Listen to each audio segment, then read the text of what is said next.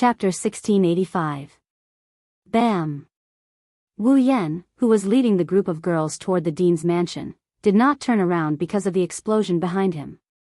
It was as if he was not worried about killing Charlot, Flay, Lei Zhen, and the others. He continued walking forward. There was no need to worry. Zhen's body was equipped with the complete vibration control magic circuit. Although Wu Yan had belittled the complete vibration control magic circuit as if it was worthless, that was only when compared to the vector manipulation magic circuit. A magic circuit that could control vectors was very powerful even if it could only be used on one's body. With the complete vibration control ability and Zhen's excellent performance, even if Charlot, Flay, and Lei Zhen joined forces, they might not be able to defeat Zhen. If they were not careful, Charlot, Flay, and Lei Zhen might lose their lives in Zhen's hands. However, that was under the condition that Loki did not show up. Loki was stronger than any one of the three, Fry, or Lei Zhen. If they were to fight Zhen, Loki might be at a disadvantage, but that was all. If he joined forces with Charlot, Flay, and Lei Zhen, it would not be difficult to force Zhen to retreat. Therefore, after noticing that Loki was here, Wu Yan did not say anything. He led the group of girls and left. Ignoring the explosions behind him, Wu Yan led the group of girls through the forest and into the open space where their field of vision had widened. Then, they continued walking forward and arrived at the place where the guards were frozen in ice flowers. The dean's mansion was not far behind the ice flowers.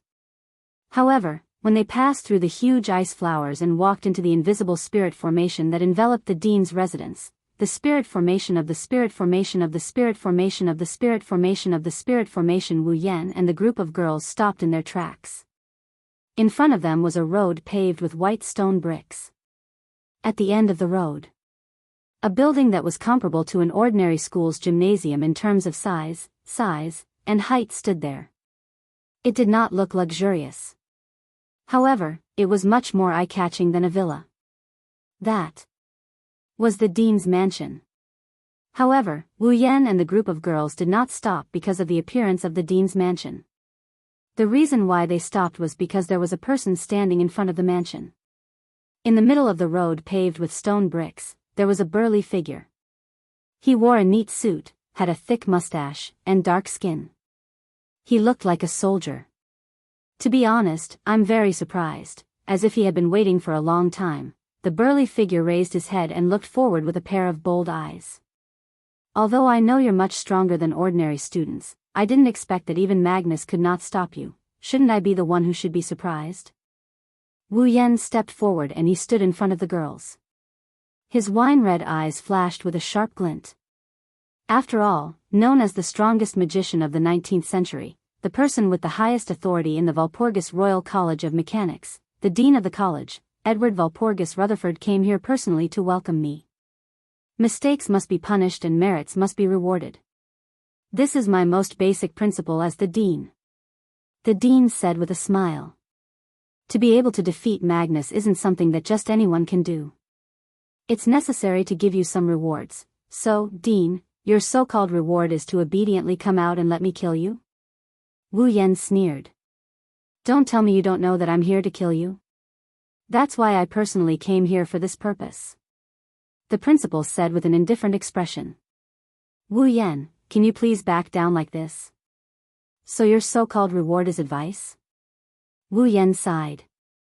That's really disappointing. Magnus is the treasure of the king of the Walpurgis Royal Mechanical Academy. The dean changed the topic. This academy exists to cultivate excellent puppeteers and export capable puppeteers to the outside world. Magnus is the #1 genius in the history of the academy. In the future. No, he is already a demon king. A talent like this is too precious. Originally, I thought that there was only one Magnus in the entire world. However, your appearance has truly surprised me.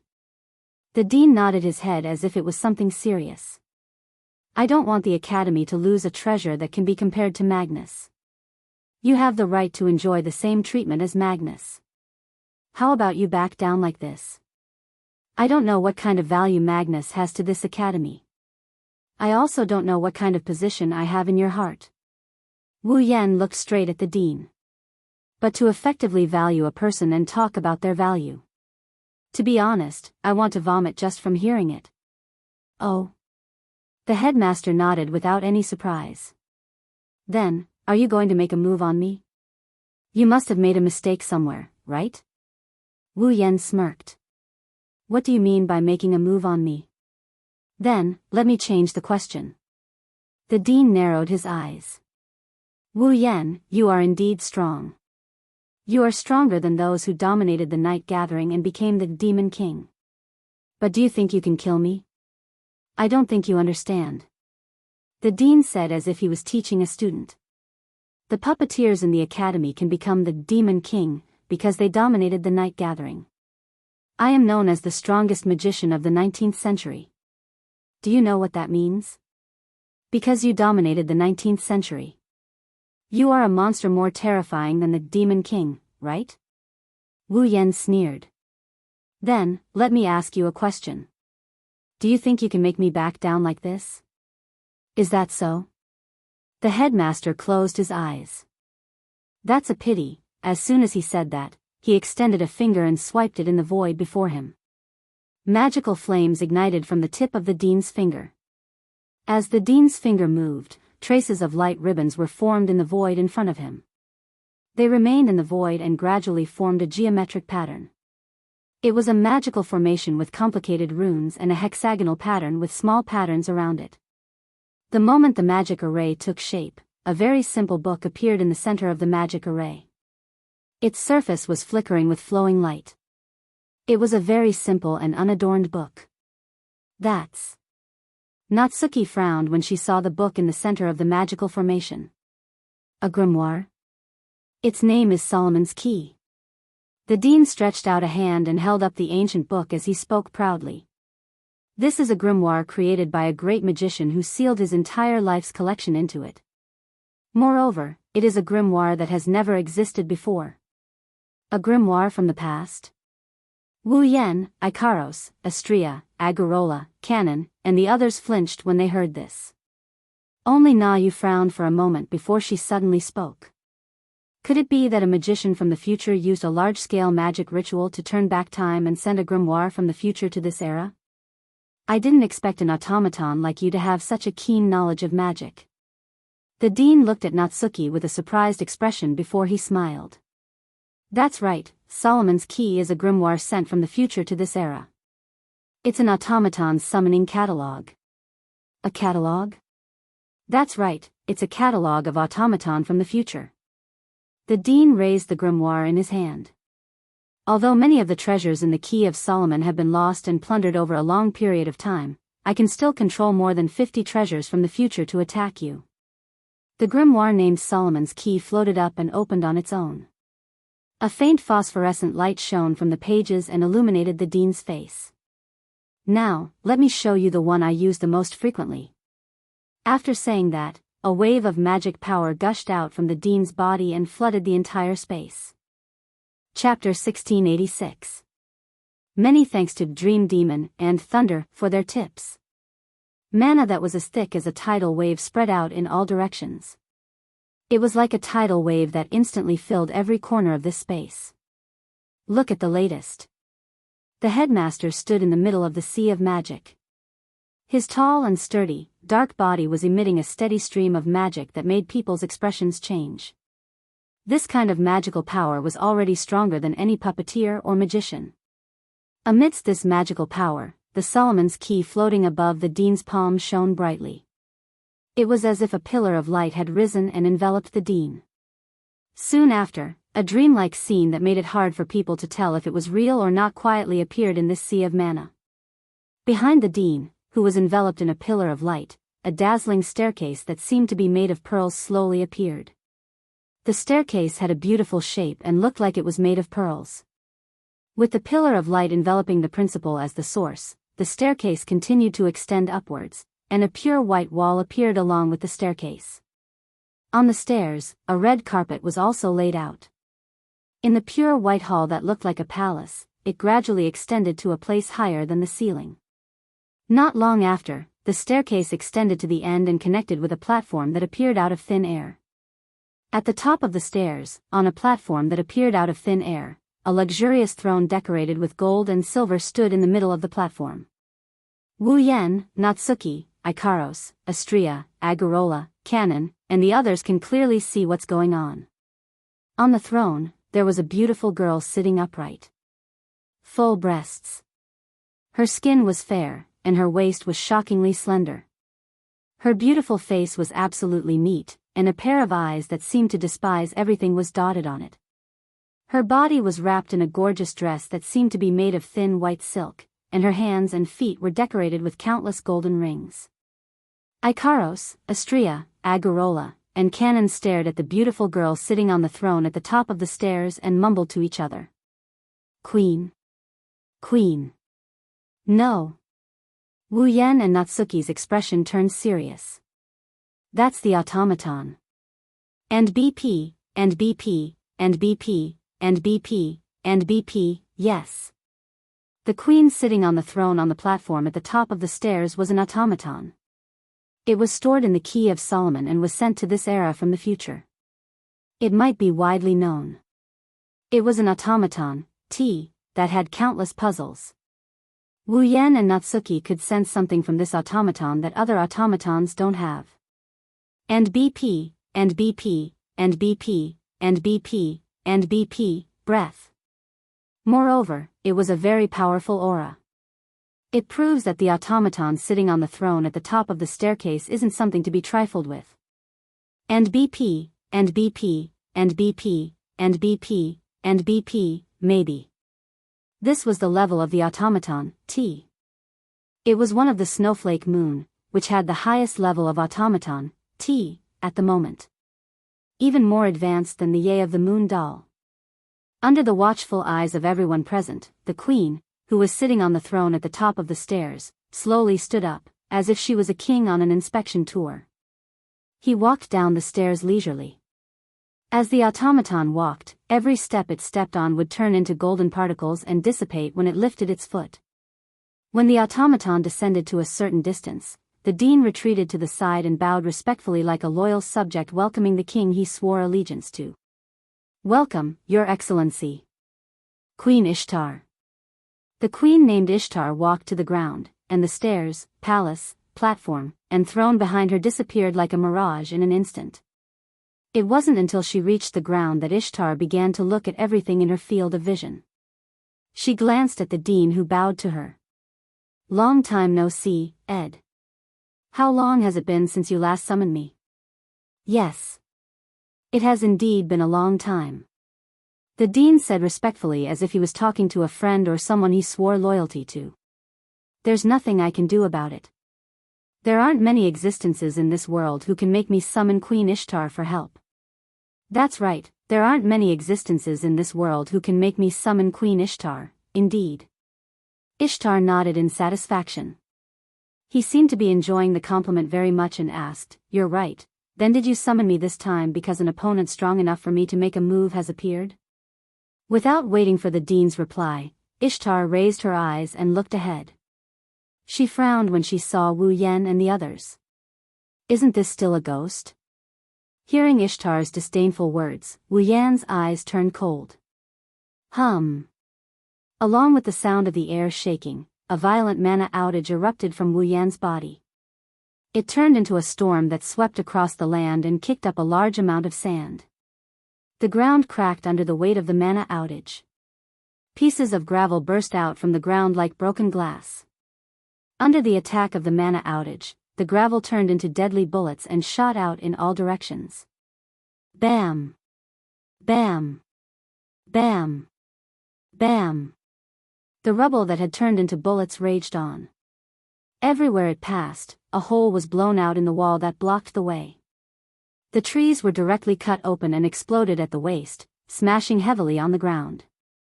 Seeing this, both the dean and Ishtar narrowed their eyes in shock. This level of magical power is comparable to that of a demon god. Ishtar finally took Wu Yan seriously. Looks like I've made the mistake of underestimating the enemy that I shouldn't have. It's not just Her Highness. The dean smiled bitterly. Originally, I thought that I had already overestimated him, but in the end, he gave me another surprise. I also underestimated him. Let me acknowledge you for now. Ishtar said, obviously directed at Wu Yan. Ishtar then stretched out his fair arm gracefully. You are qualified to make me use the army that I am so proud of. Army? Wu Yan and the other girls didn't know what's going on. The dean respectfully reached out his hand and held Ishtar's outstretched hand. His magical power surged from his overlapping hands and was injected into Ishtar's body. With the replenishment of his magic, Ishtar looked forward in a dignified and graceful manner. Then, he raised his free hand slightly in front of him. Hum. The next moment, from Ishtar's outstretched hand, a black shadow swept out like overflowing water, or like a mist that appeared out of thin air.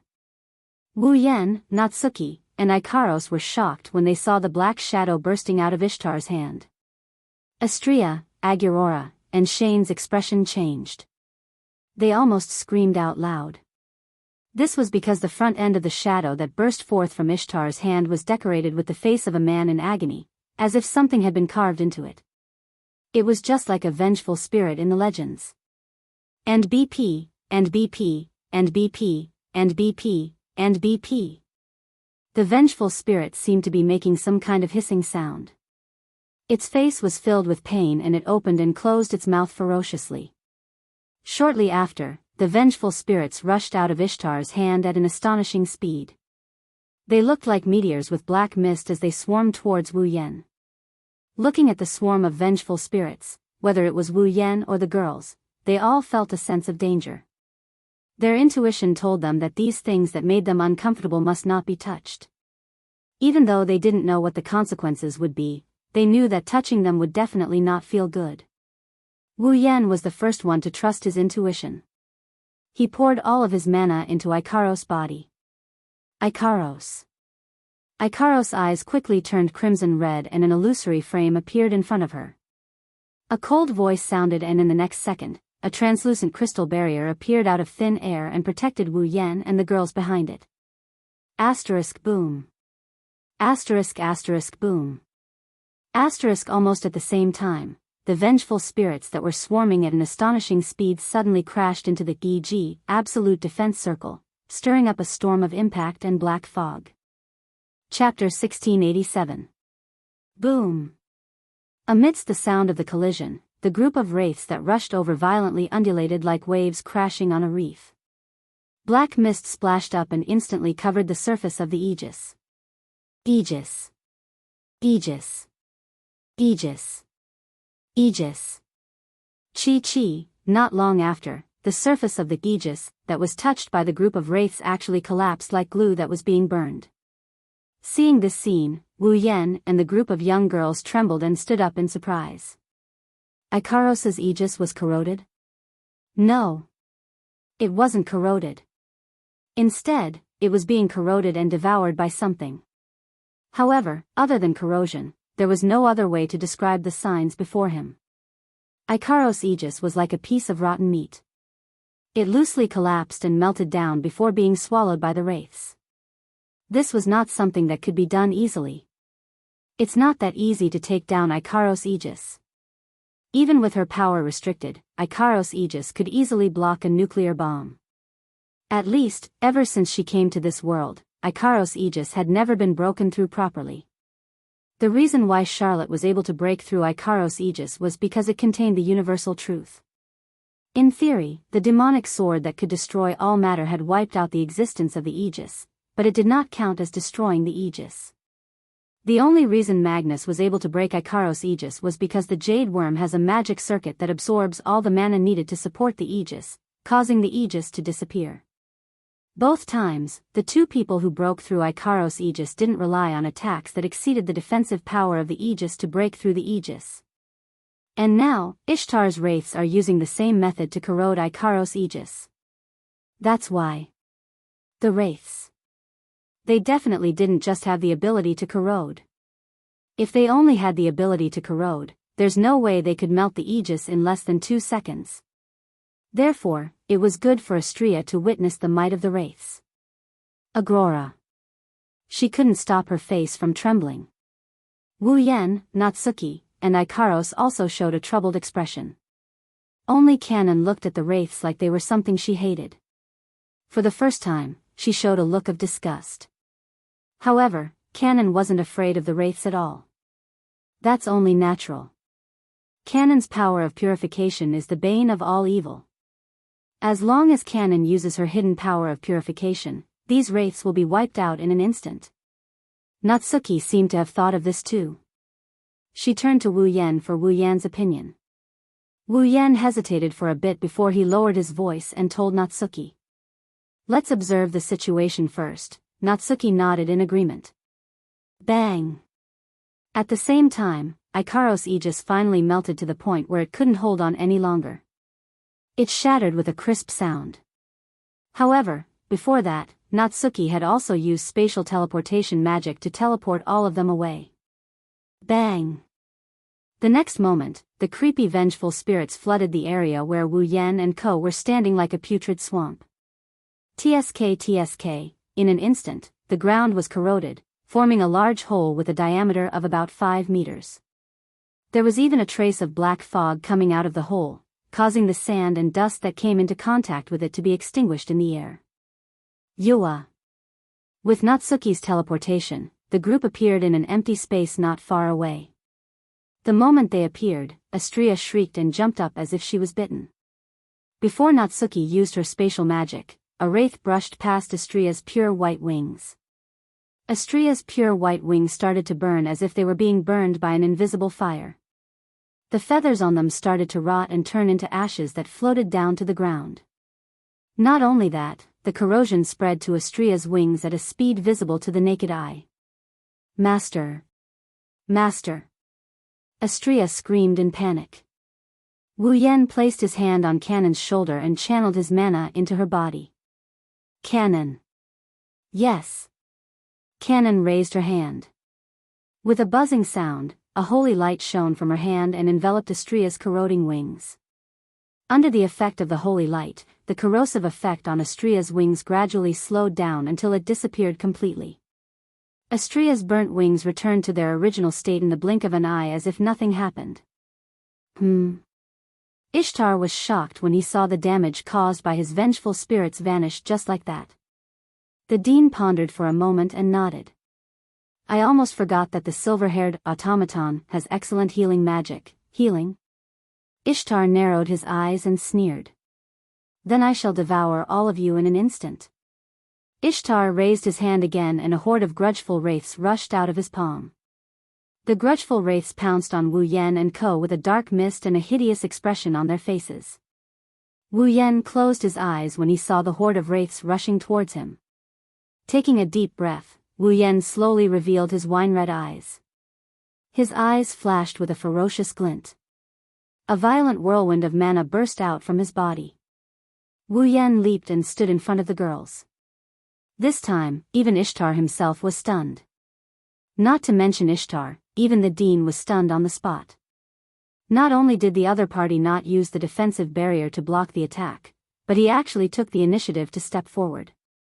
Could it be that he wanted to end his own life? Wu Yan immediately informed the dean and Ishtar that he was trying to end his own life. Whoosh! With a whistling sound, the mana that rushed out of Wu Yan's body turned into a substantial airflow that hovered in the air. Then, the airflow turned into a black mist. As if it had a mind of its own, it spun wildly and protected Wu Yan's group like a protective barrier. Boom! The wraiths crashed into the black mist of mana. Black sparks erupted from the mist like volcanic ash. However, a scene that surprised both the dean and Ishtar appeared. Boom! The group of vengeful spirits that had hit the pitch-black mist of mana were all bounced away by the rotating mist of mana. Now! Wu Yan yelled from within the mist of mana. Ikaros! Ikaros spread her arms and the aegis, absolute defense circle, rippled. But this time, the aegis, absolute defense circle, didn't appear around Wu Yan's group. Instead, it appeared around the dean and Ishtar like a cage, trapping them inside. At the same time, Natsuki raised the lace fan in her hand and waved it in the direction of the dean. On the surface of the aegis, absolute defense circle, spatial ripples appeared one by one and the chains of discipline lashed at the dean like whips. Humph. Ishtar snorted. He raised his hand and was about to use his wraiths to corrode the chains of discipline. But at this moment, an icy white mist filled the air. Chapter 1688. Whoosh. Amidst the whistling sound, the freezing white mist permeated the interior of the Aegis and instantly filled the entire space of the Aegis. Instantly, the temperature inside the Aegis dropped at a terrifying speed. In just a few seconds, the temperature had dropped below 0 degrees Celsius. Originally, with Aurora's current strength, there was no way for the temperature to drop so quickly. However, Ikaros had created an absolutely sealed environment, allowing Aurora's cold air to spread rapidly, causing the temperature inside the Aegis to drop abnormally fast. Kacha kacha. Before the president and Ishtar could react, the cold mist had filled the interior of the Aegis, causing a layer of ice to condense on the surface of the Aegis. In the blink of an eye, the ground was covered with hard ice. A layer of ice formed on Ishtar's hand that he extended towards the incoming lock of discipline. Even the dean himself and Ishtar's body were covered in a layer of ice. TSK. Ishtar's elegant and dignified posture was finally replaced by a trace of panic. The president knitted his brows tightly. Both of them hurriedly mobilized their magical power and used pure magical power to disperse the ice around them and expel the surrounding cold air. Whoosh. However, while the president and Ishtar were shaking off the ice shards on their bodies and dispelling the cold air around them, the lock of discipline whizzed through the interior of the Aegis and wrapped around the president and Ishtar's limbs. The president's frown deepened. A majestic magical power surged from the 4 limbs that were bound by the lock of discipline, attempting to shatter the lock of discipline on their bodies. However, the president soon discovered it. The magical power in his body could still be mobilized on its own. However, there was no way for it to escape from his body. The reason was simple. The surface of the lock of discipline, that was glowing with a purple light, was flowing with another type of magical power, isolating the magical power that was trying to escape from the president's body. Damn it. Ishtar also discovered this and was a little annoyed. What a pointless action. My army is created in my body. Even if I can't let the magical power out of my body, it doesn't matter. As soon as he finished speaking, Ishtar's palm turned into a ghastly wraith. Ugly vengeful spirits were spat out one after another, their ferocious faces covering the lock of discipline that bound the principal and Ishtar. Under the effect of the vengeful spirit's corrosion, the purplish glow flowing on the surface of the lock of discipline, which was said to be forged by the gods, quickly dimmed. Even the lock of discipline itself was corroded and full of holes. I'm afraid. Not long after, the lock of discipline would be completely corroded. However, just as the wraiths were about to corrode the lock of discipline on the president and Ishtar, a strong sense of danger rose in their hearts. Following this sense of danger, the president and Ishtar shifted their attention to the front almost at the same time. It was on the Aegis, absolute defense circle, that had a layer of ice on its surface. Then, the president and Ishtar discovered it. On the Aegis, absolute defense circle, that stood around like a cage with a layer of ice on its surface, there was a hole in a place without them noticing. Their line of sight passed through the hole. Staring at the outside of the Aegis, absolute defense circle, what the president and Ishtar saw was a figure. It was a pitch-black figure dressed in black clothes. A pair of wine-red eyes that were as calm as an ancient well was looking straight at them. The figure was outside the Aegis, absolute defense circle. In his hand was a gorgeous black bow that looked like it was made of black crystal. He pulled the bowstring and condensed an arrow that looked like a meteor, aiming at the 2 figures. For the first time, the most powerful magician of the 19th century and the legendary automaton sent from the future to this era changed their expressions at the same time. Looking at the sudden change of expression on the president's and Ishtar's faces, Wu Yan, who was standing outside the Aegis, absolute defense circle, had a flash of coldness in his wine-red eyes. Then, without hesitation, Wu Yan released the bowstring of the meteor shower in his hand. Whoosh! Like a meteor appearing in the night sky, a meteor shower arrow bloomed in the air with a long tail of light. It flashed and shot into the only exposed hole in the Aegis, absolute defense circle, and burst into the Aegis, absolute defense circle. When the meteor shower arrow shot into the Aegis, absolute defense circle, the only exposed hole on the surface of the Aegis, absolute defense circle, quickly healed and was sealed again. Then, an intense and dazzling light flashed in the Aegis, absolute defense circle. Bam! Inside the Aegis, absolute defense circle, which was filled with white cold mist and chains that shuttled back and forth. The surface was covered with a layer of ice, and the ground inside was covered with hard ice. An earth-shattering explosion sounded like a clap of thunder in the vast sky above the Aegis, absolute defense circle. A violent gust of wind carried with it a blazing heat, like a storm, crazily attacking the Aegis, absolute defense circle. Inside, the white cold mist was almost instantly dispersed, and the ground that was covered with hard ice cracked immediately.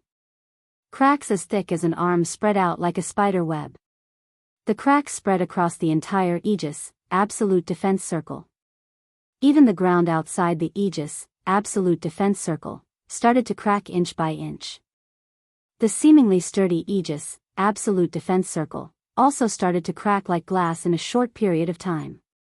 One can imagine that without the Aegis, absolute defense circle, the meteor shower would have mercilessly destroyed everything around it. At that time, not far away, the Dean's mansion would not be able to escape the fate of being destroyed. Those guards who had been frozen into ice by Aurora would also not be able to escape death. Astrea asked nervously as she looked at the apocalyptic scene inside the Aegis, absolute defense circle. Is it defeated? No one answered Astrea's question. It should be said that no one had the energy to answer Astrea's question. Wu Yan, Natsuki, Ikaros, Aurora, Kanon, and the others stared at the Aegis, absolute defense circle, that was gradually cracking. After an unknown amount of time, the heat wave inside the Aegis, absolute defense circle, slowly dissipated, revealing the situation inside. The two figures inside were also exposed to the air. A man and a woman stood in the middle of the cracked ground. Their clothes were slightly disheveled, it looked like they just ran around in the middle of the storm. However, there wasn't a single wound on the man and woman's bodies. That attack just now only brought a slight threat to them, it didn't do any damage at all. I knew it. Wu Yan's face darkened. It's not that simple. You should feel honored, little. Ishtar looked at Wu Yan coldly. In order to escape from the situation just now, I summoned my second army. Second army? Wu Yan and the rest of the girls were stunned. Could it be that Ishtar doesn't only have those vengeful spirits that can corrode his body? You keep on giving me surprises. To be able to force Queen Ishtar to summon her second army, your performance has truly surprised me. The Dean looked at Wu Yan and sighed.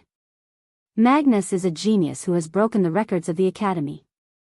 He's the first in all of history. Although I've always said that you're a treasure like Magnus, I've never been willing to admit it in my heart.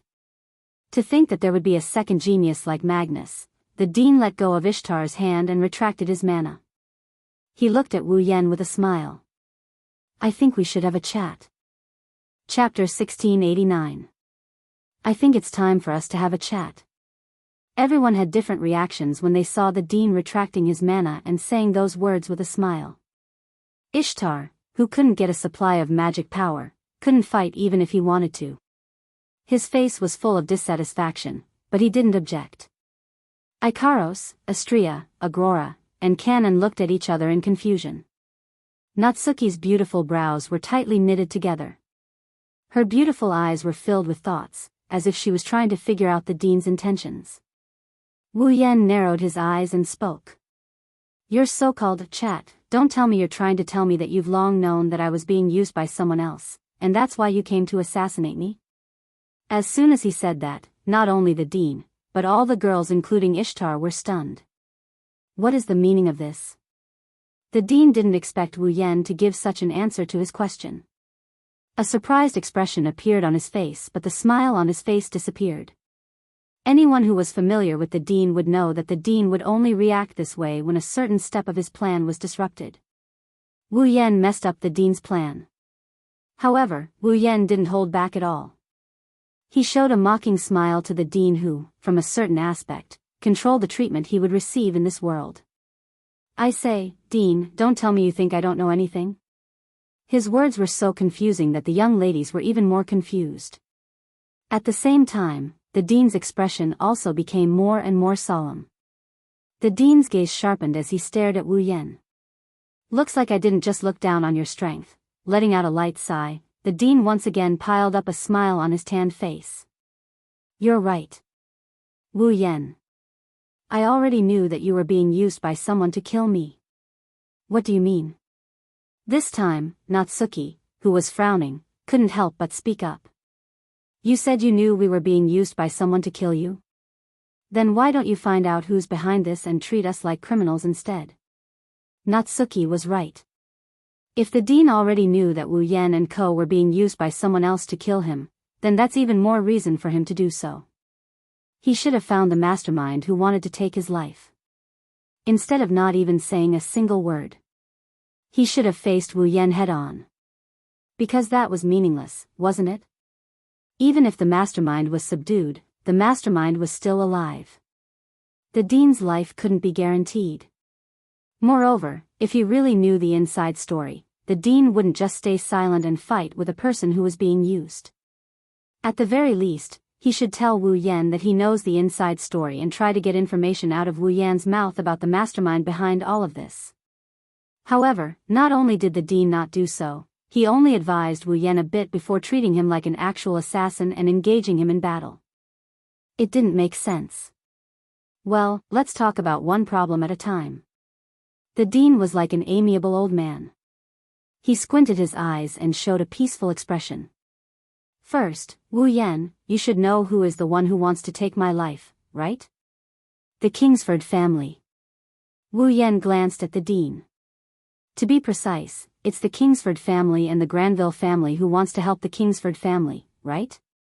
The Kingsford family and the Granville family used to be political enemies, but there's no such thing as eternal enemies in the eyes of the major powers. Now, the two families have formed an alliance because of some benefits. The dean sighed and shook his head. That's why the Granville family wants to help the Kingsford family. In order for the Kingsford family to return to the political arena, they plan to kill me who caused the Kingsford family's downfall and sentenced Felix to death. But, Wu Yan-san, I wonder if you're aware of something like this as well? The headmaster asked in a probing manner. Actually, recently, the Kingsford family has sent a secret envoy to contact me in private. A secret messenger from the Kingsford family? It wasn't Wu Yan who was confused. It was Natsuki. However, Natsuki quickly thought of something and sneered. I see. They plan to use soft tactics to bribe you before they use hard tactics. If they can bribe me and let me fabricate some fake evidence to announce the fact that Felix was wrongly accused, wouldn't that solve the problem? The dean acknowledged Natsuki's words and shrugged his shoulders. The Granville family knows nothing about this. So, regardless of whether the assassination plan succeeds or fails, the Granville family can be blamed for it? Na Yu spoke with disgust from the bottom of her heart. She then looked at the headmaster. Then, did you know that we were used to kill you because the Kingsford family bribed you? Did you learn the whole story from them?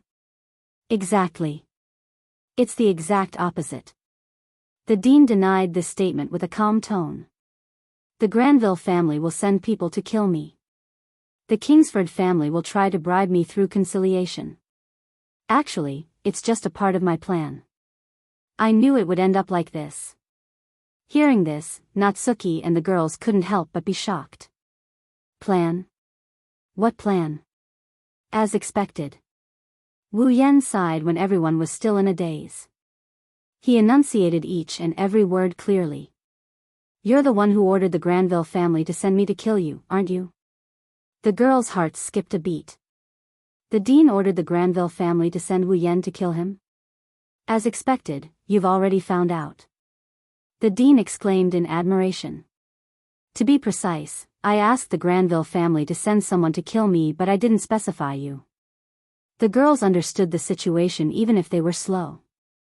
Behind the whole thing, there was an unimaginable inside story.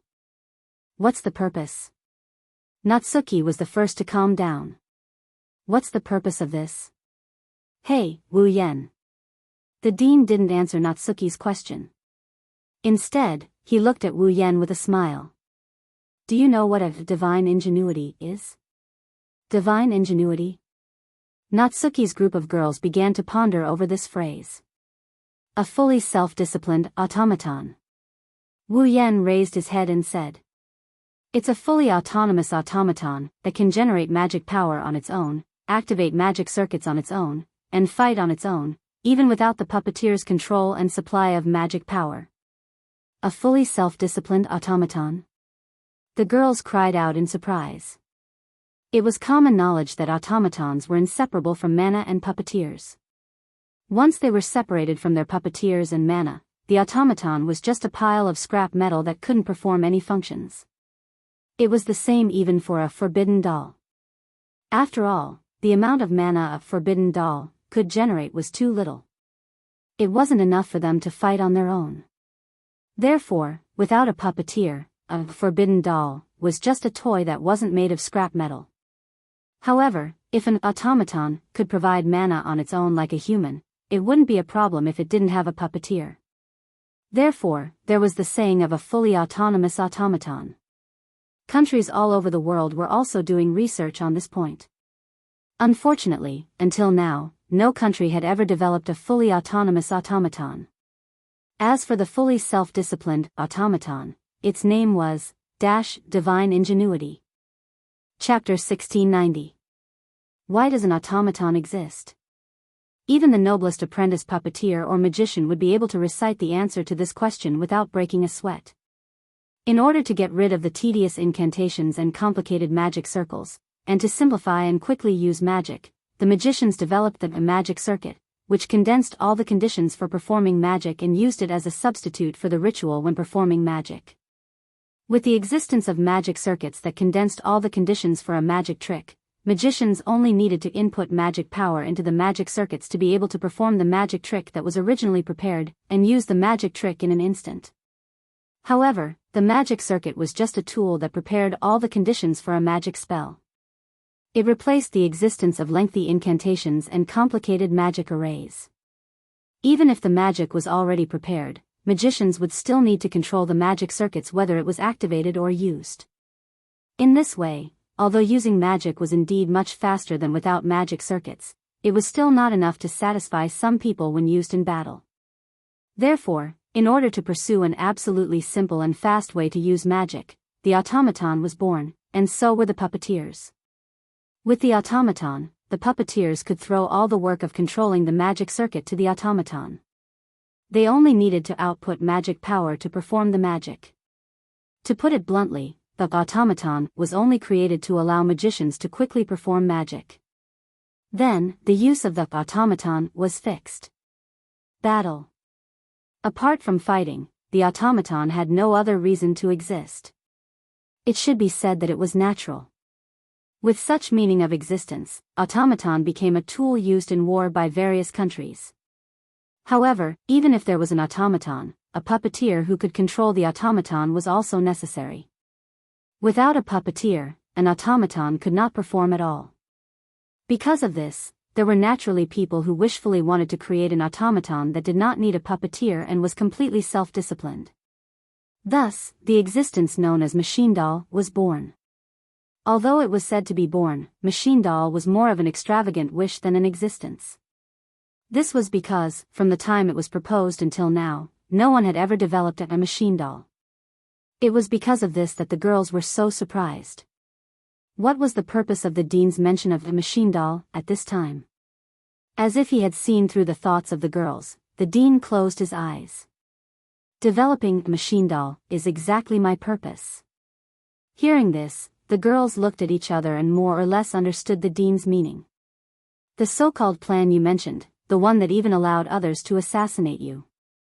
Natsuki looked at the dean. Just to develop machine doll? That's my ultimate goal. The dean said self-deprecatingly. The Kingsford family is using the machine doll as a bait to get me to help them return to the political arena. The dean changed the topic as if he was trying to keep them in suspense. However, there are people who are unhappy about the Walpurgis machine doll's close relationship with England. England? Natsuki said in confusion. Isn't it the Kingsford family? The Kingsford family holds great power in England.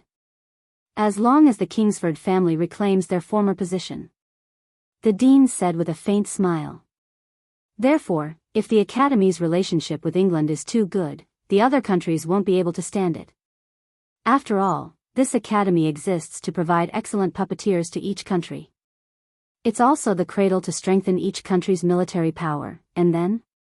Natsuki looked at the dean coldly. What are you trying to explain by saying all this? Don't you think this is a good opportunity to cut off the good relationship between the Academy and England? The Academy dean smiled. You're right. Let me give you a hint. The Granville family's young master is from Germany. Germany? Natsuki slowly understood. In other words, the Granville family didn't assassinate you to help the Kingsford family but to destroy the cooperation between you and them? If the Granville family's young master destroys the secret agreement and shows me something that interests me, isn't that a good way to destroy the good relationship between the Academy and England? The headmaster stroked his beard and laughed out loud.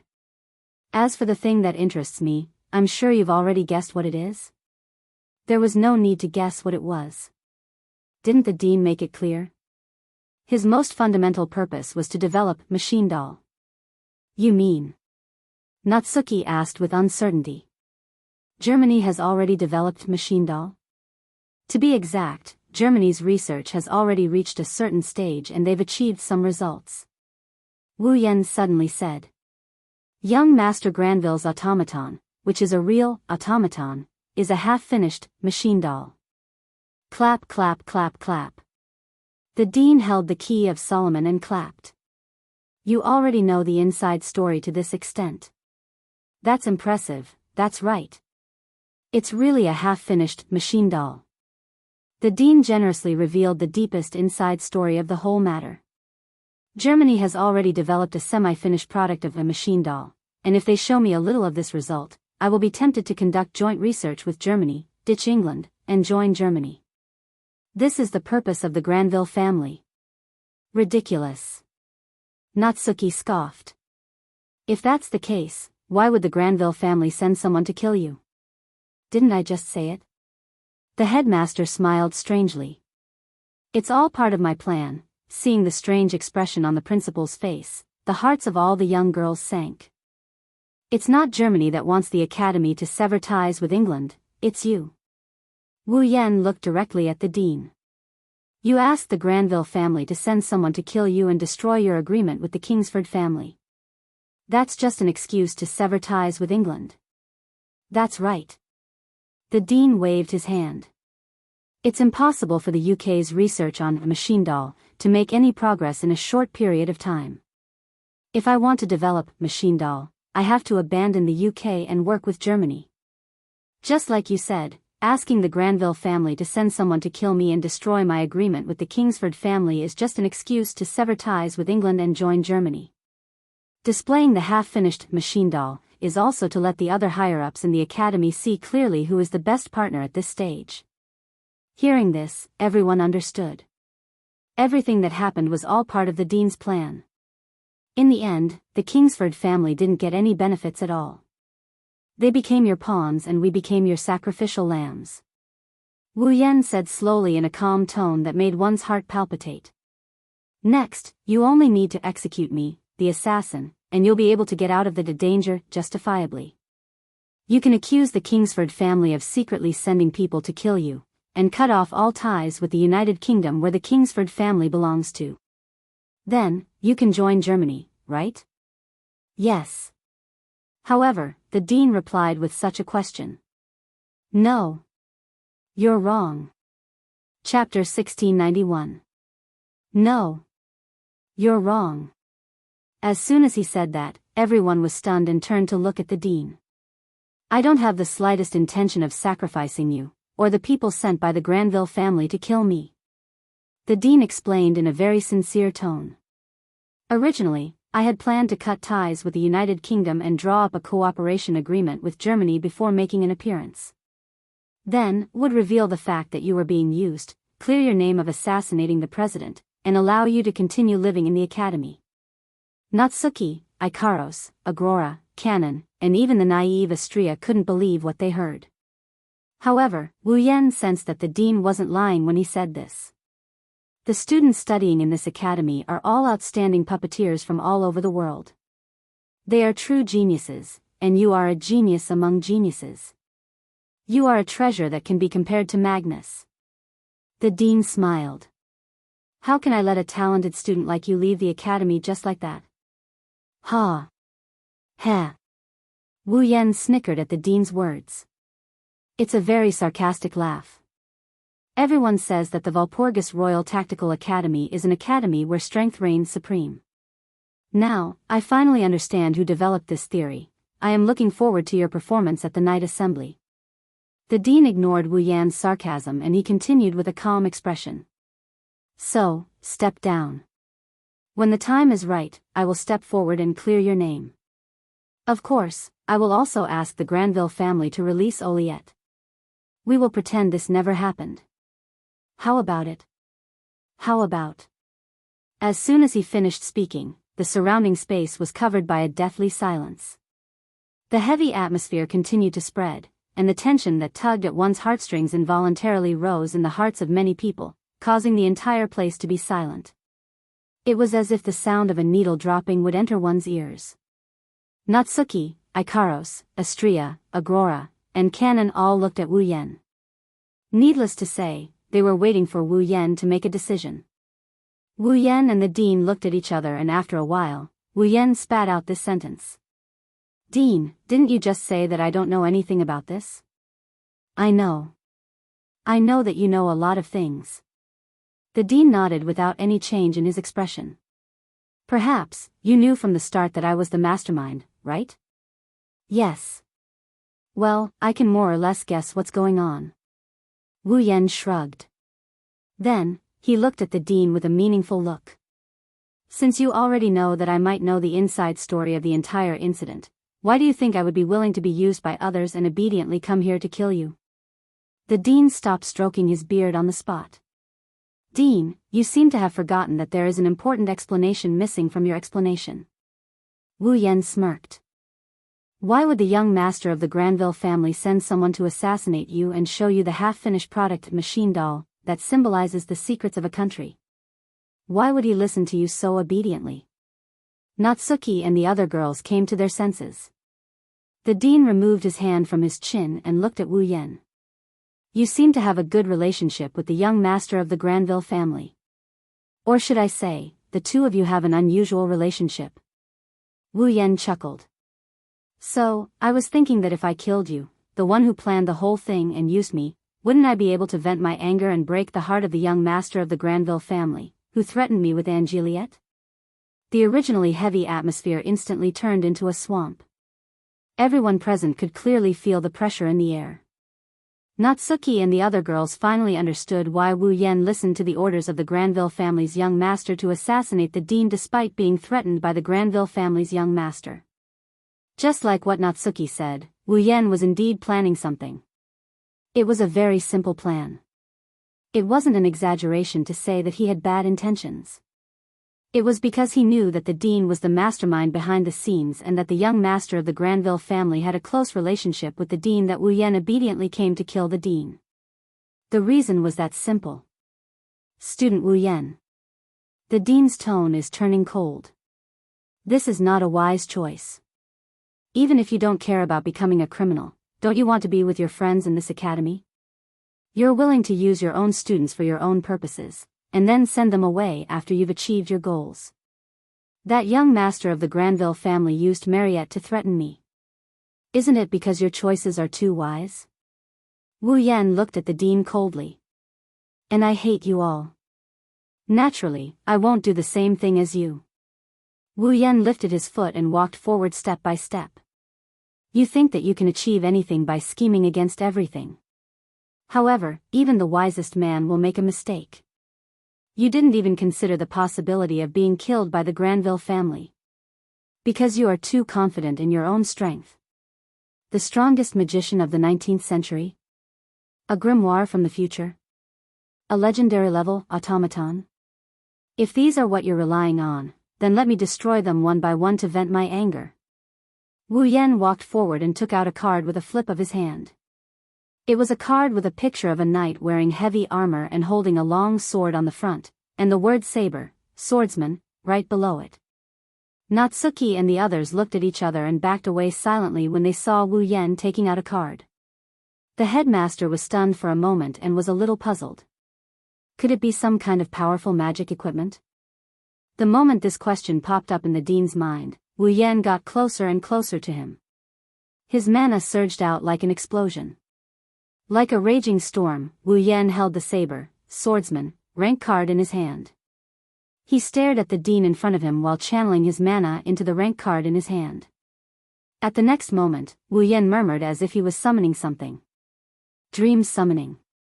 As if waiting for the summoning, the saber card glowed brightly as soon as he murmured the incantation. Wang. The rich magic aura turned into a tornado-like airflow that surged out from the card and wrapped around Wu Yan's body. A blue, door-like geometric pattern rippled out from the card and spun around Wu Yan. As the door-like magic circle spun, Wu Yan, who was shrouded in the magic circle, started glowing brightly. The dean's vision was covered by the bright light and he raised his hand to block it. However, as soon as he raised his hand and placed it in front of him, an alarm went off in his heart.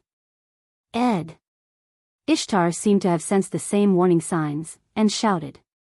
The dean immediately understood, and immediately held Ishtar's hand, and injected the maximum amount of mana in his body into Ishtar's body. Heed my call. Come to me. My army. Ishtar raised his hand abruptly. Wraiths with painful expressions rushed out and stood in front of the dean and Ishtar like a shield. Almost at the same time, a shockwave blasted out from the bright light and crashed into the group of vengeful spirits that formed the shield. Bam! Accompanied by the sound of a collision, the group of resentful spirits that could corrode everything actually let out silent roars under the impact of the shock wave. Like a black fog blown by a gust of wind, they exploded and scattered. Both the dean and Ishtar trembled and raised their hands in front of themselves, trying to block the incoming shockwave. However, what landed on them was a gust of strong wind that blew them backward. The source of the shockwave was the wind. It was the wind that blew the group of vengeful spirits away. R1152. Chapter 1692. Many thanks to Night Creature and Quan Yin Hua Shang for their tips. In the vast space, the wind howled and howled, stirring up sand and dust that spread in all directions. The violent magic power was strong enough to prick one's skin. It was as if there were strands of electricity lingering in the air.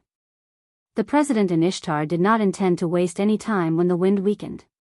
They raised their eyes and stared at the front against the howling wind and the dazzling light. When the dean and Ishtar saw the scene in the center of the bright light, both of them showed the same stunned expression almost at the same time.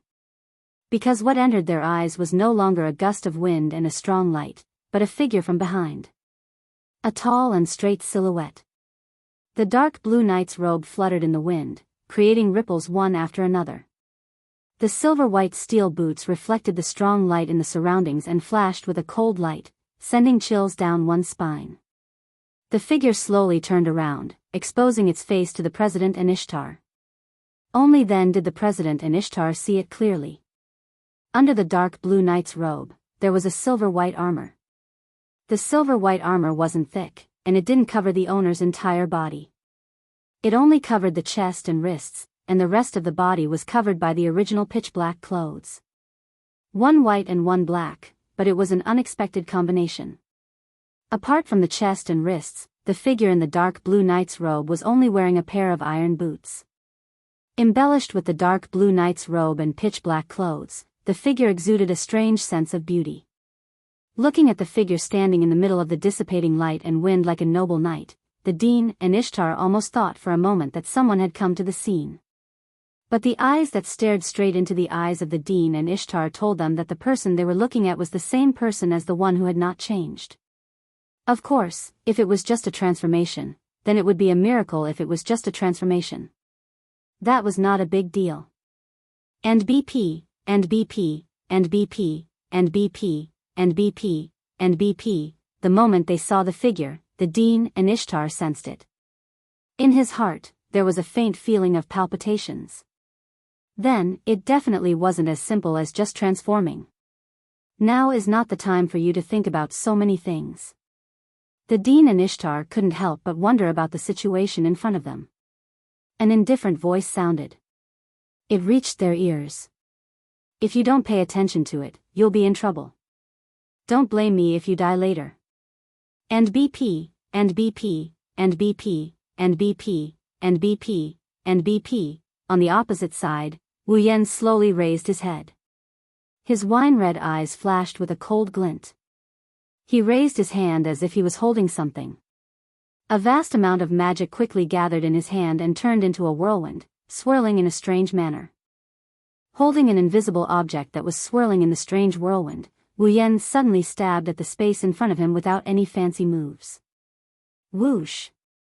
In an instant, the strange whirlwind violently shot out and flashed through the void. It was as cold as a blade, and as fast as lightning. It flashed in front of the president and Ishtar.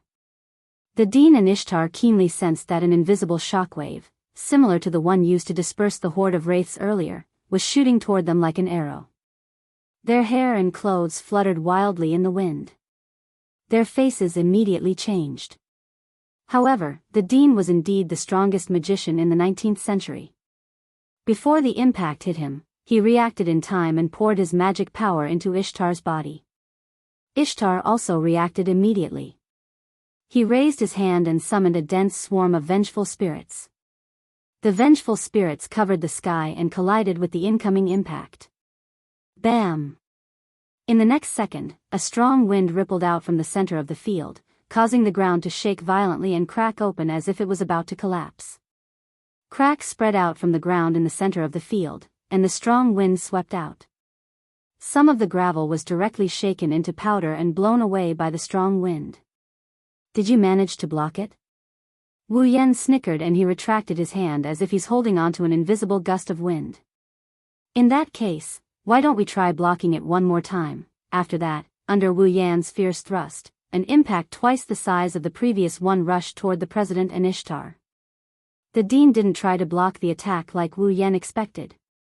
Instead, he channeled his mana and enveloped himself and Ishtar's body. His luangua glowed with a dim light and the two of them levitated into the air, evading the attack. That was the power of telekinesis. Looking at the Dean who used his telekinesis to fly up into the air, Wu Yan waved his hand that looked like he was holding something. After images of light and the sound of air breaking could be heard as he waved his hand. At first glance, it seemed to be a meaningless action, but the president and Ishtar's faces tightened. Swish! Swish! Swish! Swish! Swish! Wu Yan brandished his sword and the strong winds turned into wind blades or invisible slashes. They rained down from the sky, covering the sky and covering the earth. Facing the wind blades that were invisible to the naked eye but could clearly sense, the president's face became more and more serious. The magic in his body surged in an instant. Ishtar suddenly clenched his hand, and a group of pitch-black vengeful spirits appeared in a flash. The densely packed shadows overlapped each other, and in a short moment, they covered an area of 10 meters around the president and Ishtar like a black fog. Bam! Bam! Bam! Bam! The wind blades fiercely struck the group of wraiths, causing a chain of explosions.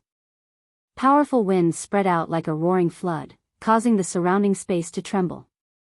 Natsuki, Ikaros, Astria, Agarola, Cannon, and the other girls were watching the intense battle. They couldn't bear to look away from it. Bam! In midair, an abnormally loud explosion rang out violently. Two figures also flew out from midair. They staggered back a few steps before stabilizing their bodies and landing on the ground. That ghost. Ishtar's expression was incomparably ugly. The Dean's expression was still solemn. He didn't say a word and continued to infuse his mana into Ishtar's body. As if to vent her anger, Ishtar waved her slender hand forcefully. In an instant, a meter-long ribbon of wraiths shot out from Ishtar's hand and flew towards Wu Yen. Staring at the mass of wraiths, Wu Yen clenched his fist and a vast amount of mana surged out of his body.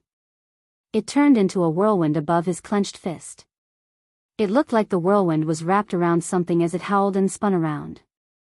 Under the watchful eyes of Natsuki, Ikaros, Astria, Agrora, and Kanon, Wu Yen didn't retreat. Instead, he advanced.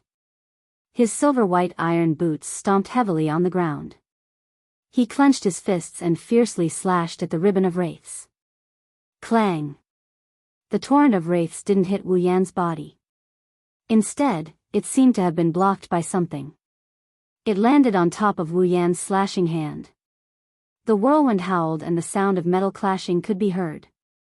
But after blocking the ribbon of wraiths, Wu Yan's expression suddenly sank. Whoosh! Above the torrent of vengeful spirits, a giant arrow made of vengeful spirits spun at high speed. While the torrent of vengeful spirits and the whirlwind were in a deadlock, the arrow mercilessly fell towards Wu Yan's face. Seeing that the surface of the pitch-black huge arrow was filled with faces howling in pain, a sharp glint flashed across Xiao Yan's eyes. He forcefully tightened his grip on something that seemed to be grasping something. Wind King Barrier, Blee and BP, R. While in a deadlock with the torrent of vengeful spirits, the whistling whirlwind suddenly paused. Then, with a speed that could not be seen with the naked eye, it expanded like lightning and exploded. Bam! In an instant, a terrifying storm soared into the sky and swept across the area, quickly shaking and fluctuating. Asterisk boom. Asterisk asterisk boom. Asterisk under the impact of the storm, the vengeful spirit was scattered as if it had been shot away. Whoosh! The torrent of wraiths caused the torrent of wraiths to deviate from its path and soar into the sky, flying towards the horizon. However, the principal, Ishtar, Natsuki, and the other girls had no time to care about these things. This was because their gazes were all attracted by the sword in Wu Yan's hand. Chapter 1693. The gale and vengeful spirits seemed to have been covered at this moment as they all dissipated. Everyone's attention was on the sword in Wu Yan's hand. It couldn't be helped. That sword was just too eye-catching. The hilt of the sword was dark blue with a gem embedded at the top. The sword's handle was made of gold and it was exceptionally dazzling. What was even more dazzling was the blade. At first glance, it was an eye-catching silver-white blade with a cold glint. However, upon closer inspection, one would notice that the silver-white blade would occasionally flash with a dazzling golden light. Without a doubt, that was a sword that could easily attract people's attention. At the same time, it was also a sword that would never let anyone doubt its sharpness. The Dean and Ishtar, on the other hand, felt a vague sense of threat from the dazzling sword. What is going on? The Dean's expression began to change. What did Wu Yan do? Why did he suddenly become so strong? What is that sword? The Dean who was thinking about this did not realize that his attitude towards Wu Yan had changed. If the Dean only treated Wu Yan as a talented student who could catch his eye, then at this moment, the Dean had unknowingly treated Wu Yan as a worthy opponent. Unfortunately for Wu Yan, the Dean did not care. No matter what the Dean thought of him, it did not affect him. Didn't I tell you? With the dazzling sacred sword in hand, Wu Yan stomped on the ground. As if he had teleported, he appeared above the Dean and Ishtar. Now, there is no time for you to think so much. The pupils of the Dean and Ishtar suddenly shrank. The sacred sword in Wu Yan's hand began to dance. It brought about a shrill sound as it pierced through the air. It also brought about streaks of sharp sword rays that were aimed at the Dean's vital points.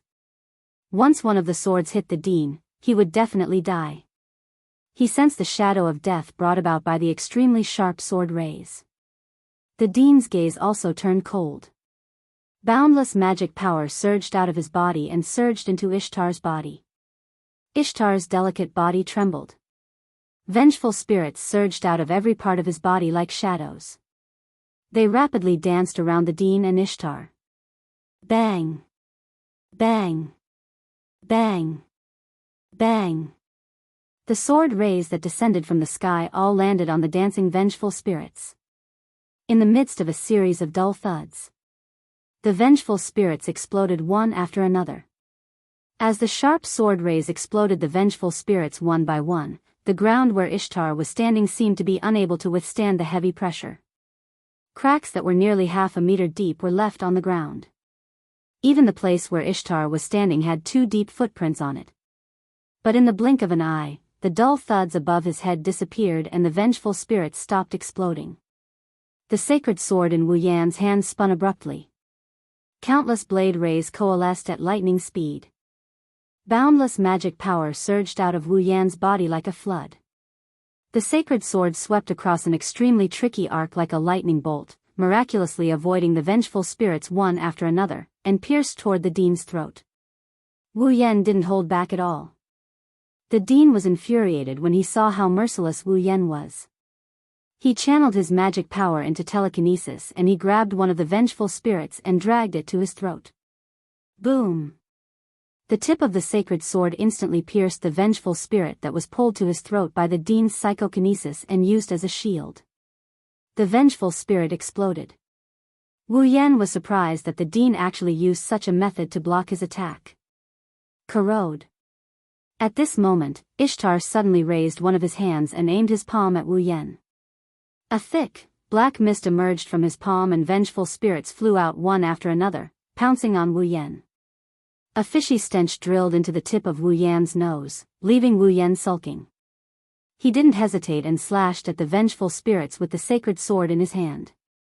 PFFF. As soon as the sharp slashes collided with the vengeful spirits were instantly shattered into powder like volcanic ash. Poochie poochie poochie poochie. As the slashes landed on the vengeful spirits, ripping sounds filled the air. One by one, the wraiths were slashed into 2 halves by the holy sword. Then, they turned into ashes and dissipated. As time passed, the vengeful spirits dwindled and the dean and Ishtar became more and more astonished. That sword.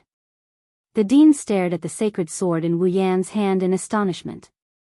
It can actually come into contact with Queen Ishtar's vengeful spirits so many times without being affected at all? Even though Ishtar's vengeful spirits weren't truly invincible, there were still some existences that could resist them. But after coming into contact with such corrosive vengeful spirits for so many times, the sword wasn't affected at all.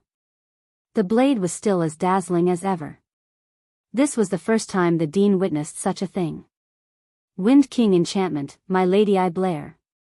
Suddenly, a cold bellow echoed in the air. Before the dean and Ishtar could react, the dazzling sacred sword above their heads suddenly stirred up a whirlwind. Shortly after, a 10-meter-long, violent tornado-like impact burst out from the sacred sword. It flashed across the air, dispersing all the vengeful spirits in its path, and crashed into the dean and Ishtar. Bam!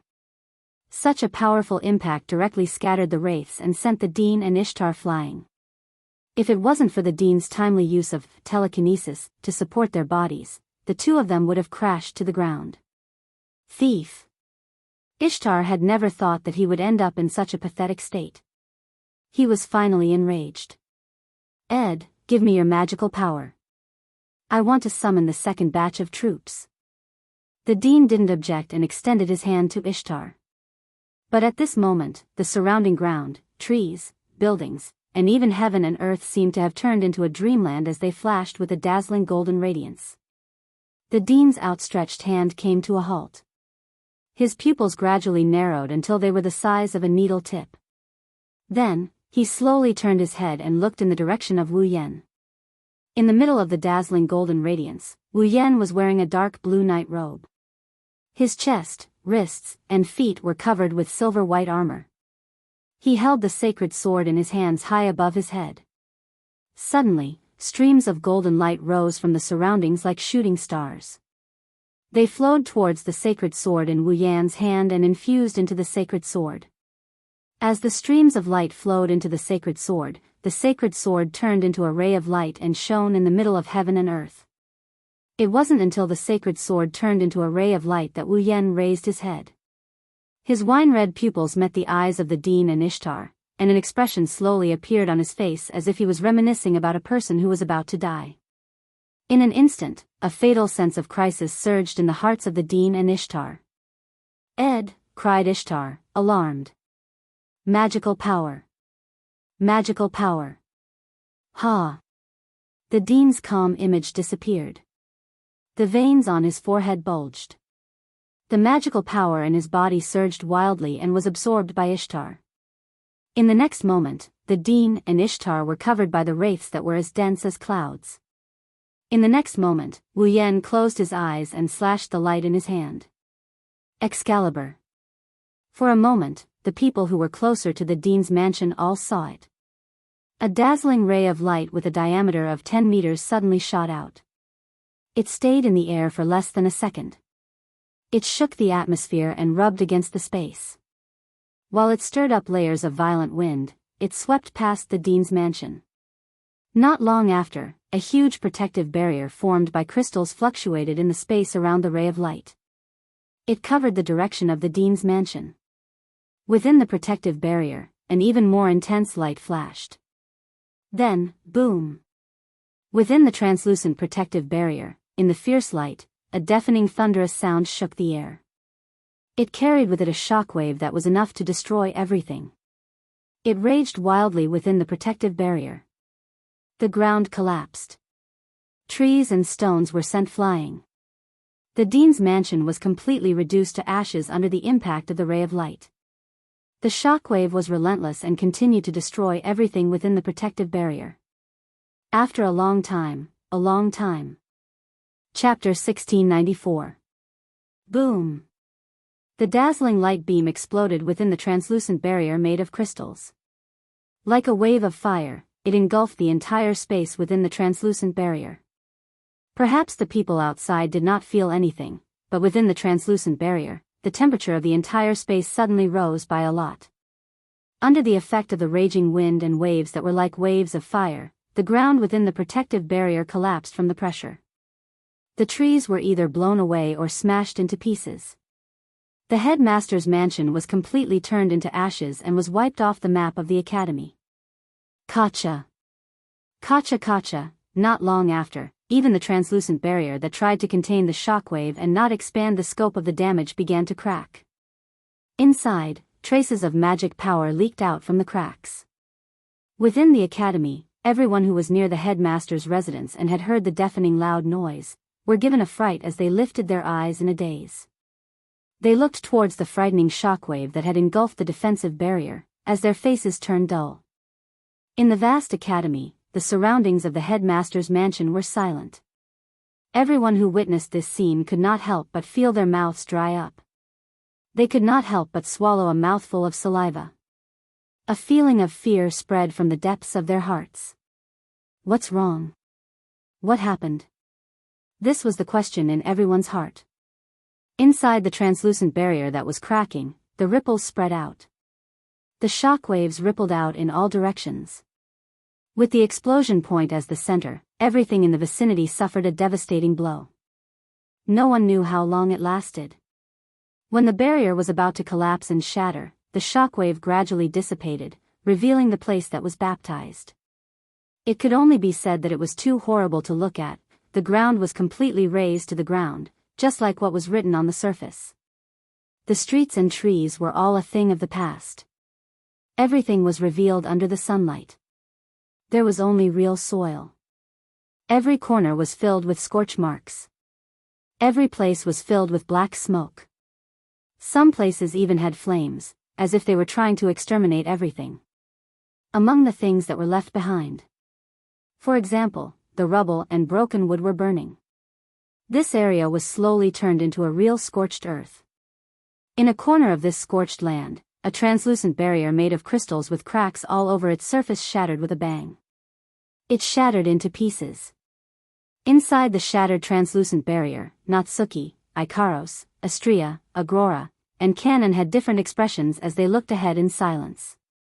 About 20 meters away from where Natsuki and the other girls were looking, there was only one side of the wall left. It was a broken wall. In front of the wall, Wu Yen is wearing a dark blue night robe. His chest, wrists, and feet are covered in silver armor.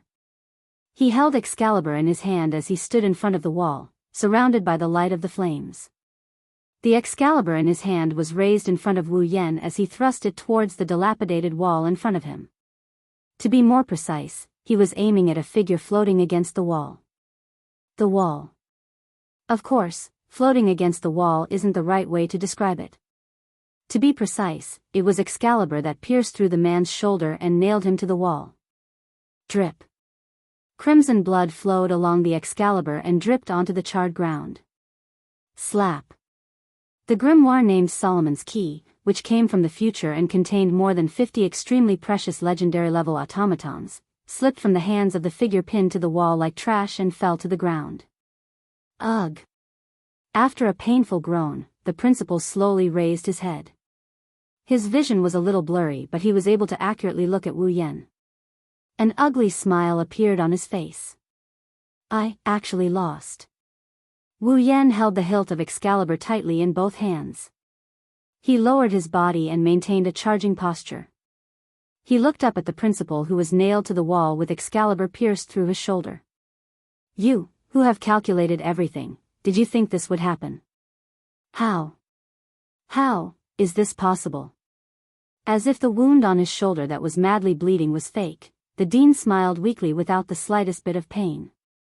Although I have always thought that one day, I, who is known as the strongest magician in the 19 worlds, will lose to someone, but I never thought that this day would actually appear now, and the opponent is my student, if only.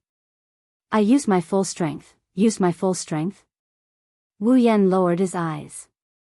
Indeed, Ishtar has also said that she has a second batch of troops. In that case, it's hard to say that she doesn't have a third batch of troops, a fourth batch of troops, or even dozens of batches of troops. Not only that, you also have other automaton in your Key of Solomon. Indeed, you haven't gone all out yet. Although he said that, Wu Yan himself had not used his full strength either. His level and power are all restricted by the bracelet. He can't use any of his own power. However, the bracelet didn't restrict him from using items. It was because of this loophole that Wu Yan was able to use his class card and dream summoning. He was able to use the power of his heroic spirit to suppress the strongest magician in the 19th century. The strongest magician of the 19th century didn't use any of Ishtar's other armies. He didn't use any automaton. But Wu Yan didn't use any of his cards either, right? His strongest class card wasn't the saber, sword soldier. Natsuki, Ikaros, Astria, Agrora, Cannon, and the others didn't make a move either. They were all hiding their trump cards. Even the strongest magician in the 19th century would not be able to do anything if they used all their trump cards. Of course, Wu Yan isn't going to talk about this. Pfft. Wu Yan pulled out his Excalibur from the dean's shoulder. Humph. The headmaster let out a muffled groan as blood spurted out from his shoulder. His body brushed against the wall, leaving a hideous trail of blood on it as he slowly slid down and fell to the ground. Heh. Hee. Although his shoulder and other parts of his body were in excruciating pain, the dean still forced a smile on his face. So, Wu Yan-san, you should be done venting your anger, right? Wu Yan glanced at the dean who was lying on the ground. The Excalibur in his hand flashed and slashed across the dean's shoulder. Pfft. Following such a crisp tearing sound, an arm flew into the sky. Ah! This time, the dean couldn't hold back anymore. He hugged his severed arm and screamed in agony. Wu Yan exhaled in response to the dean's pitiful state. Now, I've vented my anger. Swish. Just as he finished his sentence, a shadow flashed in front of Wu Yan and raised his leg to kick Wu Yan. Unfortunately, before the shadow could kick Wu Yan, a spatial ripple rippled in front of Wu Yan. A chain glowing in purple light emerged from the ripple and lashed at the shadow like a whip. Bam! With a muffled sound, the afterimage was sent flying like a kite with a broken string. It glided in a perfect parabola in the air, but halfway through its flight, it stabilized and landed lightly on the ground. At that moment, the dean on the ground had already disappeared and appeared beside the ambusher on the ground. Beside the ambusher, another figure suddenly appeared. He squatted on the ground and pressed his hand on the spot where the dean's arm was severed. His gaze shot forward. His gaze was filled with murderous intent. Chapter 1695. The lock of discipline slowly retracted back into the spatial ripple. However, the spatial ripple didn't disappear just like that. Instead, it expanded to about 5 meters in diameter. Natsuki, Ikaros, Astria, Agrora, and Cannon appeared from the ripples in space. They stood in a straight line in front of Wu Yen with the Excalibur sword in his hand as they looked ahead. There were 3 people standing there. The dean was lying on the ground with a painful expression while holding his severed arm. Standing in front of the dean is a man wearing a pair of tinted glasses and looking at Wu Yen and Co. with a hostile expression. He is dressed like a deacon. The last one was an elegant young man who was crouching beside the dean while holding his severed arm. His eyes were filled with killing intent and anger. Wu Yen is the one who sent Wu Yen to kill the dean, the head of the Granville family's nightclub executive department, and his automaton, TTN, the semi-finished product named Shinobu, INEDLL. Shinobu appeared out of nowhere and ambushed Wu Yen. He was sent flying by Natsuki's lock of discipline. Of course, Shinobu wasn't here to ambush Wu Yen.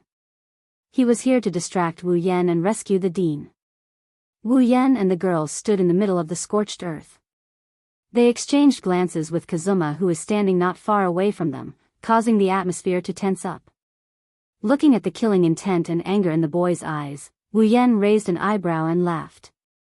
His laughter was very sarcastic. "I say, head of the night meeting executive department, what is the meaning of this?" The young man glared at Wu Yen. His expression kept changing between anger and killing intent, hesitation and struggle. It's a complicated mix of emotions, but he didn't say anything. That was only natural. Even if Shinobu opened his mouth, he wouldn't know what to say. "I really want to know what kind of development this is," Wu Yen said with a smile that isn't a smile. "You were the one who ordered us to kill the dean." Hearing this, the young man's face immediately darkened. That's right. He was the one who used Oliet as a hostage to threaten Wu Yen. He was the one who ordered Wu Yen to kill the dean. But now, he was the one who ordered his men to kill the dean. He personally saved the person he ordered to be killed. That's why Shinobu was speechless. Shinobu was slapping himself in the face. However, the young man really knew how to control his emotions. Realizing that he was slightly agitated, he closed his eyes and took a few deep breaths. When he opened his eyes again, he had the same annoying smile on his face as before. "Ah, this is amazing.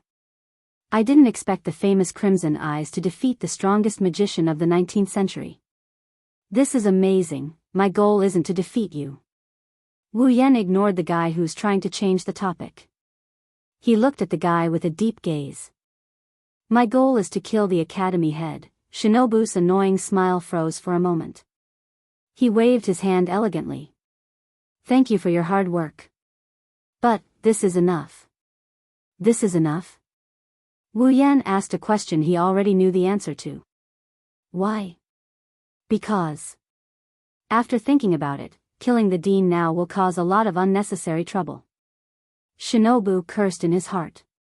But, he still maintained the smile on his face. "Therefore, Dean, please spare his life for the time being. How can that be?" Wu Yan's expression slowly turned into a sneer.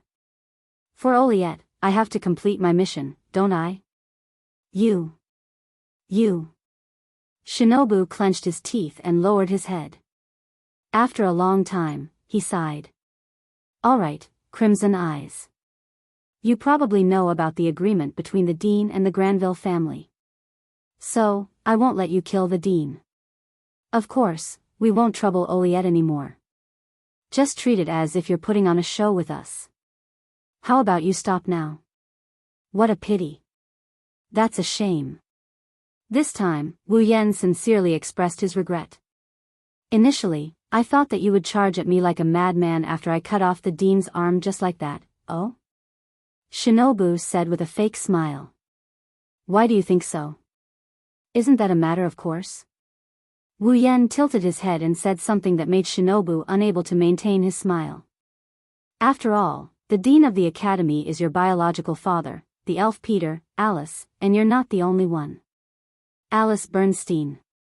Alice Bernstein?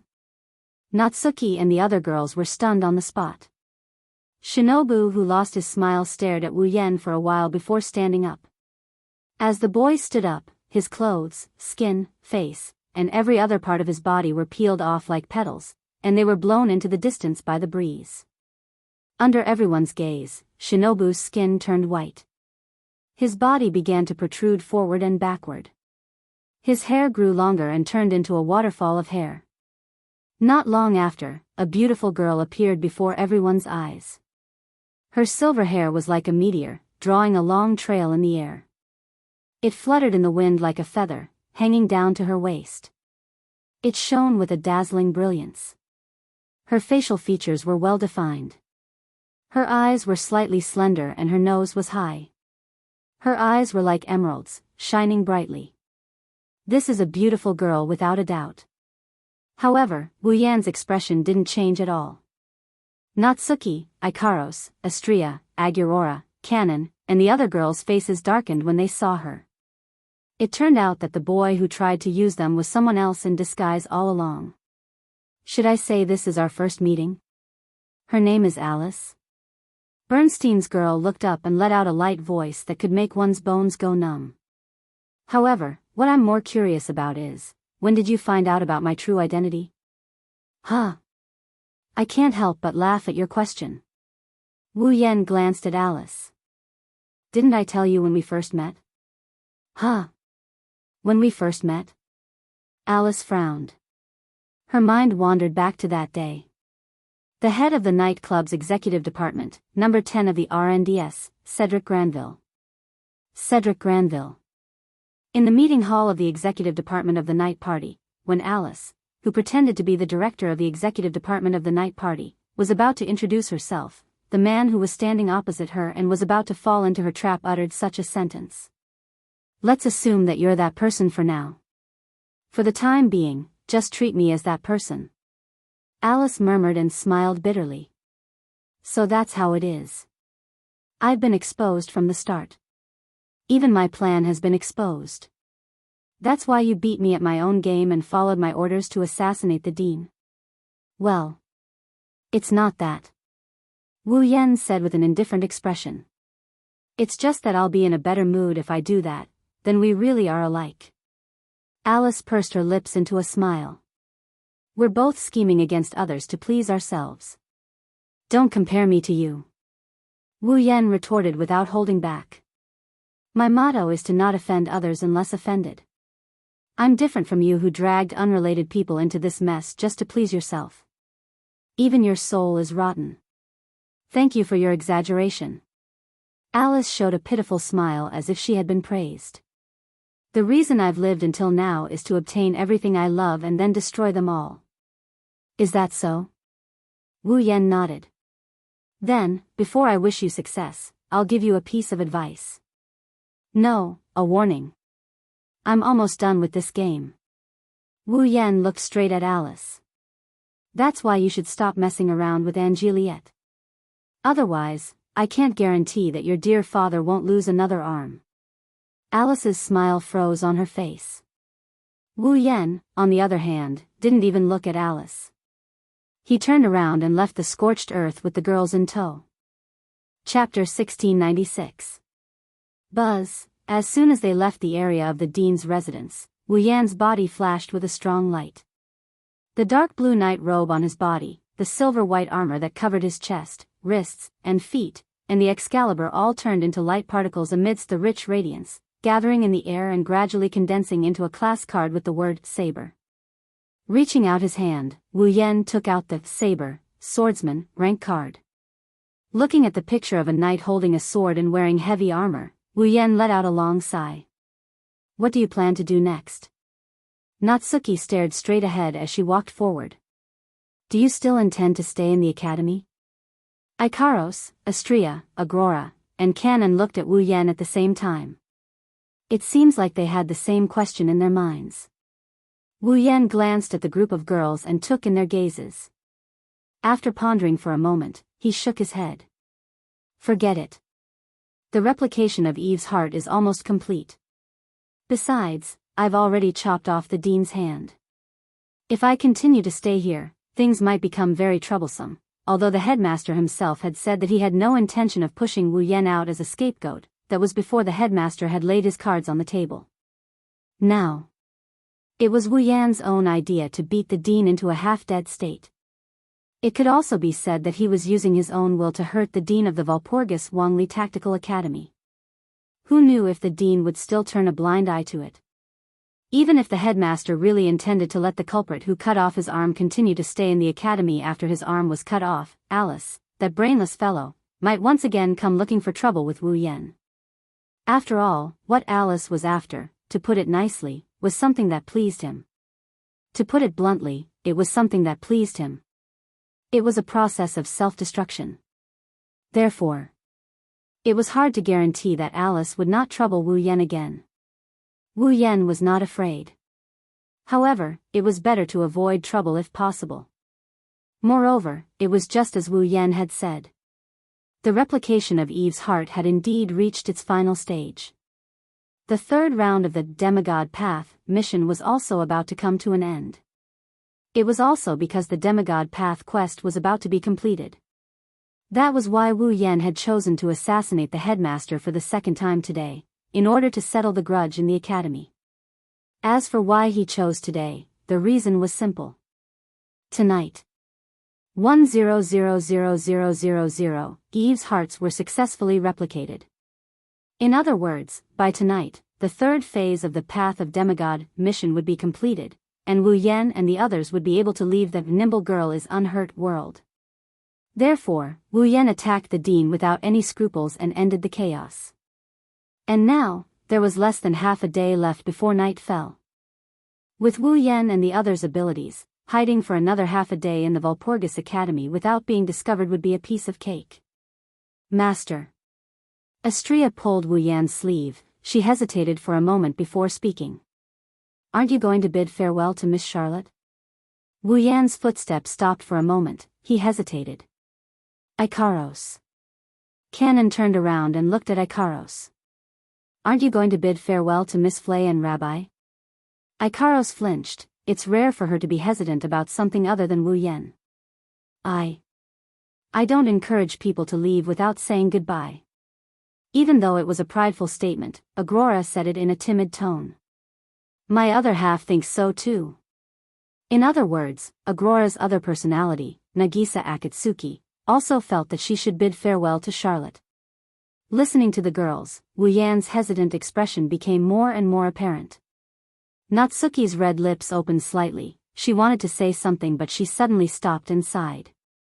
It seems like there's no need to hesitate. As soon as Natsuki finished speaking, a voice called out to him from not far away. Yen. In front of him, a fairy-like girl who was hugging a little dragon that was covered in wounds, a girl with 5 dogs, a young man with a girl in a kimono with a short skirt, and a man with an automaton with a humanoid figure ran over at a speed that was not considered slow. Looking at the group of 2 guys and 2 girls, especially the girl who is carrying a wounded little dragon and running towards him with an anxious and worried look on her face, Wu Yan's hesitation was swept away and he bitterly laughed. Charlotte, Flay, Raisin, and Loki ran over to Wu Yan with their automaton. To be exact, after running for a distance, Flay, Raisin, and Loki stopped. Charlotte was the only one who ran over to Wu Yan. The distance between the two of them was only a short 2 to 3 meters. When the wine-red pupils and the azure-blue eyes met, waves of emotion surged within them. It was as if there were thousands of words that they wanted to say, but they couldn't say a single word. Natsuki, Ikaros, Astria, Agrora, Canon, and the other girls moved away and walked over to Flay and the others. They started chatting about something. It was clear the girls wanted to give Wu Yan and Charlotte some space. A space to bid farewell to each other. You. Charlotte tightly hugged the silent little dragon in her arms and asked nervously. Did you seeing Charlotte's nervous expression, Wu Yan chuckled. Don't worry, I didn't kill the school head. I only taught him a lesson. Charlotte released a sigh of relief when she heard Wu Yan's explanation. At the same time, she also felt a bit confused. Lesson? A lot of things happened. Wu Yan did not explain. He merely smiled at Charlotte. You only need to know that you and your younger sister can live peacefully together in the future. That's enough. Seeing the smile on Wu Yan's face and hearing Wu Yan's words, Charlotte felt pain in her heart. She couldn't hold back her tears and started sobbing. Who needs you to meddle in other people's business? At the end of the day, you still can't be honest with me. Wu Yan bitterly smiled. And here I thought you would be a little more honest. I have always been this honest.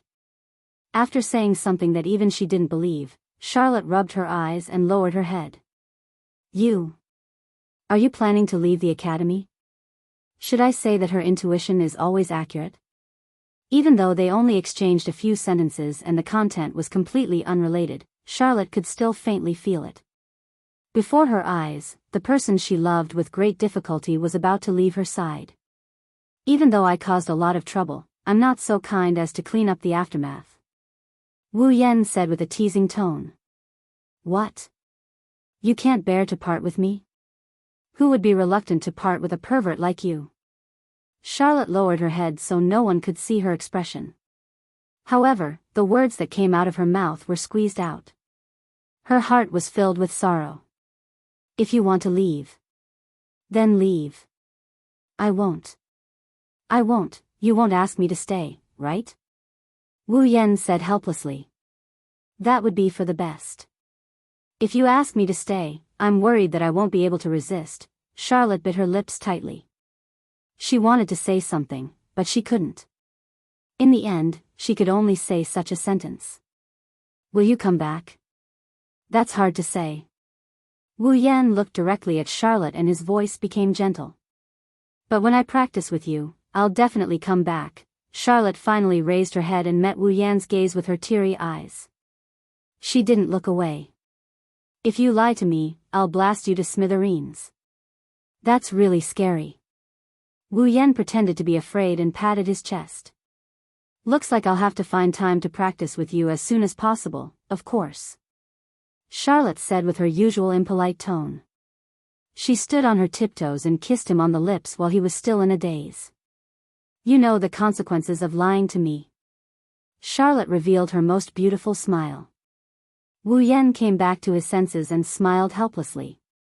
Chapter 1697. The incident that happened in the Dean's mansion spread across the entire Walpurgis Wangli Tactical Academy in less than half a day. Although it was said to spread across the entire Walpurgis Wangli Tactical Academy, in fact, what was spread out was that the entire area around the Dean's mansion had been turned into scorched earth. It couldn't be helped. No matter how much he tried to hide it, it was something that couldn't be hidden. Under the strike of Excalibur's true name Liberation, the scene of the Dean's mansion being completely destroyed was witnessed by quite a number of people in the vicinity. If it wasn't for Wu Yan infusing his mana into Ikaros' body after releasing Excalibur's true name and allowing her to build an Aegis, absolute defense circle, the destruction wouldn't only be limited to the Dean's mansion. How could such a huge commotion be hidden? Therefore, in less than half a day's time, the matter of the Academy Dean's residence being burned to the ground became known to everyone. Other than that, there was another thing that everyone knew. The Dean had lost an arm. It was also something that couldn't be hidden. The students of the Walpurgis Wangli Tactical Academy were in an uproar and many speculations about the Dean's missing arm popped up one after another. Not long ago, Wu Yan attacked the Dean under the watchful eyes of the crowd and caused quite a commotion. Naturally, the incident of the Dean losing an arm couldn't escape the speculations of being assassinated by Wu Yan. One had to admit that although most of the rumors couldn't be trusted, they wouldn't come out of nowhere. That was the truth. Many of the students of the Walpurgis Wangli Tactical Academy believed in the speculations as well. However, just as many of them were feeling indignant about it, the Dean who was staying in the infirmary of the medical department supported his pale face with a broken arm and announced something to the crowd. The one who tried to kill me was a man who disguised himself as the director of the nightclub executive department. Cedric Granville, the thief. After leaving that statement, the dean entered the medical department's dormitory once again. He started to recover. Not long after, the guards and the disciplinary committee of the Walpurgis Wanli Tactical Academy found the imprisoned Cedric Granville in a secret location. Cedric Granville. He had saved him. As a result, this incident was reduced to an invasion by foreign terrorists, and the case was finally closed. Since the dean and the higher-ups of the academy decided to close the case, even though the dean didn't explain why Scarlet Eyes attacked him, the other unrelated members of the academy couldn't say anything about it. The incident had a strong start but a weak end, and the curtains were drawn. Regarding this, Charlot, Flay, Raisin and Rocky, the four people who knew the inside story to a certain degree, remained silent and continued with their lives in the academy. As for what they were thinking in their hearts, only they themselves knew. The curtain of night gradually descended. In the depths of the forest of the Walpurgis Wanli Tactical Academy, Wu Yan stood in the center of an empty space. Natsuki, Ikaros, Astria, Nagisa, and Kanon stood behind him. Everyone's gaze was focused on the space in front of them. They were staring at a crimson ripple in space without blinking. They have been in this state for quite some time now. If one looked closely, they would notice that inside the crimson ripple, Wu Yan and the others were staring at a sphere that was emitting light. They were spherical hearts that were emitting light and beating rhythmically as if they were glowing. These balls were glowing and beating rhythmically like glowing hearts. They were none other than Eve's heart. In the space of Wealth of Kings, Eve's hearts were glowing like crystal balls. They were scattered all over the place without any order. There were so many of them that one couldn't see the end of them. It's only natural. After all, there are 1 million Eve's hearts. Just by piling it up, it was enough to form a small mountain. If the space of Wealth of Kings wasn't limitless, Wu Yan and the others would be worrying about how to carry so many Eve's hearts back to the Spalier world. Wu Yan slowly closed his eyes as he looked at the Eve's hearts in the Wealth of Kings. As if premeditated, when he closed his eyes, the system's robotic voice reverberated in his mind. Beep. Detected magic circuit, Eve's heart X 1 million. Ding. You have obtained a magic circuit, Eve's heart X 1 million. Ding. Congratulations to user for completing Demigod Path's third mission. Ding. Demigod Path's third mission completed. User can now choose to leave the current dungeon at any time. This instance dungeon is now open to the user. Once again, he entered the world of Nimble Girl Won't Get Hurt. The system will not issue any more instance dungeon quests. The user can enter and exit the world of Nimble Girls are unharmed at will. Ding. The third phase of the Demigod Path mission was completed. The restriction bracelets on the user and his summoned figures are removed. Natsuki, Ikaros, Astria, Nagisa, and Kanon's bracelets turned into particles and disappeared into thin air. At the same time, a burst of power that originally belonged to the group of girls erupted from their bodies and returned to the control of the group of girls. Nagisa and Astria let out a joyful sigh when they felt the power that belonged to them returning to their bodies. My body feels like it has returned to how it used to be. How nostalgic. Their level and power were restricted by the restriction bracelets. It felt like something was missing from their body. It wasn't uncomfortable, but it was unfamiliar. Nagisa, Astria, and Natsuki, Ikaros, and Kanon's expressions softened when they saw the return of their powers. On the other hand, Wu Yan's restriction bracelets disappeared. The power that originally belonged to him returned to him in an instant. 1 second he was level 0 and the next second he soared to level 89. That feeling of fulfillment, perhaps Wu Yan can understand it better than the girls. He closed his eyes and his expression turned into one of exhilaration. At this moment, beep. User has completed the third phase of the Demigod Path mission. The fourth phase of the Demigod Path mission will be selected by the user. Beep. Reminder, you have the right to select the next phase of the Demigod Path mission. The next phase of the Demigod Path mission will be automatically generated when the user enters the next dungeon. Beep. User may select any dungeon world other than the Astral Dragon Knight, Magical Girl Ilia, and Invincible Girl. The fourth phase of the Demigod Path mission will not be generated if the user enters the third phase of the Demigod Path mission. Please select a suitable dungeon world for the fourth phase of the Demigod Path mission. The sudden system notification surprised Wu Yan and the girls. Select the dungeon world for the fourth phase of the Demigod Path mission? Wu Yan exclaimed. Is this a benefit?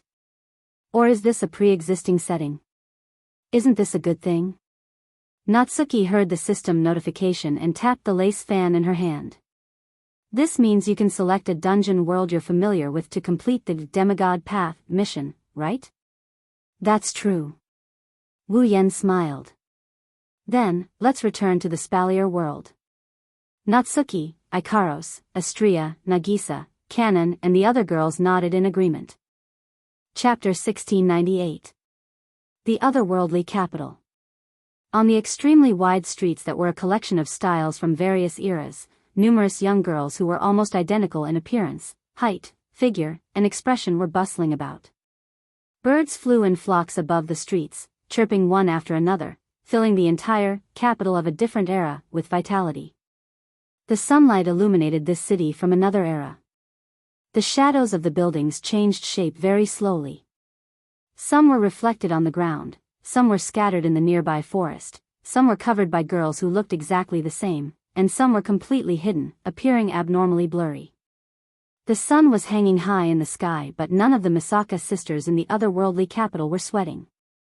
That was because the barrier that covered the entire otherworldly capital didn't block out the sunlight, moonlight, and starlight, but it didn't allow everything to enter the city. At least in terms of temperature, the otherworldly capital maintained a relatively warm temperature. The temperature didn't fluctuate much, and if the sunlight was too strong, it would be controlled to a suitable range. After that, the barrier would release the controlled sunlight into the city. Therefore, the streets of the otherworldly capital were filled with people every day. The moderate temperature didn't stop the Misaka sisters from finding a reason to stay in the streets. Walking into the streets, one could see the Misaka sisters interacting with each other. It was a heartwarming scene. In the center of the capital of alternate generations, in the topmost hall of the inverted pyramid-like building, the heart of generations, two extremely beautiful girls were gathered by the window, looking down at the scene on the street below while looking at each other. The street. Mikoto muttered. It seems very lively. Hinajuku nodded, her expression absent-minded. Yeah. Sisters. Mikoto muttered again. Seems like they're having fun. Chuju nodded again, still in a daze. Yeah. Shops. Mikoto muttered for the third time. Seems like they're selling good stuff. Chuju nodded for the third time as well, her delicate face was still in a daze. It was as if she just woke up. Yeah. After a short conversation, Hinajuku and Mikoto looked at each other, and after a long while, both of them sighed. There are streets and shops. Mikoto hugged her head. She groaned in pain. Why do we have to stay here? Why can't we go shopping? This time. Chuju didn't look dazed, but her eyes twitched. Do you really want to know the reason? Mikoto went silent. The reason? Was there a need to say it? Of course, it was because of Chuju and Mikoto. She didn't want to experience it again. She had been stripped naked in front of 20,000 Misaka girls on the street, and then ran back naked in front of 20,000 Misaka girls. That encounter on the streets was deeply engraved into Hinajuku and Mikoto's souls, leaving them with lingering fear. If it wasn't for the fact that there was only Misaka's sister in the otherworldly city and everyone else was girls, the two girls would have died long ago. No. That's not right. Even if there were only female Misaka girls in the entire otherworldly city, running back naked in front of 20,000 Misaka girls was enough to make Hinajuku and Mikoto want to die. That time, it was simply a challenge to the shame of these two proud young girls. After that experience, no matter how crowded the streets were, Chuju and Mikoto didn't dare to go out. Damn it. Mikoto screamed like she was about to go crazy. Why isn't everyone out of the lake yet? It's just the two of us here, isn't it too boring? Yukari is really something, sleeping in the middle of the day. Chuju couldn't help but complain. It's fine if she's sleeping, but at least she could give us an idea before she goes to sleep. Too bad our sage demons are nocturnal creatures. They sleep during the day and move at night. They hibernate during the winter. That's why we can't see Yukari during the day unless it's necessary. Perhaps at night, Yukari was the only one in the generational's heart. She might have the same problem as Hinajuku and Mikoto. Who knows?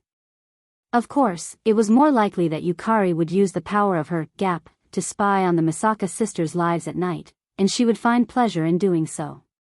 No matter what, it's much more fulfilling than Chuju and Mikoto right now. Sigh. The two proud girls could only let out a sigh. They anxiously looked at the street below, their eyes full of yearning. Bzzz. Suddenly, the air in the middle of the hall vibrated as if it's being squeezed by something. Both Hinajuku and Mikoto's ears twitched like squirrels, and they turned around to look at the source of the strange phenomenon. In the next moment, the three figures of a man and two women flashed out of the vast hall without any warning, appearing out of thin air. The man had black hair and red eyes. He wore a black shirt, black pants, and a black jacket. As for the girls, they had pink wings and pure white wings respectively. They were dressed in white with red edges and a red pleated short skirt. They were as beautiful as angels. It was very easy for people to mistake them for goddesses who had descended to the mortal world. Just their appearance alone was extremely dazzling. Looking at the three figures of one man and two women appearing out of thin air in the middle of the hall, Hinajuku and Mikoto were stunned for a moment before their eyes lit up. Yen. Ikaros. Astria. The newcomers were none other than Wu Yen, Ikaros, and Astria, who just returned from the world of Nimble Girl. Natsuki, Nagisa, and Kanon transformed back into familiars and entered deep slumber inside Wu Yan's body. Wu Yen, Ikaros, and Astria turned around and looked at Chuju and Mikoto. Yo! Wu Yen giggled. I'm back. Ikaros. Astria. Chuju and Mikoto ignored Wu Yen and jumped in front of Ikaros and Astria. They hugged the angelic girls while they were still in a daze. You're finally back. Ikaros and Astria were a little confused by Chuju and Mikoto's joyful behavior. However, they still hugged the two prideful girls back. The four girls hugged each other like best friends who haven't seen each other for a long time. In response, Wu Yen maintained his greeting posture. He was petrified and didn't react for a long time. What is this? Sisterly love? That's a good thing, but why didn't I get the same treatment? Thinking up to this point, Wu Yan's heart is filled with unwillingness. He turned around and looked at Ikaros and Astria, who are hugging Hinajuku and Mikoto. A stiff smile appeared on his face. Chuju. Mikoto. I'm back too. Wu Yen increased the force on the word also, so that it sounded like he was shouting it out loud. Chuju and Mikoto finally noticed Wu Yan's return. They looked up from Ikaros and Astria's embrace and glanced at Wu Yen. Oh, Chuju and Mikoto grabbed Ikaros and Astria's hands excitedly. You guys came back just in time. We're bored, come play some games with us. Yeah, the game console Ikaros made last time didn't come in handy, right? This is a good opportunity, let's go play together. Yeah. Chuju and Mikoto chatted with Ikaros and Astria enthusiastically while ignoring him. Wu Yan's face turned red, then green, then white, and finally black. You guys. Wu Yan lowered his head and said in a low voice. He felt like he should reclaim his position as the husband. What's the meaning of this? Are you planning to rebel? Shut up. Chuju and Mikoto glared at Wu Yan. How do you know how bored we are? Bored. Wu Yan is flabbergasted. Hinajuku and Mikoto didn't have the intention to explain, they just snorted coldly, grabbed the two angelic girls' hands and walked towards their rooms. Wu Yan was the only one left in the room. His back looked bleak. Chapter 1699. Standing at the top of the Heart of Generations in the heart of the capital of alternate generations was an open-air rooftop. Wu Yan sat in an elevator that looked like it came from the future. He wanted to head to the top of the Heart of Generations. There was no other reason other than the diluted miraculous pond water that allowed all the girls to undergo their metamorphosis in the lake, which was located on the rooftop of the Heart of Generations. Currently, Hinajaku and Mikoto were welcoming Ikaros and Astria into their rooms with an attitude that would make one wonder if they're trying to get into a lesbian relationship. On the other hand, Yukari was sleeping in her room. In other words, no one in the Heart of Generations would greet Wu Yan, who just came back from the Nimble Girl Won't Get Hurt dungeon and completed the Demigod Path quest with much difficulty. One has to say, this is a huge blow to Wu Yan. The Heart of Generations, the numerous girls he had, none of them accompanied him when he came back. They didn't even greet him. Wu Yan almost wanted to commit suicide because of this. Fortunately, Wu Yan used the excuse of, "Not all of my wives are like this. The others are undergoing their transformations," to persuade himself to not commit suicide. That was how he managed to avoid the tragic ending of dying once. With this thought in mind, Kiran felt a sense of relief. Wu Yan missed the other girls and he couldn't help but want to meet them. Of course, it was time for him to check on the girls' condition. It was said that they were undergoing metamorphosis, but up until now, the girls had been soaking in the lake. It's been so long since they last met, how could he not miss her? However, Chuju and Mikoto's cold shoulder made Wu Yan miss them even more. He wanted to talk to Yukari about the Demigod Path mission, but he decided to bring it forward. With the elevator leading the way, the rooftop of the Heart of Generations was getting closer and closer. They took the elevator from the top floor of the Heart of Generations. They were heading to the rooftop of the Heart of Generations. There wasn't even a floor between them, but Wu Yan stayed in the elevator for a full 5 minutes. Then, the elevator slowly came to a stop. Ding! A crisp sound effect was heard. The elevator finally came to a stop. The door of the elevator opened. Wu Yan could see the scenery outside. It was an open-air rooftop that covered a vast area. The ground was paved with red bricks, as if it was a carpet.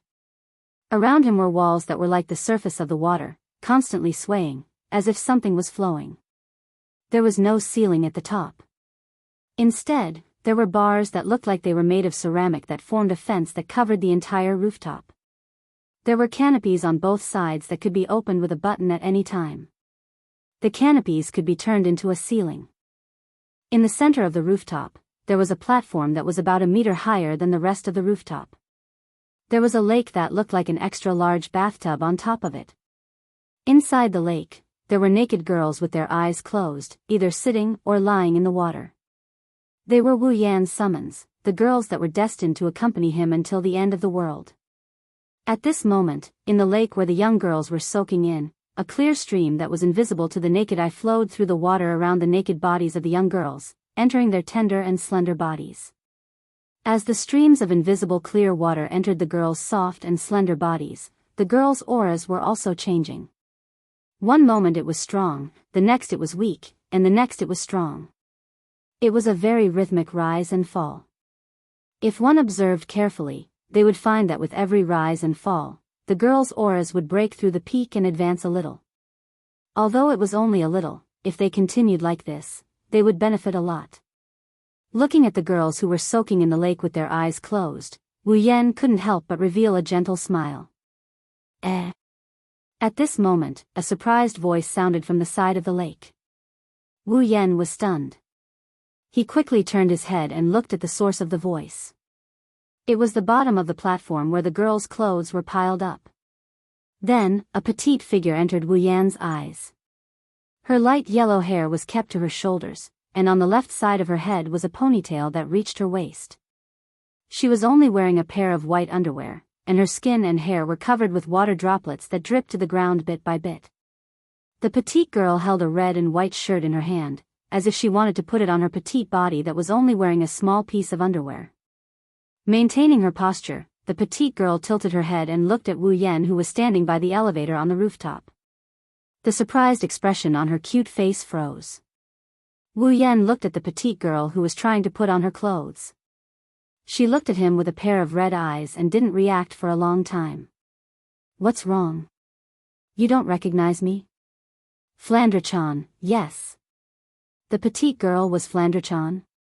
Scarlet. It wasn't until she heard Wu Yan's voice that Flandre-chan finally reacted. Her red eyes lit up with joy. Flandre-chan grabbed the clothes she was about to put on.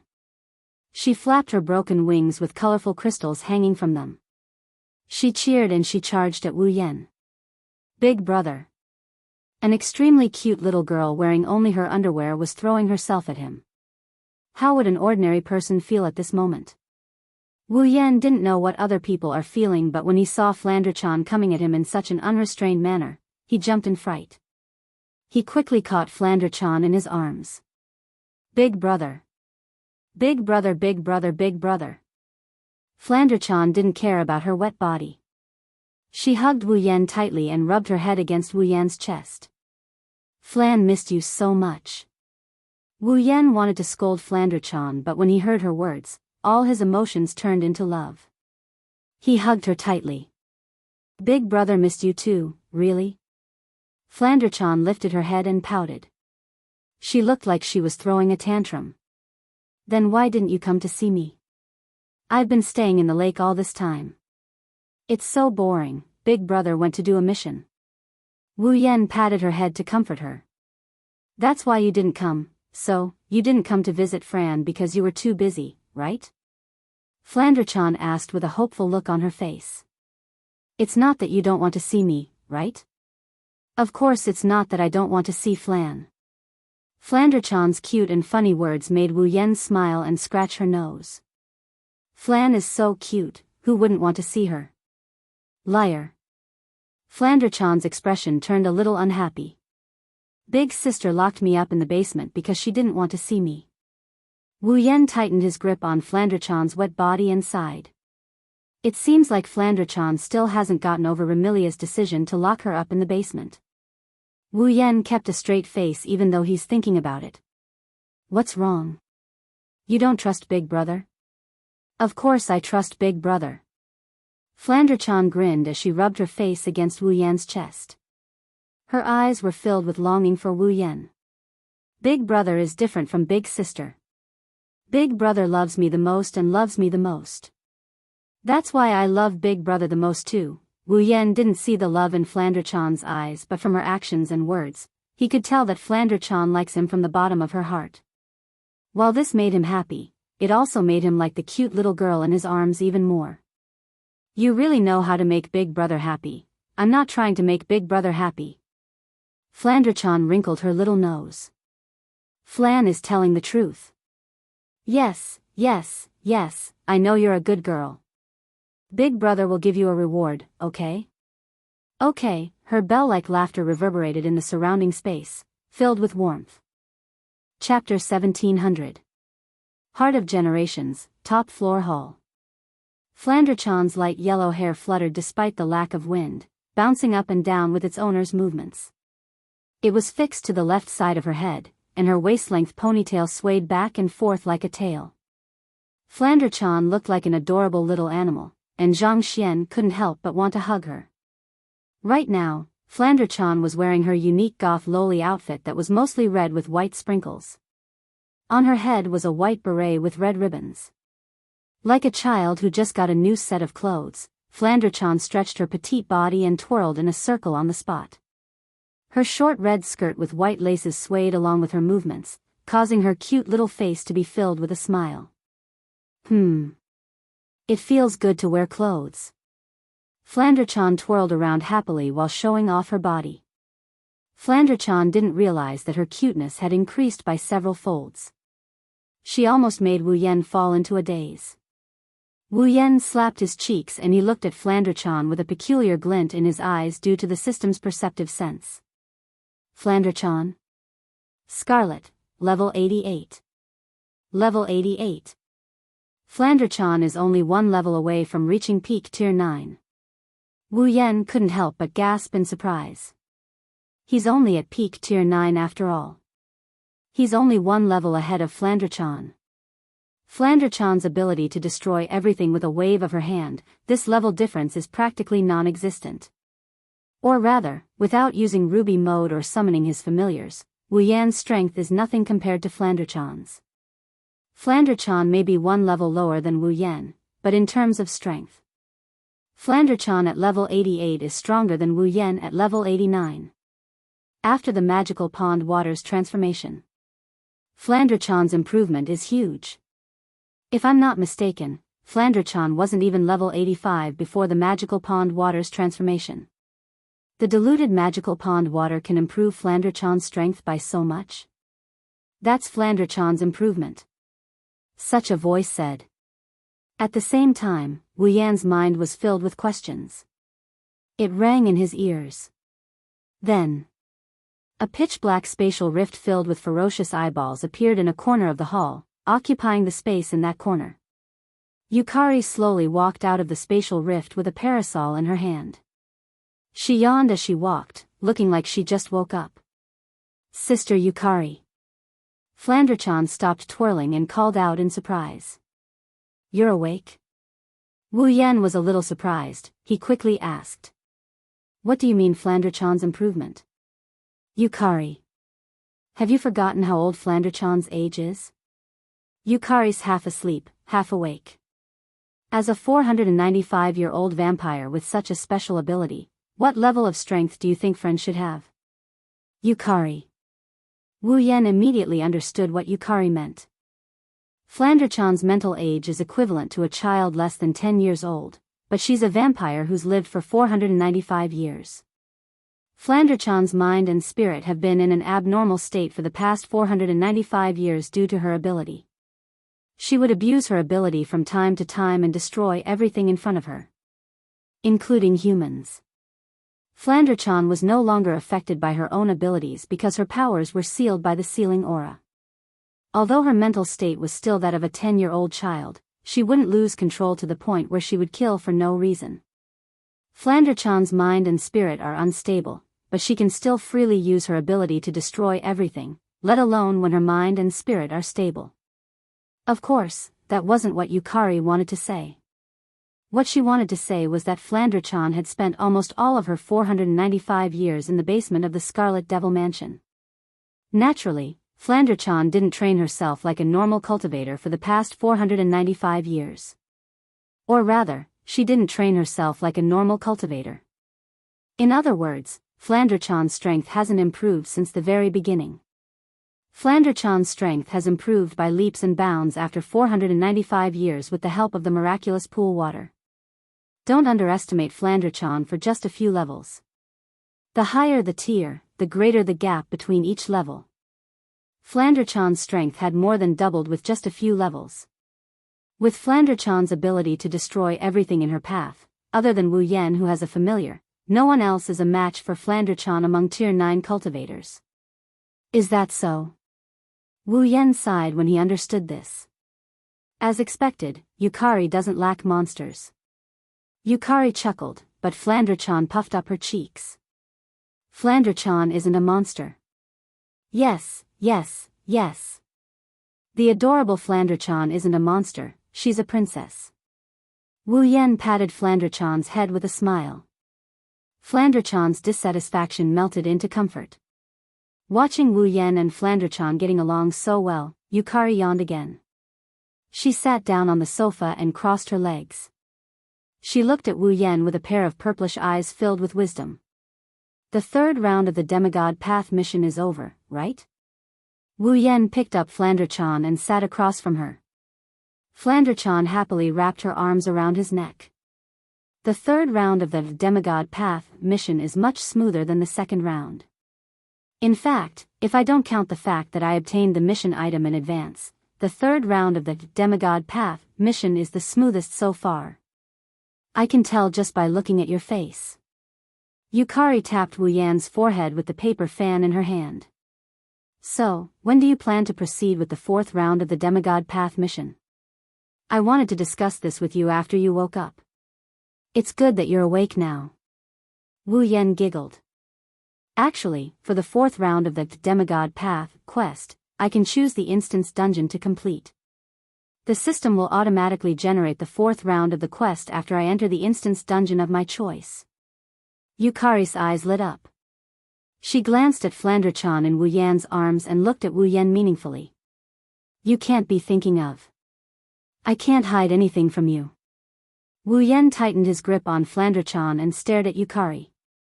I've decided that I'll proceed with the 4th round of the Demigod Path mission in Yukari.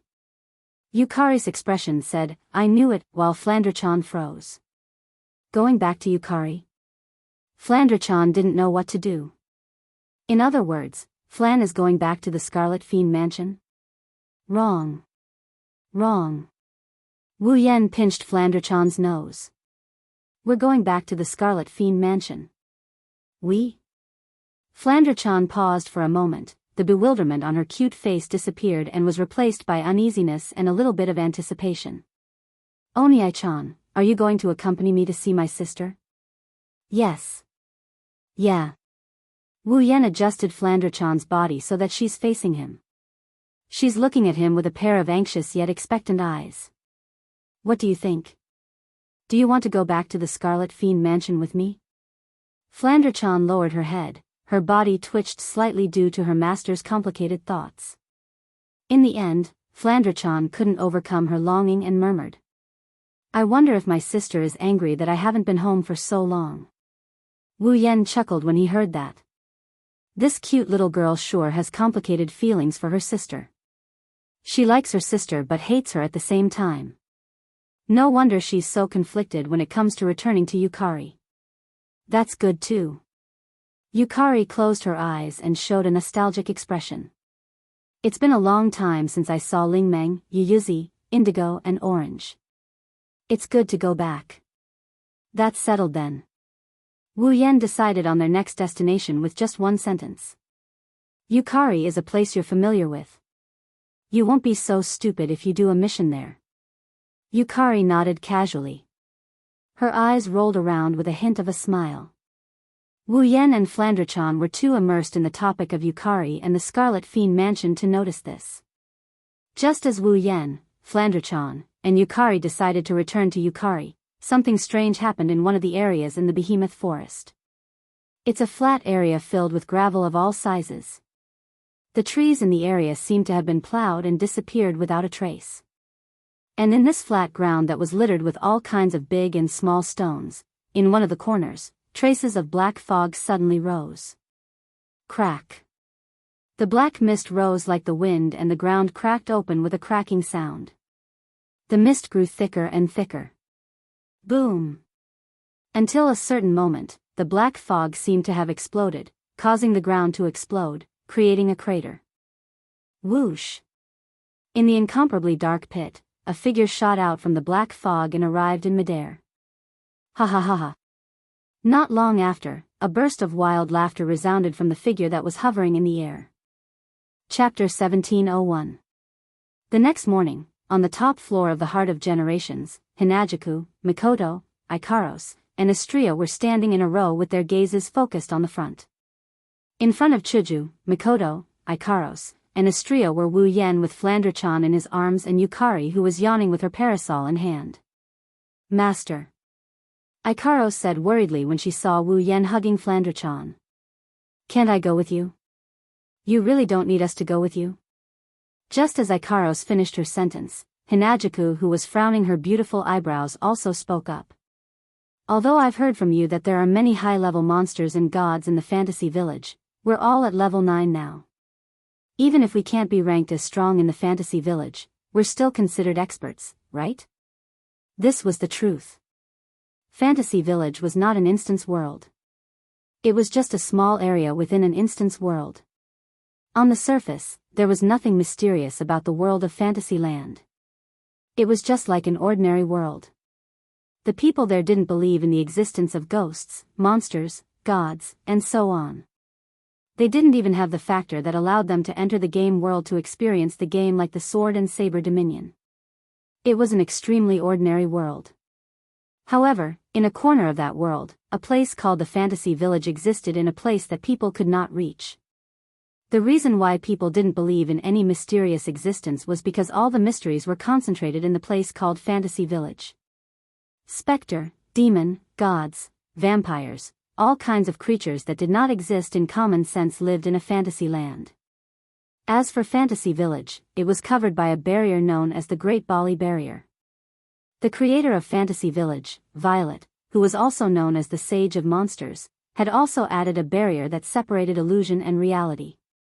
Under the effect of these two enchantments, although it could not be said that the Fantasy Village was completely isolated from the outside world, under normal circumstances, people could not enter the Fantasy Village. The ghosts, monsters, gods, and so on in the Fantasy Village, except for a few special cases, could not enter the human world. Since there were all kinds of mysterious creatures in the Fantasy Village, there were even gods among them. The power level in the Fantasy Village was generally high. Even so, a level 9 monster was still considered a powerhouse in the Fantasy Village. This could be seen from Flanderchan's behavior. Flanderchan's strength wasn't at the top of the ladder in Fantasy Village, but she was at the top of the ladder where a great monster like Yukari existed. Before becoming Wu Yan's summon, Flanderchan was already at level 9. Chuju, Mikoto, Ikaros, and Astria were also at level 9. They were definitely qualified to enter the Fantasy Village. Unfortunately, I didn't say that you guys aren't strong enough. It's just that the system stated that I can only bring 2 summons with me during the Demigod Path quest. Both Violet and Flanderchan are already full. Wu Yan said helplessly. Moreover, you guys have underestimated the Fantasy Village. Indeed, your levels are definitely ranked high in the Fantasy Village. However, the most terrifying thing about the Fantasy Village is that even the low-level existences possess terrifying special abilities. That's right. That's right. That's right. The scariest thing about the Fantasy Village isn't the high-level existences, it's the fact that even the low-level existences have special abilities that can't be ignored. Thinking about Purple, the power of Realm could create and destroy everything. How terrifying was that? With the power of Realm, even if she was facing someone of a higher level than her, as long as the gap between them wasn't too big, she would still have the absolute upper hand. Flanderchan, on the other hand, could destroy anything with a wave of her hand. When she was first summoned, she was only level 82, but she was able to defeat the Long-Arm Ape King, which was only 1 or 2 levels lower than her. Flanderchan was almost invincible among the Tier 9 demons. However, in the Fantasy Village, there are even scarier abilities than that. Anyone with a special ability can be pulled into the Spalier world. They might not be able to challenge someone above their level, but it's not hard for them to be invincible among the same level. Chuju and Mikoto are the type that don't have special abilities. Ikaros and Astria have Pandora mode, but it only increases their power, it doesn't grant them any special abilities. It's not going to be easy for them to deal with existences that aren't weak and have special abilities. If Wu Yan didn't have Violet and Flanderchan's Ruby mode and his trump card familiar, he wouldn't be able to get a good position in the Fantasy Village with his current strength. Sigh. Mikoto sighed. I wanted to visit Violet and Flanderchan's hometown. Astria puffed up her cheeks angrily. I really want to go too. There will be plenty of opportunities in the future. Z glanced at the group of girls, and a gentle smile appeared on her face. If it's you guys, I will always welcome you on behalf of the Fantasy Village. This time, let me experience it first. Wu Yan comforted. How about we all go on a trip to the Fantasy Village after everything is over? All right. Chuju, Mikoto, Ikaros, and Astria nodded reluctantly. It won't be long before Shokuha comes out of the lake. Violet opened the paper fan in her hand and covered the lower half of her face with it. With Shokuha and your current strength, you won't be able to find anything in the Spalier world that can threaten the otherworldly capital. So, don't worry too much. Understood. Chuju and Mikoto nodded. Be careful. Master. Ikaros and Astria spoke up. Be careful. Remember to take care of yourselves too. Wu Yan glanced at the 4 girls before taking a step back. He exchanged glances with Yukari, and after Yukari nodded her head, he yelled out the order. System. Enter the fantasy village. A strange wave of energy appeared out of nowhere and enveloped Wu Yan, Flanderchan, and Yukari. It felt like they were being dragged to some unknown place. In the next moment, the three of them disappeared on the spot without any warning. There was no trace of them at all. In a daze, Flanderchan felt a little dizzy. Her vision was distorted and turned white, causing her to feel very uneasy. Onii-chan.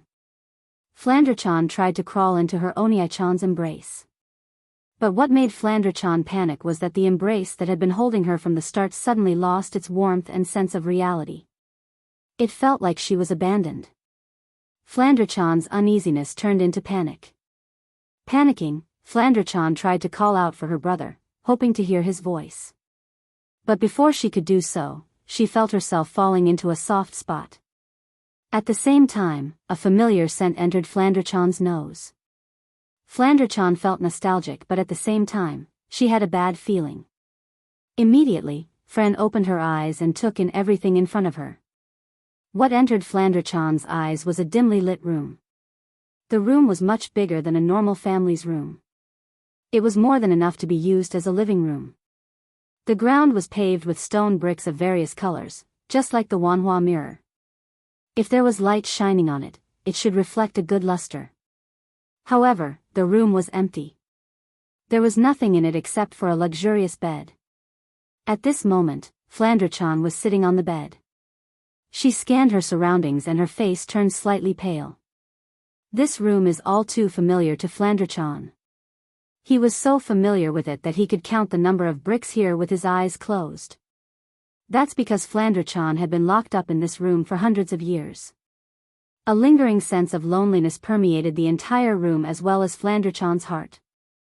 Flanderchan's pretty face turned pale and eventually turned deathly pale. Is Flanderchan going to be alone in the basement for a long time? R1152. Chapter 1702. To Flanderchan, it wasn't an exaggeration to say that this basement was her room. Because Flanderchan had stayed in this basement for hundreds of years, longer than any other place in the world. But staying in a room like this for hundreds of years, all by herself, was a constant torment to Flanderchan. In the past, Flanderchan's mental state had always been in an unstable state. She was occupied by this annoying sense of loneliness, which caused her to destroy everything in this room more than once. It was also because of this that Flanderchan's room only had a bed and nothing else. Under such circumstances, how could Flanderchan not hate her sister and Remilia for locking her up in this basement? Of course, it was more of a feeling of grievance and resentment. After all, Flanderchan liked her sister a lot. If there was one thing that Flanderchan hated, it would undoubtedly be this basement where she had been alone for hundreds of years.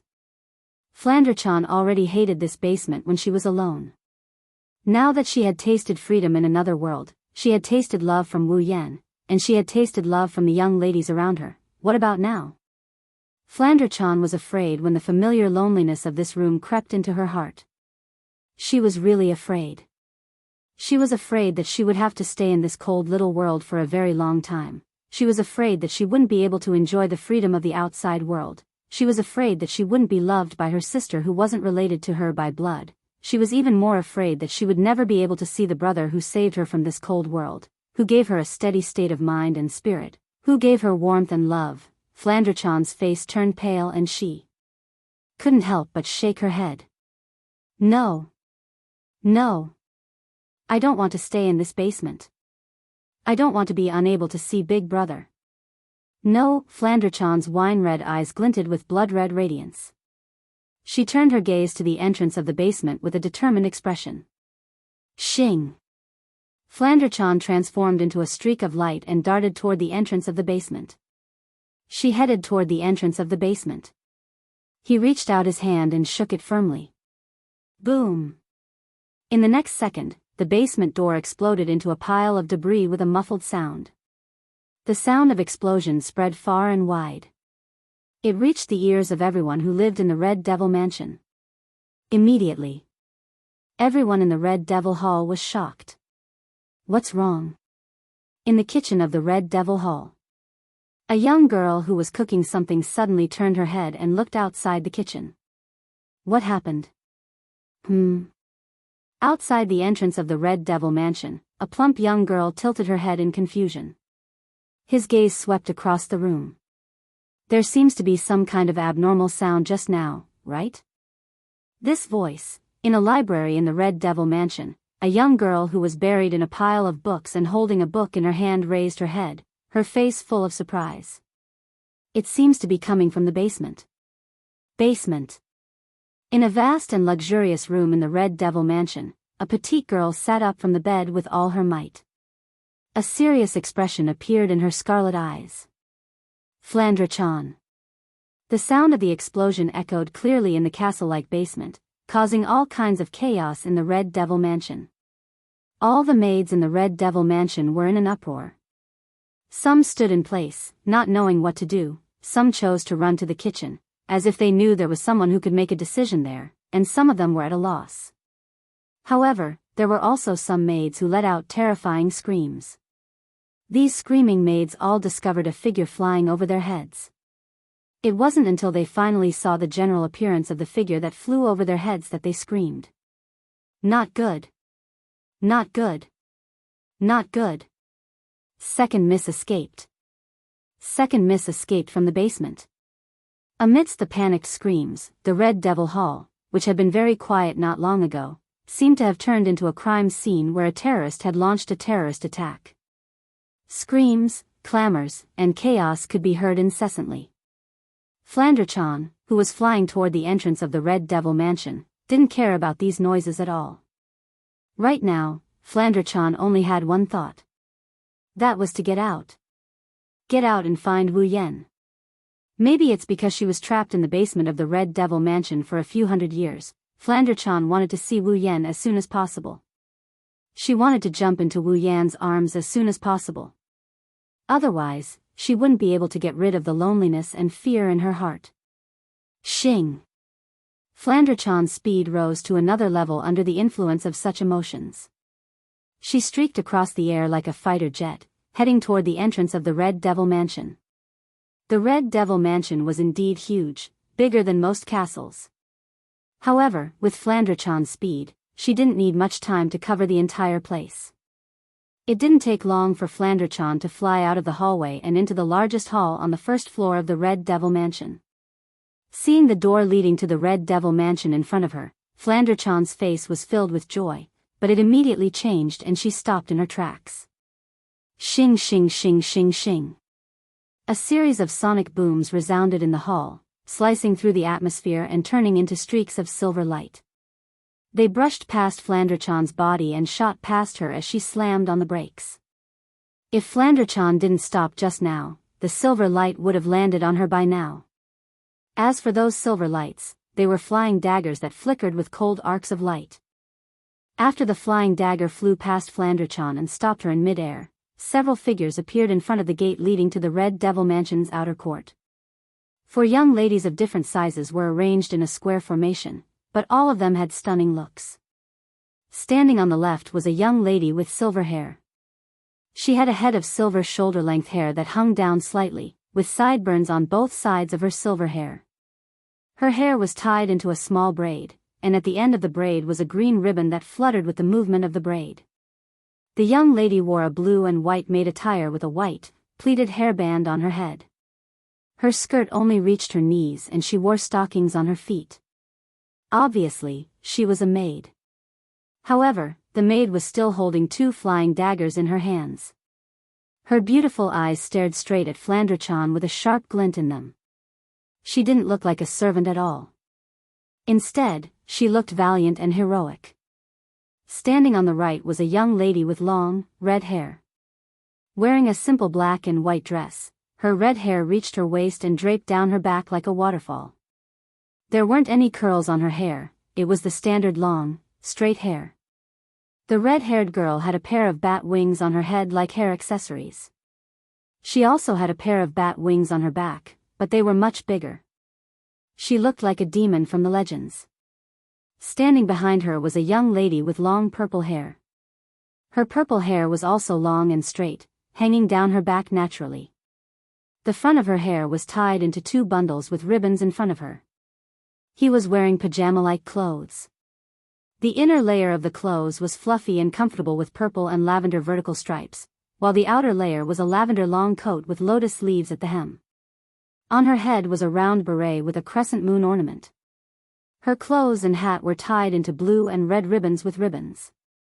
Compared to the 2 young ladies in front of her, she looked a little weaker. As for the one standing at the front, she was about the same height as Flandre-chan and appeared to be around 10 years old. The petite young lady had a pair of wine-red eyes and shoulder-length bluish-purple hair like Flandre-chan. She wore a goth lowly attire that leaned toward white, the color of cherry blossoms. On her head was a beret like Flandre-chan. She also had a small canine tooth. On the other hand, the petite girl looked just as adorable as Flandre-chan. In fact, they looked very similar. However, this petite young lady didn't have broken wings on her back. Instead, she had a pair of perfect bat-like wings. Chapter 1703. Flandre-chan's scarlet eyes dimmed a little as she looked down at the 4 girls who had different temperaments and stunning appearances, but they were all the same. Flandre-chan's eyes were filled with joy.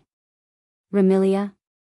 Scarlet, level 80, this is the petite girl standing at the head of the group. 16 Knights, level 78, she was the valiant servant girl standing on the left. Patrice? Noriki, level 78, this was the girl with a delicate temperament standing at the back. Imp, level 70, this is the demonic girl standing on the right. The 4 girls raised their heads and stared at Flandre-chan, who was floating in the air with a serious expression. The girl named Little Devil even looked a little scared, causing the atmosphere to become tense. Flan. Remilia took a step forward and looked at Flandre-chan, who was floating in the air.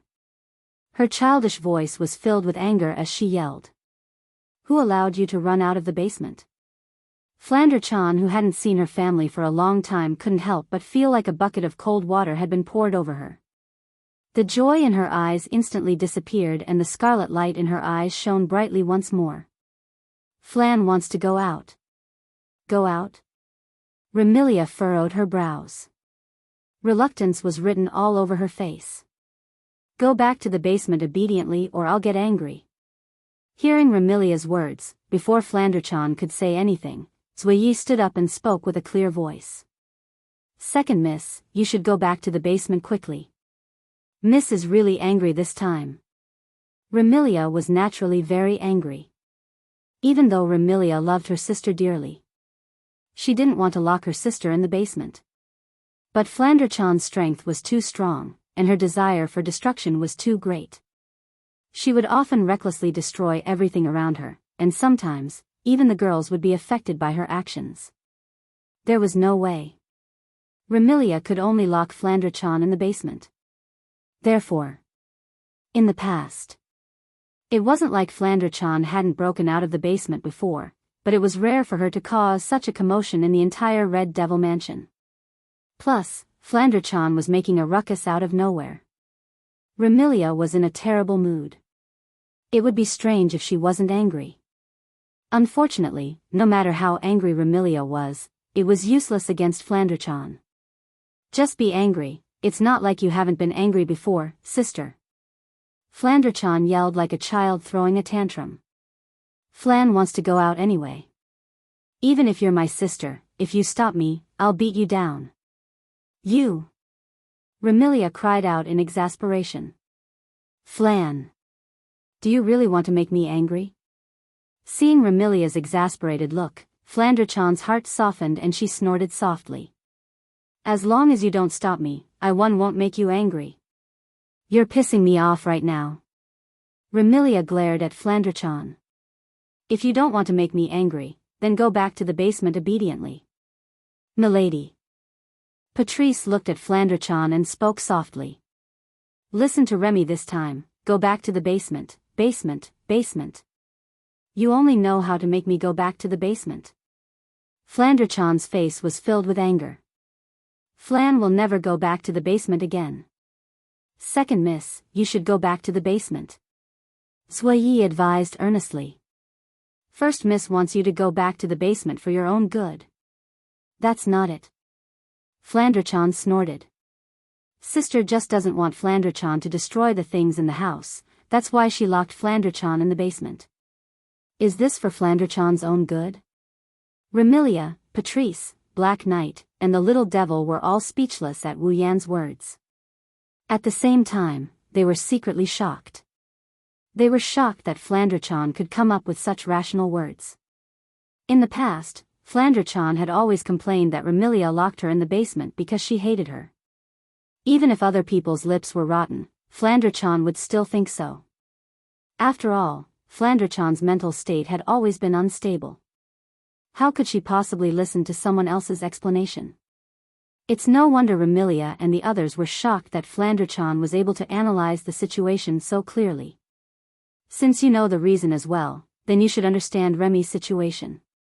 Patrice softly uttered each word. Remy will be troubled if you make such a big fuss. Flandrachan just wants to go out. Flandrachan's patience was almost worn out, her words were harsh. Get out of the way. Otherwise, Flandrachan won't be polite. Patrice, Black Knight, and the little devil cursed inwardly. Remilia dotes on her little sister, but her temper is abnormally bad. Now that Flandrachan had said something like that, Remilia would definitely not let the matter rest. Not polite? I would like to see how you're going to be rude. As expected, Remilia laughed out of anger. Patrice. Black Knight. Capture Flandrachan. Remy, milady. Remilia and Zai seemed to want to say something, but they were immediately shut up by Remilia, whose face was filled with anger. Hurry up. Looking at Remilia's angry appearance, Patrice and Black Knight knew that there was no room for negotiation and could only take deep breaths. Little devil. Patrice glanced at the little devil. If the opponent is little sister, it's too dangerous for you to be here. You should leave first. The little devil didn't object. She knew what she was capable of and obediently retreated. At this moment, Patrice flipped her hand and revealed a thick book. She looked straight at Flandrachan. Little sister, it's not too late for you to return, it's right for you to obstruct Flandrachan. Flandrachan's eyes glowed red. Since that's the case, Flandrachan will defeat all of you. You two sisters are so stubborn that it's giving me a headache. Patrice smiled bitterly. She raised the book in her hand and a majestic magical aura surged from her body. Water Talisman, Princess of the Water Spirits. Her ethereal voice reverberated in the surroundings like an incantation, causing the thick tome in Patrice's hand to emit an intense multicolored radiance and surge with massive mana. That book was actually a book of the demonic Tao. Wang, in the next instant, an icy blue magic formation appeared above Flandrachan's head. It expanded to a diameter of 2 to 3 meters and rotated on the spot. As the blue magic array rotated above Flandrachan's head, a translucent barrier emerged from the magic array and transformed into a hollow pillar of light. The pillar of light then descended from the sky and trapped Flandrachan inside like a cage. Flandrachan scanned the surroundings with her scarlet eyes. She looked at the light pillar that enveloped her and extended her hand. This thing. Flandrachan will be able to. Before he could finish his words, the magic formation above Flandrachan's head suddenly rotated and all the magic power within flowed into the transparent pillar of light. Whoosh! Under the infiltration of magic power, a water curtain suddenly descended from the surface of the transparent light pillar, turning the entire transparent light pillar into a cylindrical waterfall. Seeing this, Flandrachan's outstretched hand froze. Remilia, Patrice, and Zai heaved sighs of relief. Zai. Remilia waved her hand disinterestedly at Zai. Bring Flandrachan back to the basement, yes, young mistress. Zai bowed respectfully to Remilia before turning around and bowing to Flandrachan, who was trapped in the water curtain. My apologies, second young mistress. Zai left this sentence and sauntered toward Flandrachan. Even though it was only an ordinary water curtain, Remilia, Patrice, and Zai didn't doubt that it wouldn't be able to trap Flandrachan, who was at the 9th stage. Logically speaking, with Flandrachan's strength, she should be able to break through this ordinary water curtain in minutes. However, everyone relaxed their expressions. Chapter 1704. Be it Remilia or Flandrachon, both of them were vampires and possessed immense strength and special abilities that others could not hope to match. However, in terms of the bloodline of vampires, both of them were of the most ordinary type. Under such circumstances, Remilia and Flandrachon, as vampires, possessed immense strength and special abilities that others couldn't compare to, but they also retained the weakness of vampires. For example, fear of light, fear of water, and even fear of onions. Due to this weakness, whenever Flandrachon's mental state was unstable and she wanted to cause a ruckus, it was always Patrice who used water to trap Flandrachon, forcing her to obediently return to the basement. Therefore, this time, even though Flandrachon's ruckus left Remilia, Patrice, and Black Knight at a loss, the three of them didn't doubt that Patrice's water curtain wouldn't be able to trap Flandrachon. Unfortunately, Remilia, Patrice, and Black Knight were destined to be in for a shock. The three of them would never have thought that Flandrachon, who was still in the basement not long ago, had already been living in another world for quite some time when time in this world was frozen. When Icaros was first summoned by Wu Yan and became Wu Yan's summon, the system gave Wu Yan the choice of removing the emotional seal on Icaros in the original work. Just like Icaros. When Flandrachon was summoned to the other world and became Wu Yan's summon, the system also pointed out the weakness in Flandrachon's bloodline and asked Wu Yan if he wanted to remove it. At that time, even though Wu Yan unintentionally summoned Flandrachon, he didn't intend for Flandrachon to have any weaknesses. Without hesitation, he ordered the system to remove all the weaknesses in Flandrachon's bloodline. In other words, Flandrachon is now a vampire. She no longer has any weaknesses that vampires have. Remilia, Patrice, and Black Knight didn't know about this at all. Inside the water curtain, Flandrachon suddenly lowered her body and Remilia, Patrice, and Black Knight's expression changed greatly. She directly rushed out of the water curtain. Danger! Remilia, Patrice, and Black Knight's pretty face turned pale. For Remilia and Flandrachon, water isn't fatal. But it's very dangerous.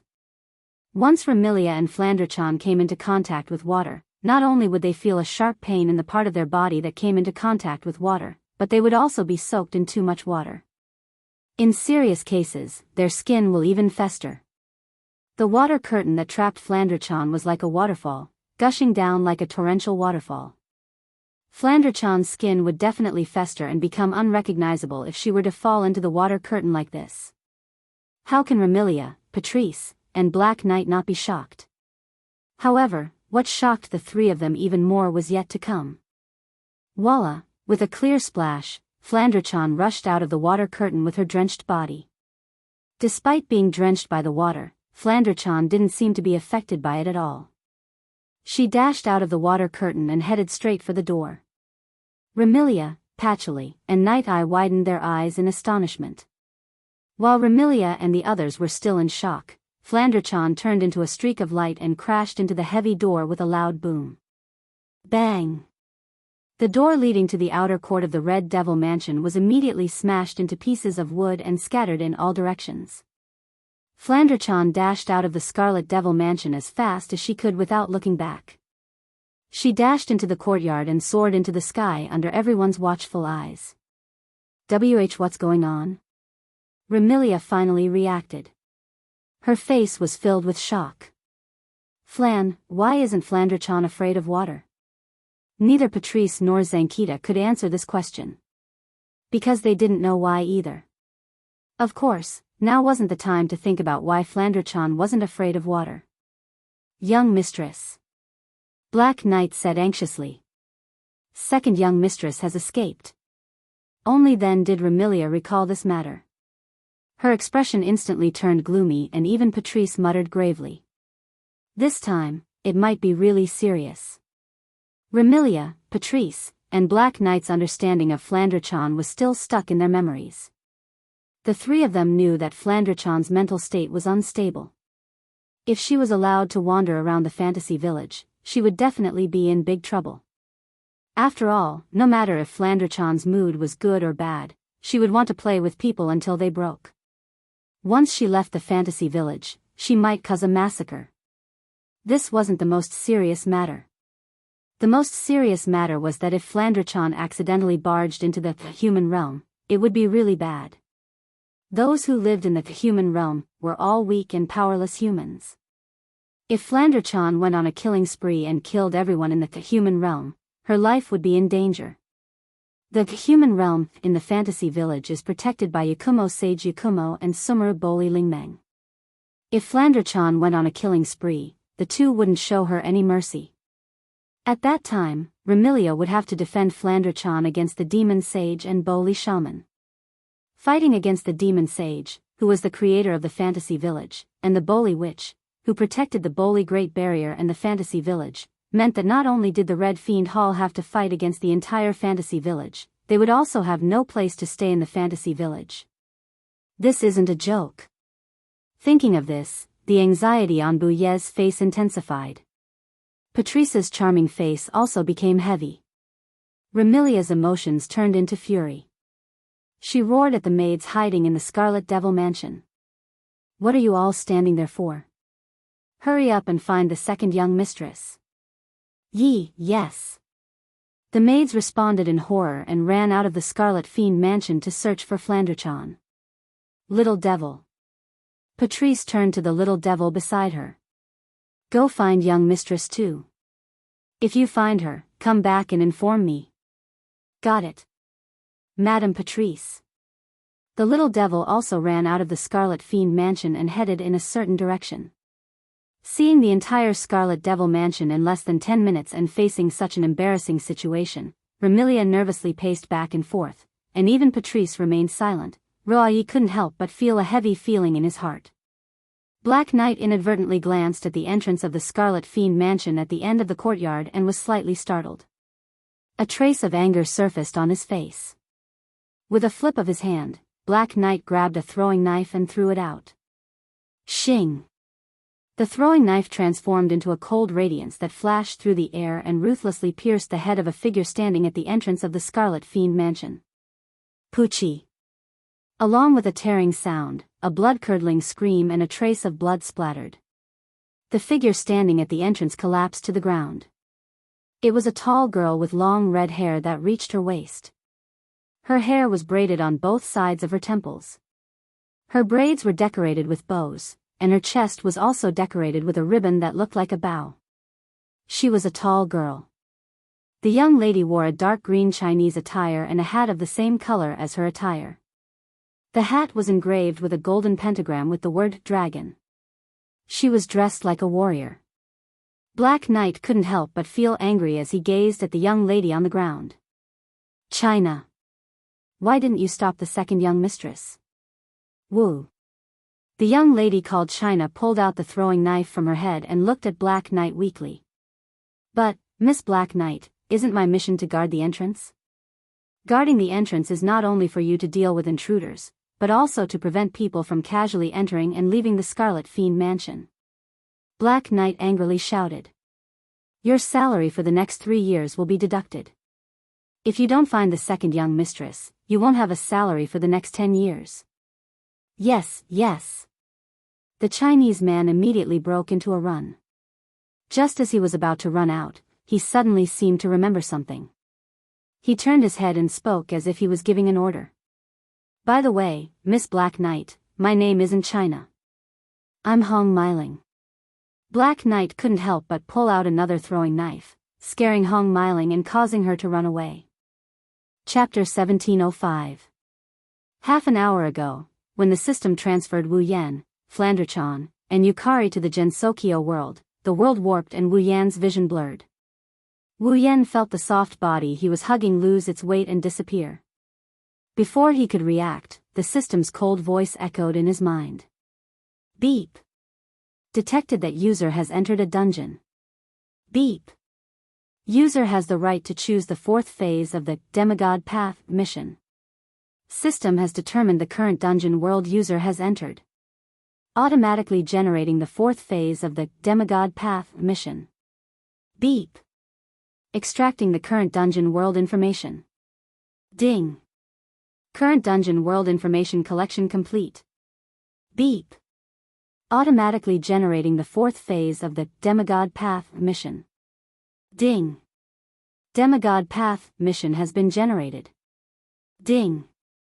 Demigod Path mission has been activated. Special mission, Demigod Path mission phase, fourth phase mission world, Fantasy Village mission details. Obtain, Blood Essence with the power of Fantasy, X1, Blood Essence with the power of State, X1, Blood Essence with the power of Eternity, X1, Blood Essence with the power of Nature, X1, Blood Essence with the power of Time, X1, beep. This is the Demigod Path special mission. The original mission has been cancelled. User can only choose to leave the dungeon world after completing the fourth phase of the Demigod Path mission. Reminder, the time ratio between the dungeon world and the real world is 100:1. User can train in the dungeon world without any worries. Have a good time. In less than 2 to 3 seconds, the system's voice rang again and again. The system's voice turned into the most basic of memories. The information and system's notifications were engraved into Wu Yan's mind like an implant. For a moment, Wu Yan felt a stabbing pain in his head. When the stabbing pain subsided, his blurry vision gradually returned to normal. The distorted world slowly returned to normal. However, the world that was imprinted into Wu Yan's vision. It was no longer the same world as before. And the first moment he entered the other world. Before Wu Yan could get a clear look at the scene in front of him, a clear "pa" sound came from beneath his feet. At the same time, a crisp sound rang out. Wu Yan also felt it. One of his own feet. It sank deeply into a groove. She felt her feet sink into a groove with a crisp sound. Wu Yan could not help but be stunned for a moment. He did not bother to observe where he was and subconsciously lowered his head. He looked at his feet. Then, Wu Yan saw it. Under his feet, there was something that looked like a box. The lid of the box had been crushed by him, and one of his feet had sunk deep into the box. Not only did it crack the box, but it also broke through the bottom. This. Looking at the box that had basically turned into sawdust under his feet, Wu Yan was somewhat at a loss. What's going on? However, while Wu Yan was at a loss, in front of him, there was a figure that seemed to be entangled by a ferocious ghost. An extremely shrill scream resounded. No! In the shrill scream, Wu Yan was almost scared out of his wits. After quickly suppressing the faint instinct in his body, he raised his head and looked in front of him. It was not until then that Wu Yan saw the scene in front of him clearly. First, what was imprinted in Wu Yan's eyes was only a wooden building that seemed to have a bit of history. The building's area was not very vast. It was almost equivalent to the area of a family's house. There was not a single stone brick on the building. The entire building was made of wood, and the roof was made of rubble. In addition, whether it was the door, the windows, the corridor, or the floor, they were all made of wood. It was somewhat old and gave a rather historical feeling at a glance. This wooden building was an extremely typical shrine. At the entrance of the shrine, in front of the main gate, stood a young lady. In terms of appearance, she was definitely the top type of young lady. The young lady was about 16 or 17 years old. She had an extremely soft head of long black hair that was tied up with a huge bow on her head. The hair at her temples was also tied up with a hair band and fixed in front of her body. The young lady wore a costume that was very different from the traditional witch costume, but still had traces of the witch costume. However, unlike the traditional witch costume that was white at the top and red at the bottom, the young lady's witch costume was entirely red. Only the edges of the costume were white and pleated. It was extremely unique. Of course, the most unique thing about this witch costume was that not only did it reveal her shoulders, but it also revealed her armpits. It didn't seem to have any sleeves either. The girl was also wearing a pair of long glove-like sleeves and a necktie. With the addition of this unique witch costume, the young lady who was originally very beautiful was so beautiful that one could not bear to look away. It was a pity that such a perfect young lady in all aspects was currently holding her face with both hands. Her face was filled with despair, fear, and disbelief as if she had encountered the end of the world. Boli Ling Meng, level 79, seeing the young lady named Boli Ling Meng's expression as if she had encountered the end of the world, and her beautiful eyes stared straight at the crushed box under her feet with a face full of despair, Wu Yan could not help but have a bad feeling in his heart. Boli Ling Meng? In that case, the young lady in front of him was the manager of the fantasy paradise, the witch in charge of guarding the Boli Great Barrier of the Boli Shrine? Then, was he in the Boli Shrine now? Thinking up to here, then thinking of the original Boli Ling Meng's personality and his current situation, Wu Yan suddenly felt a chill in his heart. Boli Ling Meng was someone who was not interested in anything and was extremely indifferent to fame and fortune. She was even more pure than monks and nuns. If there was any personal temptation that Boli Ling Meng had, it would be that she was extremely greedy for money. Therefore, to Boli Ling Meng, the most important thing was undoubtedly money. And the most important thing was the money box that could help her collect incense money. Now, the extremely indifferent Boli Ling Meng looked at the crushed box under her feet with an expression of despair. Then, the broken box under my feet, could it be? Thinking of the possibility in his heart, Wu Yan suddenly became uneasy. On the other hand, Boli Ling Meng maintained the appearance of holding her face. The despair on her face slowly turned into absent-mindedness. Like a body that had lost its soul, she walked over shakily. Instinctively, Wu Yan retreated, trying not to agitate Boli Ling Meng as much as possible. He slowly retreated, allowing Boli Ling Meng to arrive in front of the pile of junk. Once she arrived in front of the pile of junk, Boli Ling Meng knelt on the ground with a pa sound. Her hands trembled as she picked up the junk on the ground, as if she was trying to put them back together, piling them up like building blocks. Of course, using such a method, it was impossible for the pile of junk to return to its original state. However, Boli Ling Meng was like a mental patient. With a dull face, she kept repeating her actions and muttering nervously. Money box, my money box, as expected. To be able to agitate Boli Ling Meng to such an extent, that pile of junk could only be the money box of Boli Shrine. While Wu Yan couldn't help but ridicule her, he also felt a bit guilty when he saw Boli Ling Meng's panicked look. Although he felt that it was better not to agitate the other party, Wu Yan still chose to raise his hand and said weakly. I'm sorry, I didn't mean to, money box. Boli Ling Meng did not pay attention to Wu Yan. She was still trying to piece the junk together, trying to put her money box back together. Seeing this, Wu Yan became even more embarrassed. Although I didn't mean to, it's just a money box, it shouldn't be a big problem, right? There's no money inside anyway, right? Boli Ling Meng's hand that was piecing together the money box shook violently. She lowered her head, and her body began to emit black gas. Obviously, the biggest pain in Boli Ling Meng's heart was beautifully stabbed by Wu Yan. Chapter 1706. Boli Ling Meng felt that today was definitely the most nightmarish day of her life in the past 10 years. Originally, as the manager of Fantasy Village and the guardian of the Great Boli Barrier, as long as nothing major happened in Fantasy Village, Boli Ling Meng would live a leisurely life. Today was the same. After waking up early in the morning and eating breakfast, Boli Ling Meng picked up the broom in Boli Shrine and leisurely swept the shrine to pass the time. However, in less than 10 minutes, the broom in Boli Ling Meng's hands suddenly broke for no reason. At first, Boli Ling Meng didn't think much of it. She thought that the broom had been used for too long and was too old, so it had died of old age. She went to the storehouse to get some tools to fix the broom and then continued to clean the shrine. However, the broom in her hand broke again and again for more than 10 times. Boli Ling Meng also fixed the broom for more than 10 times before she finally felt that something was wrong. No matter how old the broom was, it shouldn't have broken so many times, right? As a shrine's witch, Boli Ling Meng should have some faith.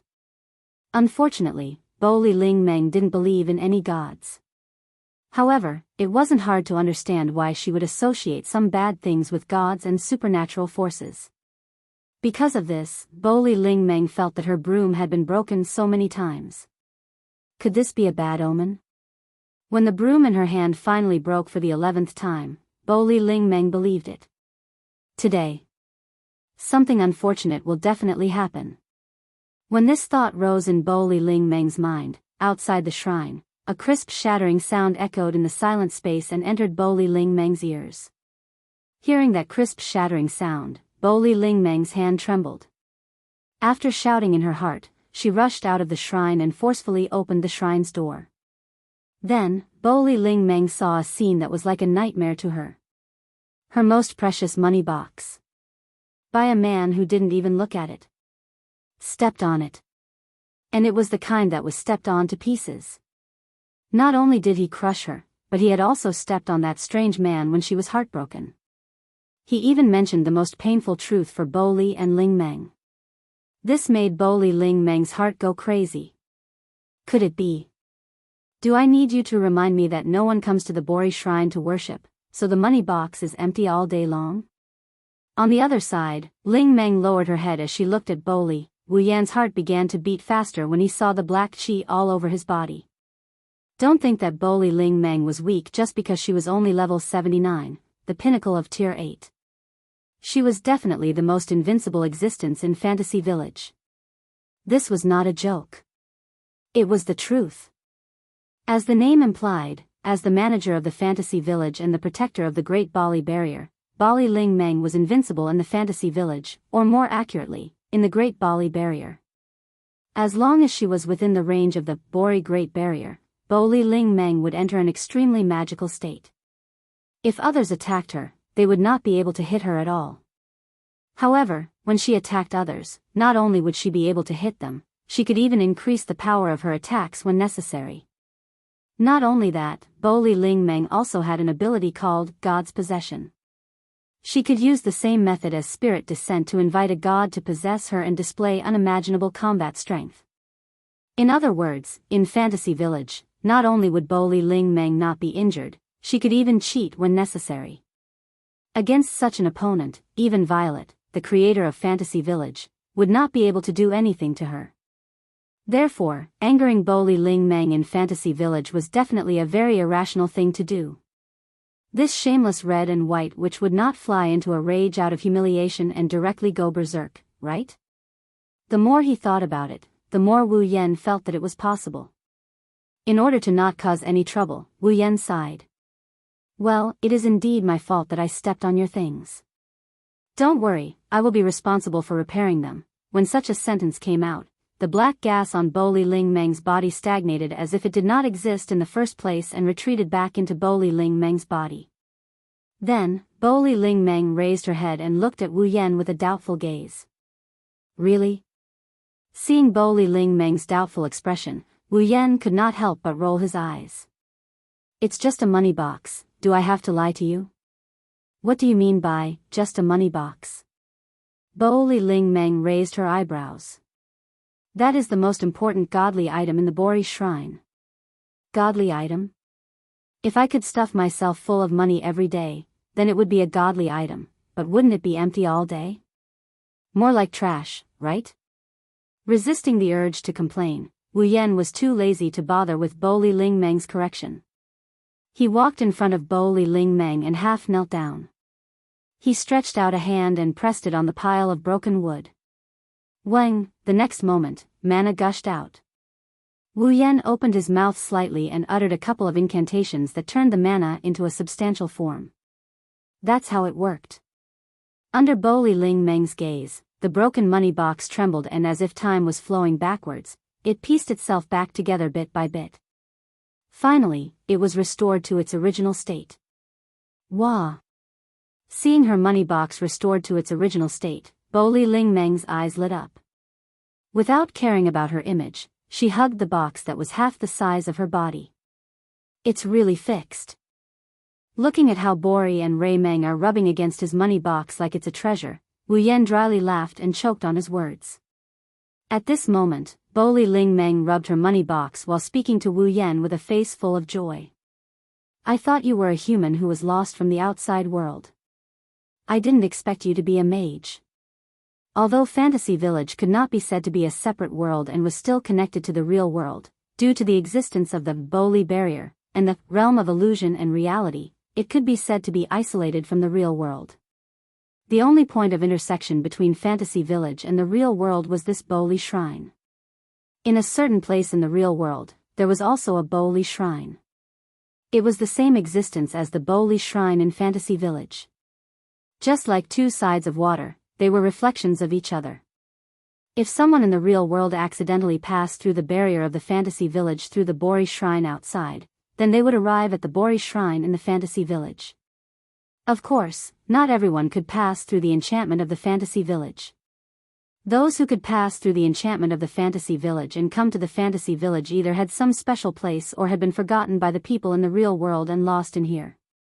As the manager of Fantasy Village, Bowley Ling Meng could not say that she knew everyone in Fantasy Village, but she could more or less tell if someone was from Fantasy Village from their aura. That was why she said that Wu Yan was lost in Fantasy Village. After all, Bowley Ling Meng could not feel the aura of someone who lived in Fantasy Village from Wu Yan. As for the mage that Bowley Ling Meng mentioned, it was a magician. In Fantasy Village, there was no difference between magic and magic. As long as magic was used to create miracles, it was called magic. As for the existence that used magic, it was called a mage. Mage?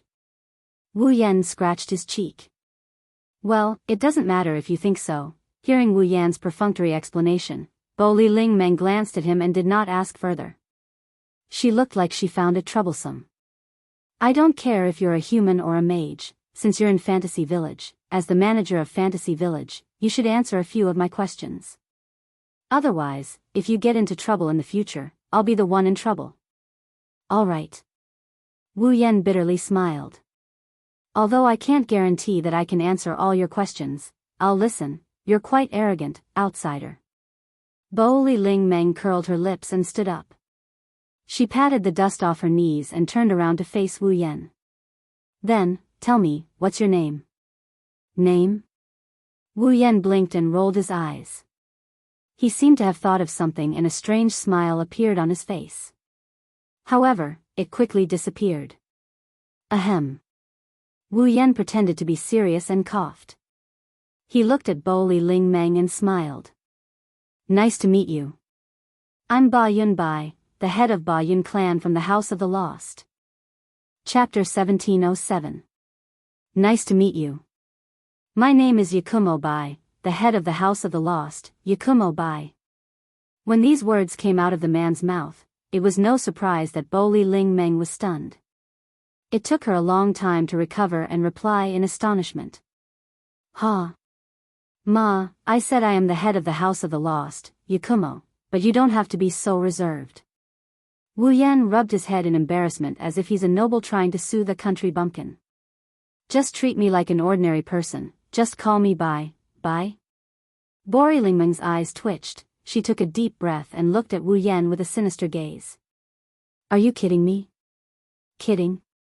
Wu Yan asked innocently. Why do you say that? I don't know how you know about the House of the Lost, and I don't know how you know the surname Yakumo, but I don't feel the aura of someone who lived in the Fantasy Village. So, you're from the outside world. Bowley Ling Meng said with displeasure. There's no way I wouldn't know about you in the House of the Lost. You don't think I'm that gullible, do you? I didn't lie to you. Wu Yan sighed with an innocent expression. If you don't believe me, you can ask Yukari. My relationship with Yukari isn't shallow. This time, Bowley Ling Meng was confused. It was just as Bowley Ling Meng said. If the House of the Lost had someone with the surname Yakumo, it's impossible for Yukari to not know. After all, the relationship between the Bowley Shrine and the House of the Lost was not shallow. One was the manager of the Fantasy Village, the other was the creator of the Fantasy Village. Bowley Ling Meng and Yukari's relationship wasn't simple. If this Yakumo Bai was really from the House of the Lost, Yukari wouldn't hide it from Bowley Ling Meng. However, this person who didn't have the aura of someone who lived in the Fantasy Village knew about the House of the Lost and said the name Yukari. It was obvious that he wasn't an outsider. Could it be? Could it be that she was mistaken? Bowley Ling Meng knocked on her head in distress. She suddenly realized something and stared at Wu Yan. Even if you're from the House of the Lost, the head. Do you think I'll believe you? House of the Lost. Yakumo. To put it bluntly, it was just the place where Z lived. In other words, the House of the Lost. Yukari is the real master. Being the head of the House of the Lost was just a bunch of nonsense. Wu Yan seemed to have expected such a question from Bori Raimu. He grinned in response. It's natural for you to find it strange, but I am indeed the head of the House of the Lost. To be precise, I should be the future head of the House of the Lost. Because... Wu Yan grinned at Bo Li Ling Meng. What he said made Bo Li Ling Meng flabbergasted. Purple is my fiancé. What did you say? Bo Li Ling Meng cried out. Yukari is your fiancé? That's it. Wu Yan humbly told Bori Ling Meng. Please take care of my House of the Lost in the future. This is definitely a joke. Bo Li Ling Meng seemed to have suffered a blow. She took 2 steps back and loudly shouted. How could anyone want that moldy old hag? Just as he said that, a black crack filled with eyeballs appeared above the shrine. Before Wu Yan and Ling Meng could react, a black beam of light shot out. The black beam of light fell straight down. Wu Yan and Ling Meng only saw a blur in front of their eyes. The black beam of light landed on the recently repaired cash box. Pung! The black beam of light blasted the cash box that Ling Meng treated as her life into powder. Not even a piece of wood was left as it dissipated with the wind.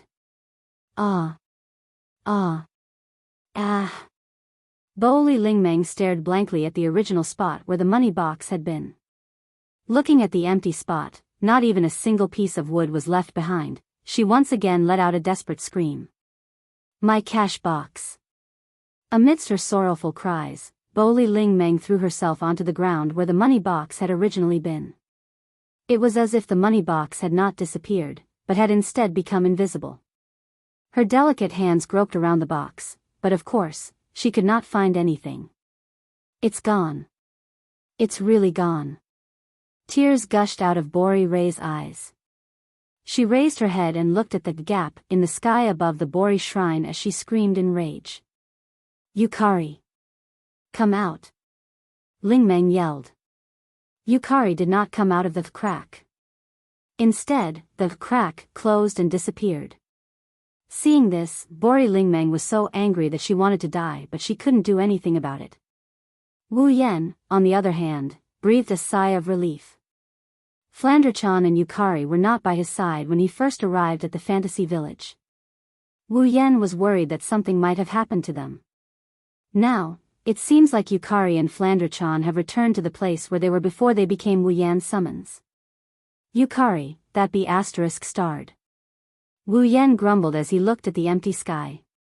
Since you've been paying attention to this place, you should at least come out and show your face. You made me worry for nothing, that's right. Tell her to come out. Bori Ling Meng leapt up from the ground and arrived in front of Wu Yan. She grabbed Wu Yan by the collar and started shaking him. Tell her to come out. Tell her to come out. With Yukari's personality, she won't come out even if you yell your lungs out. Wu Yan felt dizzy. If you want to see Yukari, why don't you go to the House of the Lost and look for her yourself? If I can find the House of the Lost, why would I need you to tell her to come out? Ling Meng hissed. In the fantasy village, everyone only knows about the existence of the House of the Lost, but no one knows its exact location. Oh? Wu Yan asked curiously. He really didn't know about it. Even you don't know? On the surface, the relationship between Yukari and Ray Dream seemed to be very bad.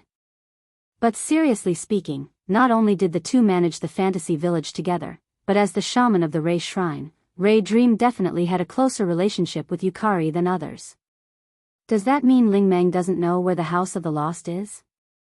Every time Violet invited someone to the House of the Lost, she would directly use her ability to bring them there. I'm afraid only Yu Yuzi knows the real location of the House of the Lost. Bo Li's spirit dream grimaced. Aren't you the head of the House of the Lost? Don't tell me you don't know where your house is. Ha! Wu Yan chuckled. You're right. I really don't know where the House of the Lost is, You. Ling Meng's hands trembled as she clenched her fist. She didn't hit Wu Yan's head with it. Instead, she let go of Wu Yan's collar. Forget it. If that's the case, you'll have to fix my money box again. I can't do it this time. Wu Yan raised his hands in surrender. If there's any remains, it won't be hard to fix it. But now, the money box has completely evaporated. There's not even a speck of dust left. I don't care. I don't care. Bo Li Ling Meng clearly intended to be shameless. If you can't fix it, you'll have to make me a new one. Huh? Wu Yan flinched at her words. Why?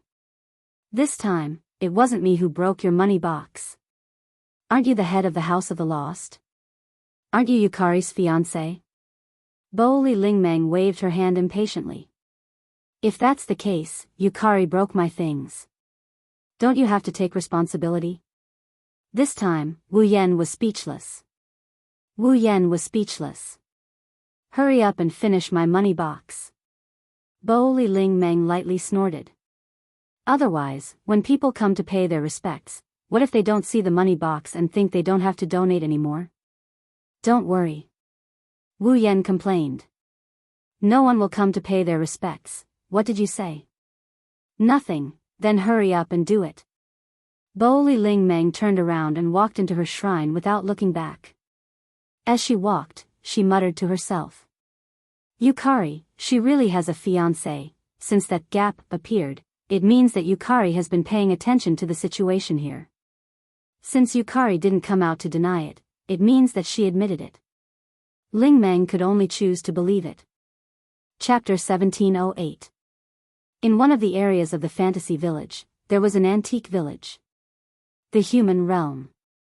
In the fantasy village, there were all kinds of non-human creatures such as monsters, fairies, and demon spirits. Even the gods lived in it. Although there were also humans, compared to those non-human creatures, humans were a weaker race. Unlike the non-human creatures who were born with a certain amount of power or even a huge amount of power, humans were born with no advantages. If there was nothing special, they would not have any power at all. However, monsters, fairies, demon spirits, and so on were all races that would attack humans, devour them, and feed on them. This caused the humans living in the fantasy village to not only have a very low status, but it was also accompanied by danger everywhere. The human realm was the main settlement of the humans in the fantasy village. In addition to humans, there were also a few monsters and other races living here. The non-human races living in the human realm generally had no hostility to humans and would not attack them. Therefore, there were not many monsters living in the human realm, but it was very common for monsters to come to the human realm to do things. Because the human realm was the only place in the fantasy village that could be called a normal place. The humans living here would not only open all kinds of shops to make a living, but some obedient monsters would also open shops here. There were also school buildings that specialized in teaching human children to read. It was just like an ordinary village. It was very peaceful. The daily necessities that humans needed could be bought here. The things that monsters and other non-human creatures needed could also be found here. Some shops would be open until late at night and become exclusive shops for monsters, so that the monsters who were active at night could be active during that time. So, during normal times, even the monsters and other races outside the human realm would come to the human realm to shop. In addition, there were people who specialized in repelling monsters living in the human realm. Boli Witch and the Monster Sage would also protect the human realm from behind. If one lived in the human realm, it was very safe and wouldn't be attacked by life forms of other races. Of course, it was another story if one went out. At this time, it was morning. There was still some time before noon, but the mortal world was very lively. Many people came to buy groceries for lunch, shuttling back and forth on the streets. Some monsters also mingled in the crowd, patronizing some shops. The entire human realm was like an ancient market, bustling with noise and excitement. On this bustling street, there were many people. Amidst the flow of people, a cute little girl also came here. As she walked, she sucked on her finger and looked left and right as if she had no relatives. The newcomer. It was Flanderchan who had escaped from the Scarlet Devil Mansion. After escaping from the Scarlet Devil Mansion, Flanderchan flew at her fastest speed and ended up in the human world.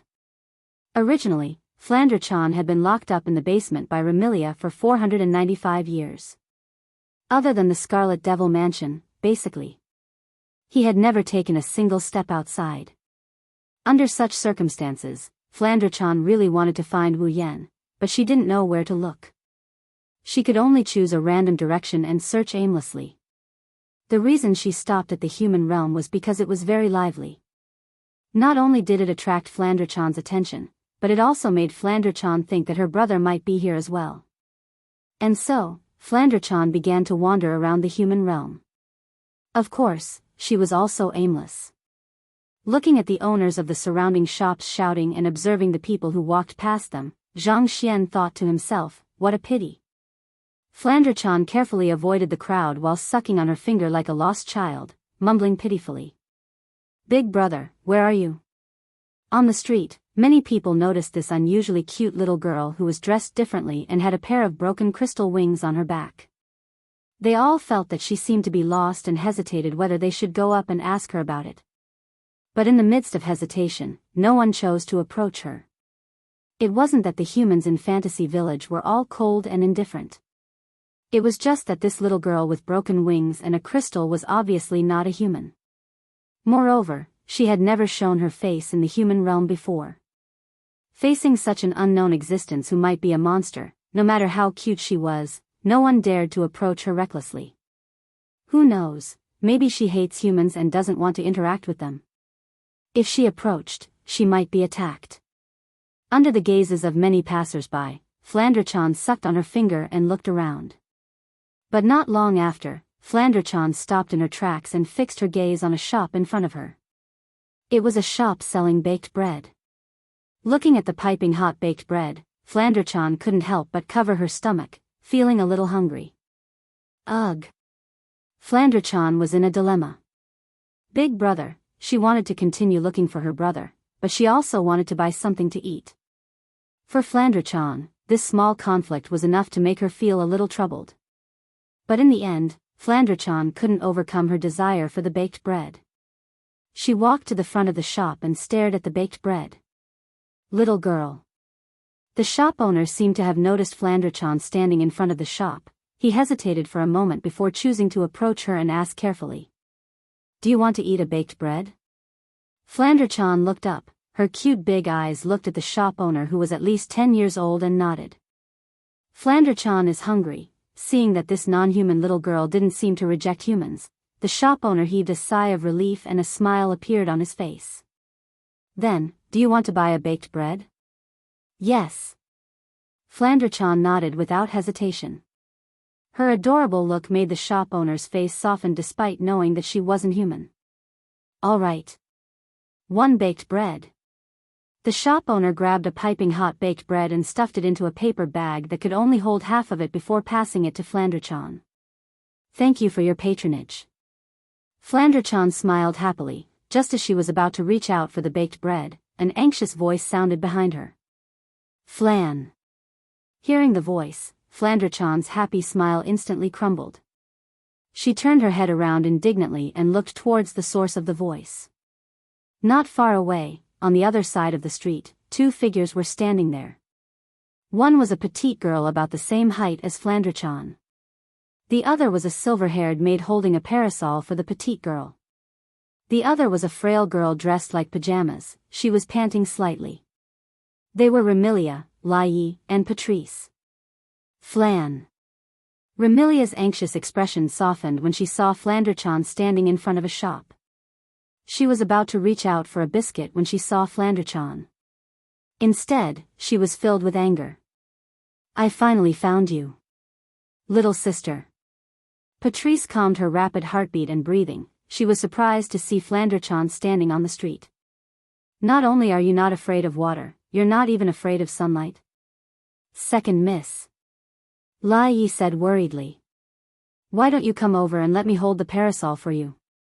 I don't need it. Flanderchan said angrily. Big sister, how did you find this place? A fairy reported that she saw you enter the human realm, so we rushed over. Patrice explained. Little sister, Remy was very worried about you. She didn't even care about the sun outside and insisted on coming out to find you. Hearing this, the anger on Fran's face dissipated. She looked at Remilia, who was cowering under the parasol, and lowered her head. Big sister is such an idiot. You're the idiot. You almost caused the entire Scarlet Devil mansion to collapse. Remilia shouted. Hurry up and come home with us. Flan won't compromise on this. Flanderchan stubbornly said. Big sister is a bad person. Why did you have to lock Flanderchan in the basement? Isn't that because you're always causing trouble? Remilia said irritably. Do you want to keep causing trouble for big sister? Of course not. Flanderchan retorted. Then big sister, do you think Flanderchan is causing trouble for big sister? Remilia, Patrice, and Lai Yi were all speechless. Chapter 1709. At this moment, Remilia, Patrice, and Black Knight finally calmed down after Flanderchan broke out of the Scarlet Fiend mansion. Questions arose in their minds one after another. The first question was, of course, the reason why Flanderchan wasn't afraid of water or sunlight. As a vampire, Flanderchan's strength was above Remilia's. However, in terms of vampire bloodline, both of them weren't that far apart. Logically speaking, since Remilia was afraid of water and sunlight, Flanderchan should be the same. That was why whenever Flanderchan caused trouble and tried to break out of the Scarlet Fiend mansion, Patrice would cast a spell to make it rain outside the mansion and force Flanderchan back. This method had clearly worked the last time, but this time, it had suddenly lost its effect. How could Remilia and the others not be puzzled, surprised, or even shocked?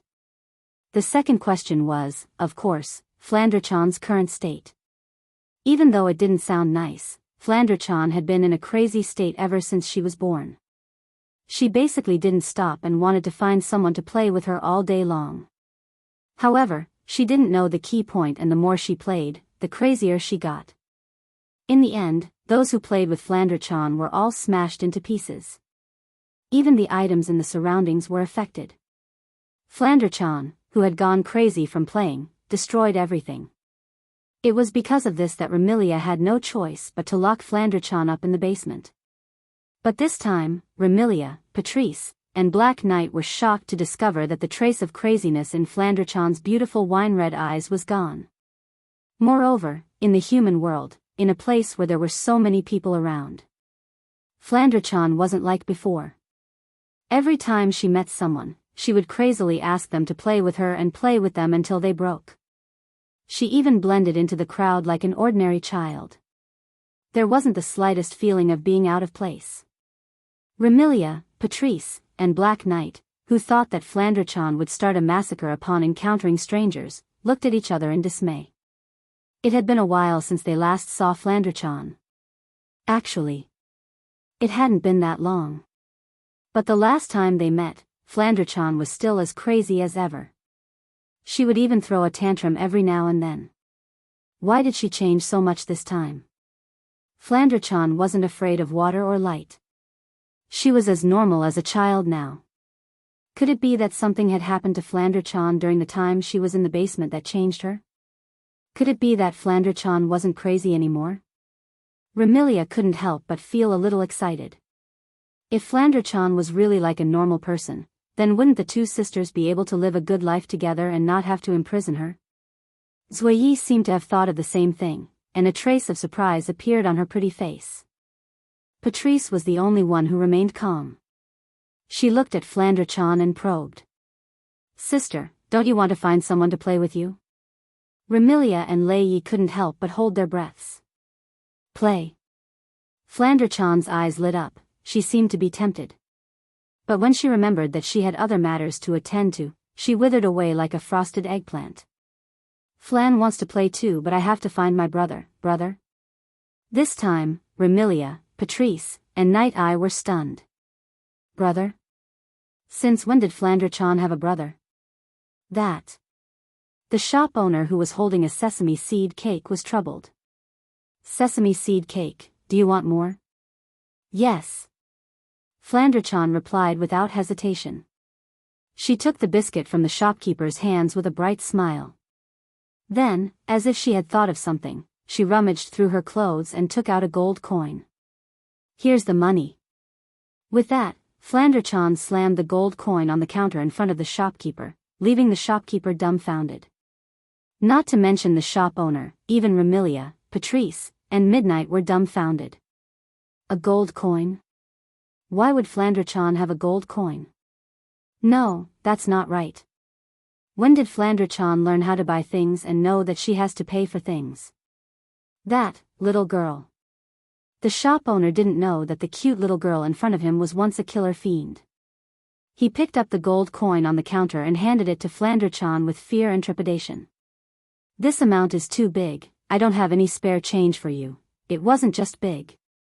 With this one gold coin, even if it wasn't enough to buy the shop, it would definitely be more than enough to buy him a month's worth of sesame seed cakes. With a small business like the sesame seed cake shop, how could they find any extra money? Flanderchan blinked her eyes. She looked at the sesame seed cake in her hand with reluctance. But Flanderchan only has a gold coin and I'm hungry, this. The shopkeeper's face was filled with embarrassment. After a long time, he sighed. Forget it, this sesame seed cake is a gift for you, little girl.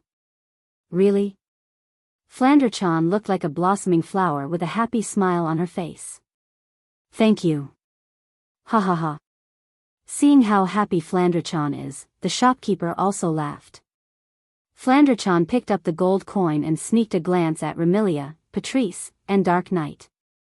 Then, she turned around and ran away like a wisp of smoke. Fran. Remilia was shocked. Chase after him. Remilia, Patrice, and Little Knight also ran after Flanderchan.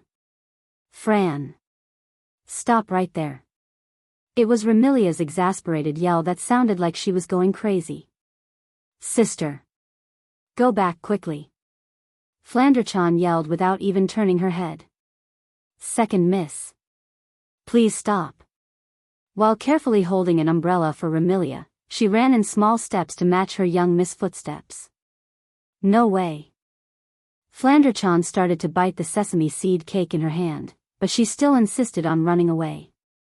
Sister. Sister. Sister. Milady, it was Patrice who had a weak body and suffered from asthma. She had been squatting at home all this while and her stamina was starting to weaken. Patrice. You better go back quickly. Flanderchan turned around and stuck out her tongue at Remilia, Patrice, and Dark Knight while making a face. Just like that, four beautiful girls, big and small, were engaged in a chase on a street in the land of the living. Along the way, Flanderchan's bell-like laughter, Remilia's exasperated yell, Dark Knight's anxious and worried call, and Patrice's increasingly hurried breathing mixed together and attracted the attention of many. This state lasted for roughly 5 minutes before the sickly Patrice couldn't hold on any longer. Her legs went soft and she fell forward. Smack. MQ. With a crisp sound, Patrice uttered an extremely adorable word and wailed miserably as she smashed onto the ground. Patrice. Lord Patrice. Remilia and Zouyi immediately cried out in alarm and stopped their footsteps. I. Patrice, who was lying on the ground with her face on the ground, raised her trembling hand. I am fine. After stammering out those words, Patrice's hand fell down as though she had fainted and didn't move an inch. Patrice, Lord Patrice. Remilia and Dark Knight's sorrowful cries echoed through the streets. Wah. Flanderchan was chewing on a sesame seed cake in front of him. She exclaimed as she chewed. Flan seems to have gone overboard with her play, Flan. Remilia was furious at Flanderchan's words. If you continue to fool around, Big Sister will really be angry. Flan isn't afraid. Flanderchan snorted. Even if Big Sister is angry, Flan will still look for Big Brother. What Big Brother? Remilia shouted. When did you have a big brother? Why didn't I know about it? Flanderchan's expression froze and her expression turned gloomy. Of course Big Sister doesn't know. Big Sister never cared about Flan, who stayed in the basement. Remilia opened her mouth and looked at Flanderchan's gloomy expression. Guilt welled up in her heart and she couldn't say anything else. Flandrachan composed herself and said angrily to Remilia. Anyway, Flan won't go back before finding Big Brother. Remilia, Dark Knight and Patrice who was lying on the ground felt a headache coming on. What should they do? Chapter 1710. What a scam! In the wooden corridor of a warehouse on the west side of the Bori Shrine, a man with black hair and red eyes held a hammer in his hand. He looked at the sky and sighed, but at the same time, he swiftly nailed a few pieces of wood together with nails to make a money box. I didn't expect that today. I would pick up a hammer and work as a carpenter. If the people in the Spalier world knew that a peak rank 9 powerhouse who was about to ascend to the demigod level was working as a carpenter with a hammer, they would definitely be shocked. However, there was no other way. Bori Dream's money box had been completely destroyed. It was impossible to repair it with magic. If he wanted a money box, he would have to make something out of nothing. It was not that Wu Yan didn't know how to do magic of this level. Just like Blackie in the world of magical girl Ilya, didn't she know how to use class cards and projection magic to create something out of nothing? There were also magic similar to projection magic in the 103,000 magic books. Due to his personal issues, he couldn't create a noble artifact using that kind of magic. However, creating a money box is just a matter of time. However, just like the projection magic, this type of magic that was created out of nothing had the biggest drawback. That was, once the mana used to create an item was exhausted, the created item would also disappear. Wu Yan didn't want to keep replenishing mana just to maintain the existence of a money box. Therefore, he could only do it himself. He had enough food and clothing. As expected, common sense is the most useless thing in genjutsu. Holding a hammer, Wu Yan hammered on the money box that was slowly taking shape in front of him. Wu Yan had a conflicted expression on his face. That red-white, even the fiancé of the creator of Fantasy Village could be ordered to do this kind of thing. Who would have thought of this if it was somewhere else? Of course, he kept complaining but in his heart. Wu Yan never thought that this kind of situation would be degrading, just because he had some strength. He was just complaining casually. His consciousness took advantage of this moment to sink into the content of the 4th round of his Demigod Path mission. Special Mission, Demigod Path Mission Chain, 4th Mission World, Fantasy Village Mission Details. Obtain, Blood Essence with Fantasy Power, X1, Blood Essence with State Power, X1, Blood Essence with Eternal Power, X1, Blood Essence with Nature Power, X1, Blood Essence with Time Power, X1. After confirming the content of his 4th mission, Demigod Path, Wu Yan frowned. Blood Essence? This was easy to understand. It was just extracted from the human body. Blood without any impurities, blood essence containing fantasy power, blood essence containing realm powers, realm power, blood essence containing eternal power, blood essence containing nature power, blood essence containing time power. There were a total of 5 types of blood essence. If he found all of them, Wu Yan will be able to complete the 4th segment of the Demigod Path quest. But, where should he find these blood essence? Blood essence that contains the power of one's realm? That should be referring to Purple's blood essence that had the ability to control realms, right? Then, the other 4 types should refer to the blood essence of those who had the corresponding abilities. Blood essence containing fantasy power referred to the blood essence of those who had the ability related to fantasy. Blood essence containing eternal power referred to the blood essence of those who had the ability related to eternity. Blood essence containing nature power referred to the blood essence of those who had the ability related to nature. Blood essence containing time power referred to the blood essence of those who had the ability related to time. In other words, all he needed to do was to find existences with abilities related to fantasy, realm, eternity, nature, and at time, and obtain their blood to complete the 4th round of the Demigod Path mission. Fantasy, realm, eternity, nature, time. Wu Yan swung the hammer in a daze as he hammered away at the money-stuffing box. If it's realm, it must be Z. In the Fantasy Village, no one else has the ability related to realm, except for Z. I more or less know about eternity and time. If it's nature, it should be that person. But who is this fantasy? While mulling over the background of the person he's looking for, Wu Yan also completed the money box in his hand. Bang! Bang! Bang! That's it. Wu Yan hit the money box a few more times before he put down the hammer in satisfaction.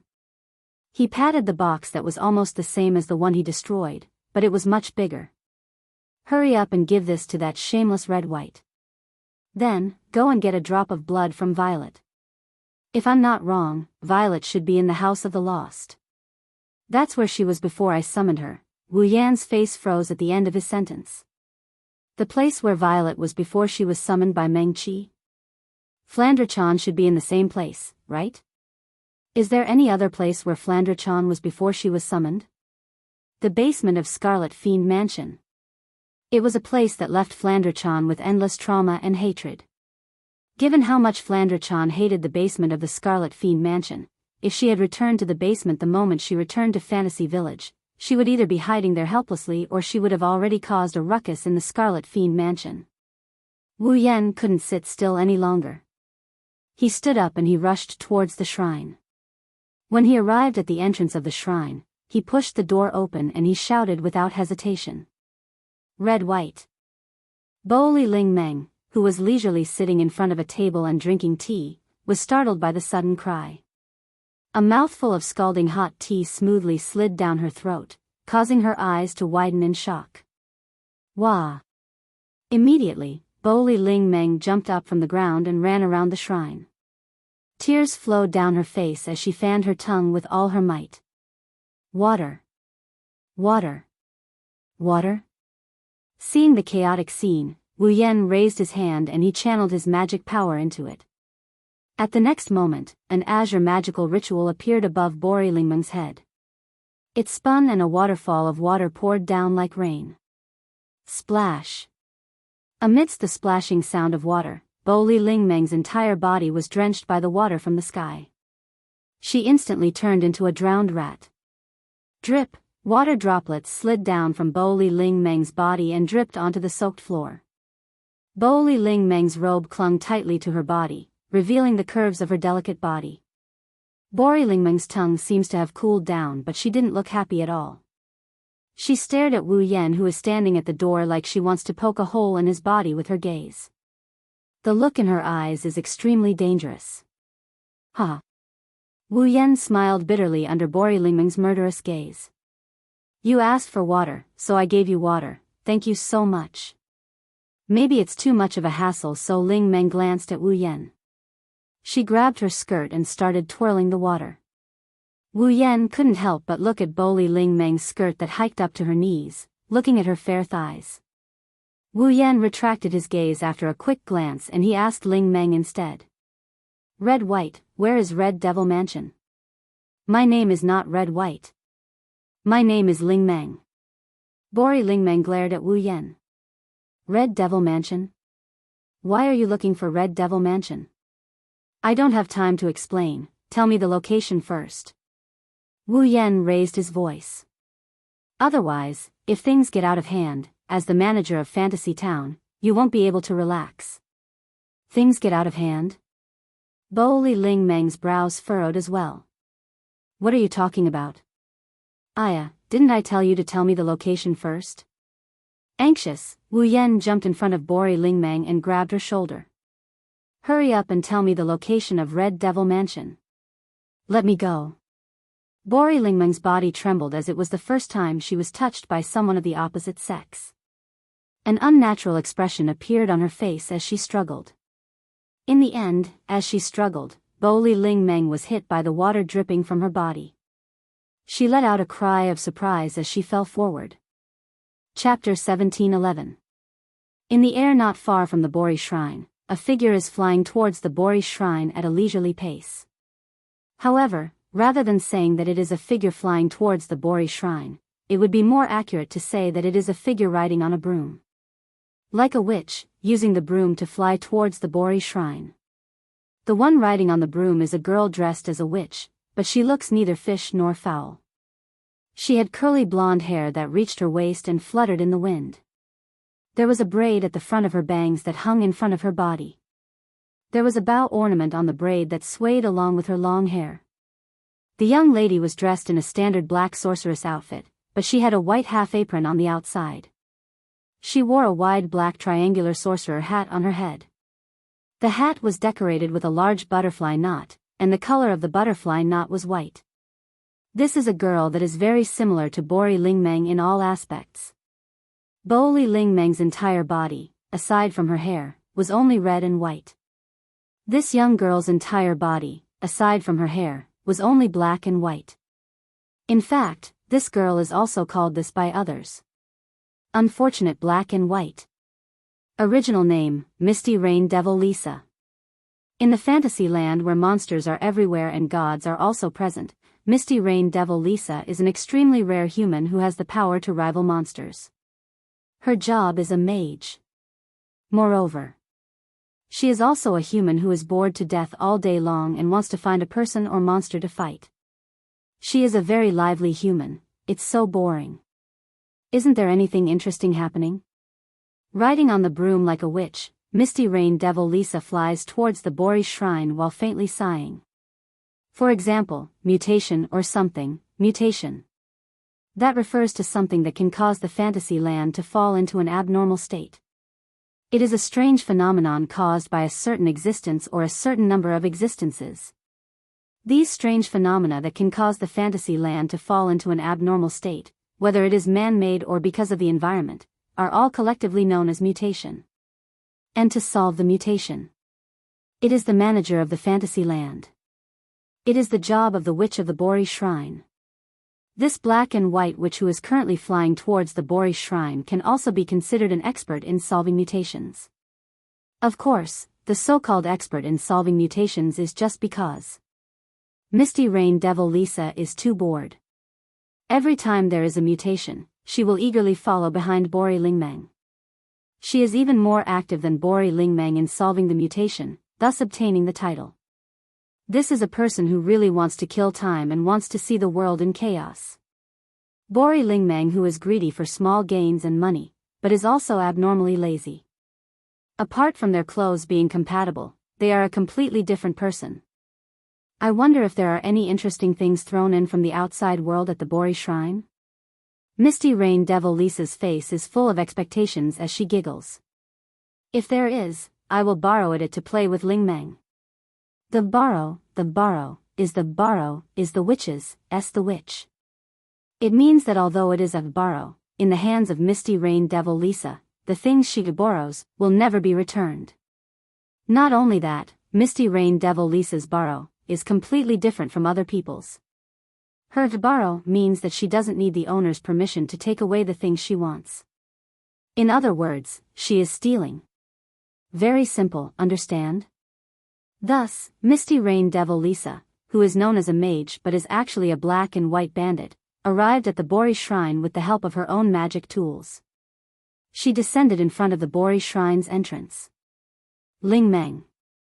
After shouting loudly, Misty Rain Devil Lisa didn't have the intention to knock on the door and directly opened it.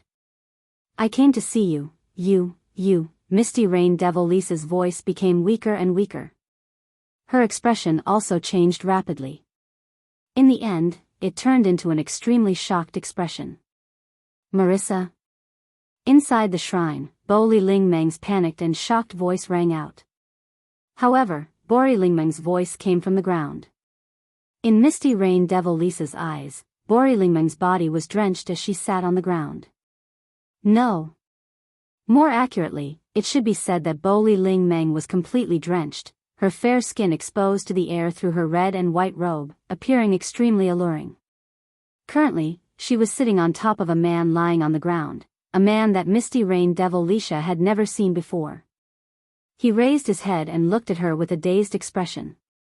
That's right. She is sitting on a man lying on the ground. A woman on top and a man on the bottom. A perfect example of a woman on top and a man on the bottom. It is because of this that Misty Rain Devil Lisa, who doesn't care about details, was so shocked that she couldn't react for a long time. Misty Rain Devil Lisa and Bori Lingmeng are good friends. At least, that is what Misty Rain Devil Lisa thinks. Indeed, in the fantasy village, other than Yukari, the one who dares to say that she knows Bori Lingmeng the best is definitely Misty Rain Devil Lisa. In Misty Rain Devil Lisa's understanding, Bori Lingmeng is someone who is not interested in anything. She is not even interested in the things that her identity as a Bori shrine witch should do. She is a lazy person who is only interested in money. Such a person was now sitting on a man's body in a position where the woman was on top and the man was below. What would Misty Rain Devil Lisa think? She would think, Lingmeng. With a trembling finger, Misty Rain Devil Lisa pointed at Bori Lingmeng and shouted in shock. You finally found your duty as a woman. Do you plan to follow the steps of an adult and continue the Bori Shrine's legacy? Just as Misty Rain Devil Lisa's voice fell, a pop sound came from Bori Lingmeng's head. It seems like something broke. Veins popped out on her forehead. Bori Lingmeng didn't even think and directly shouted at Misty Rain Devil Lisa.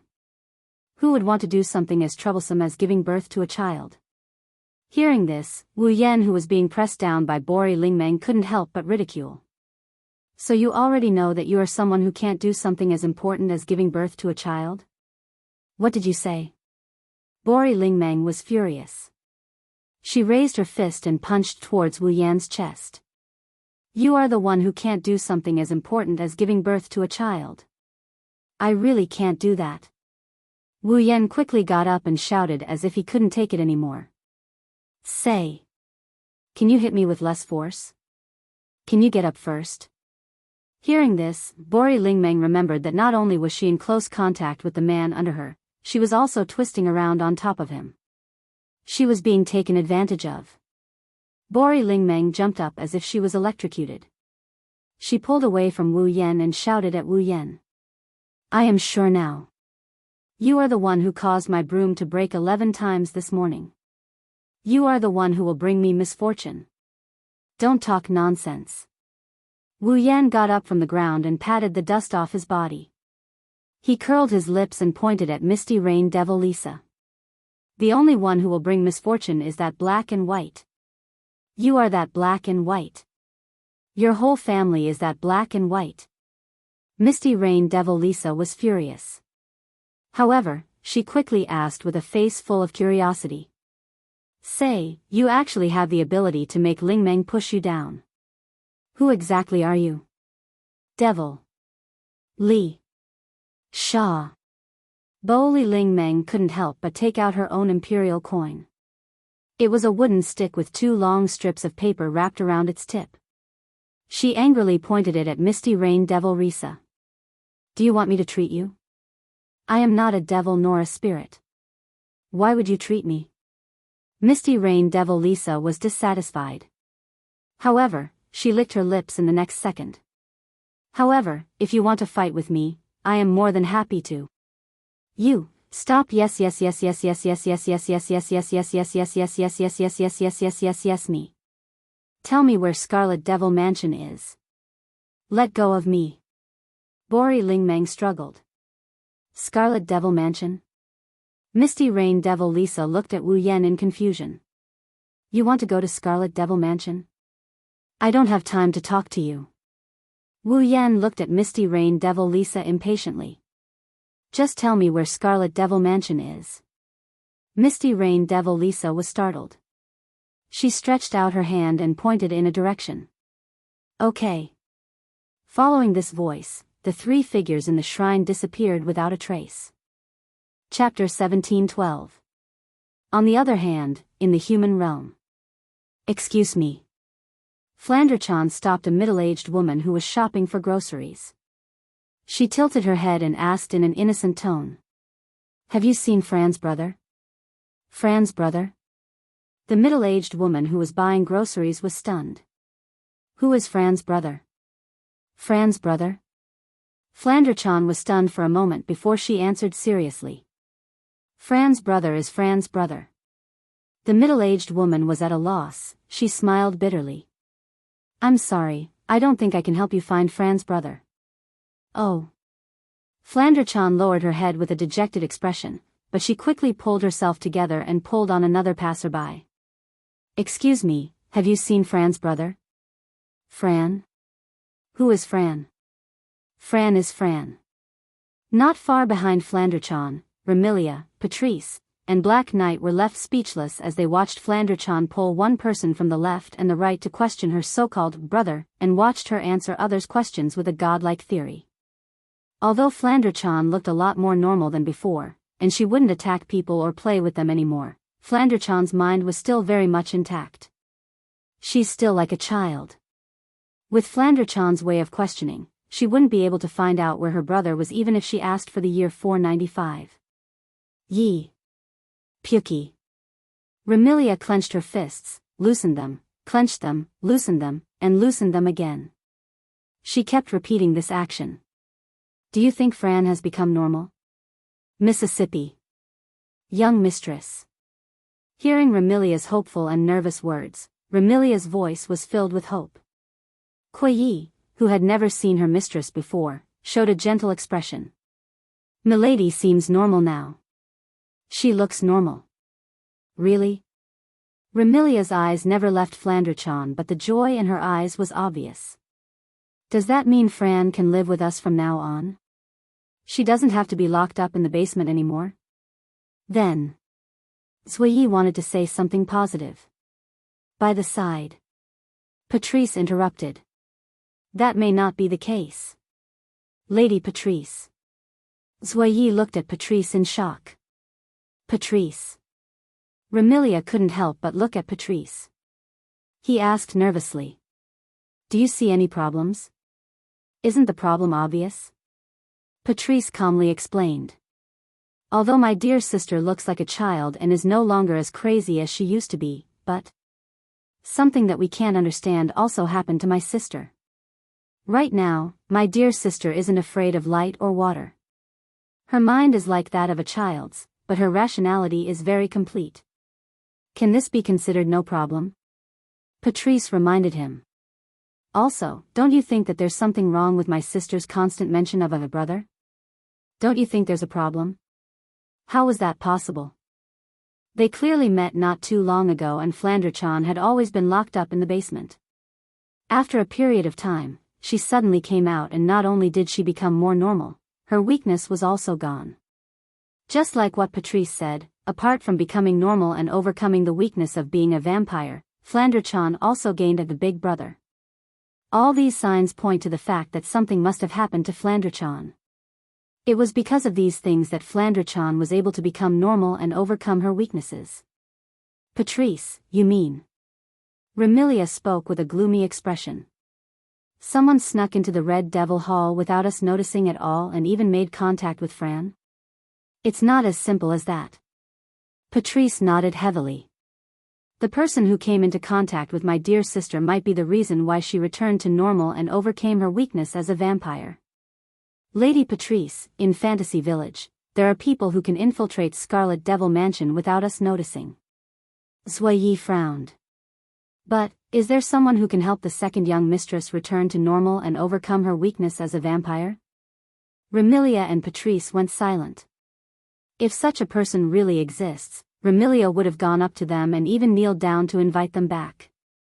Naturally, she wouldn't have let Flanderchan live a life of darkness for 495 years. There's no point in overthinking it.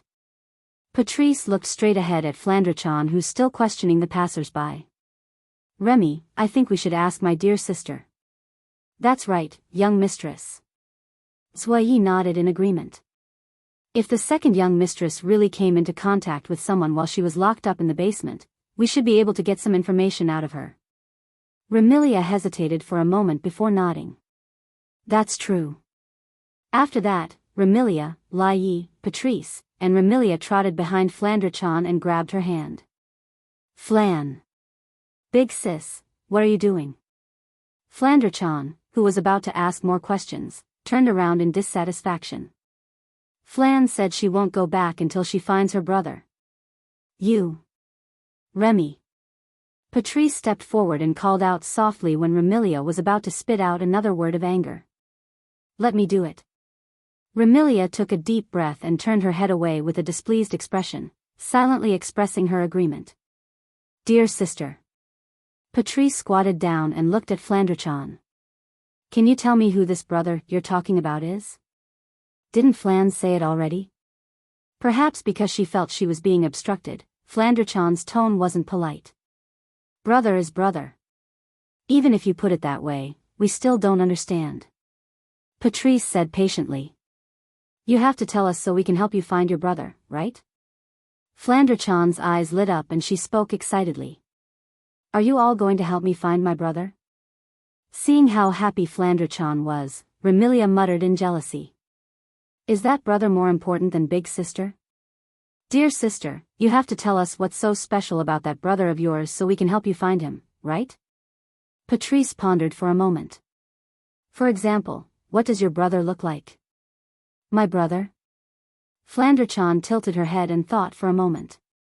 My brother has the same eyes as Flan. Same eyes? Remilia and Zayi started to recall the existences with wine-red pupils in Fantasy Village. Patrice continued to ask. What else? And. Flandrachan bit on her thumbnail. My brother has the same smell as Flan. Same smell? Remilia and Zayi were startled. Patrice was also startled and asked doubtfully. What does that mean? Flandrachan doesn't understand. Flandrachan said with a troubled expression. But my brother said he's the same as Flan. The same? Remilia, Bay, and Patrice looked at each other in dismay. Oh, that's right. Flandrachan exclaimed as if she suddenly remembered something important. My brother said he's the true ancestor of vampires. What did you say? Patrice lost her voice. Zaya's expression froze and Remilia cried out in agitation.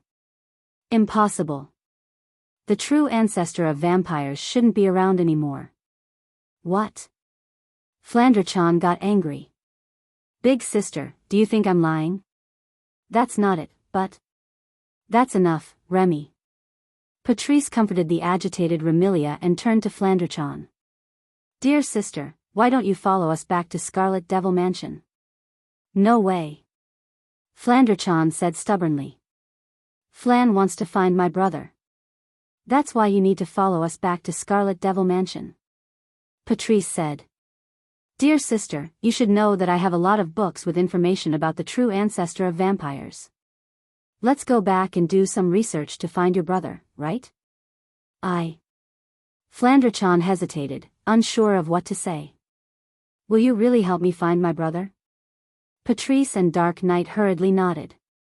Only Remilia turned her head away with a gloomy expression.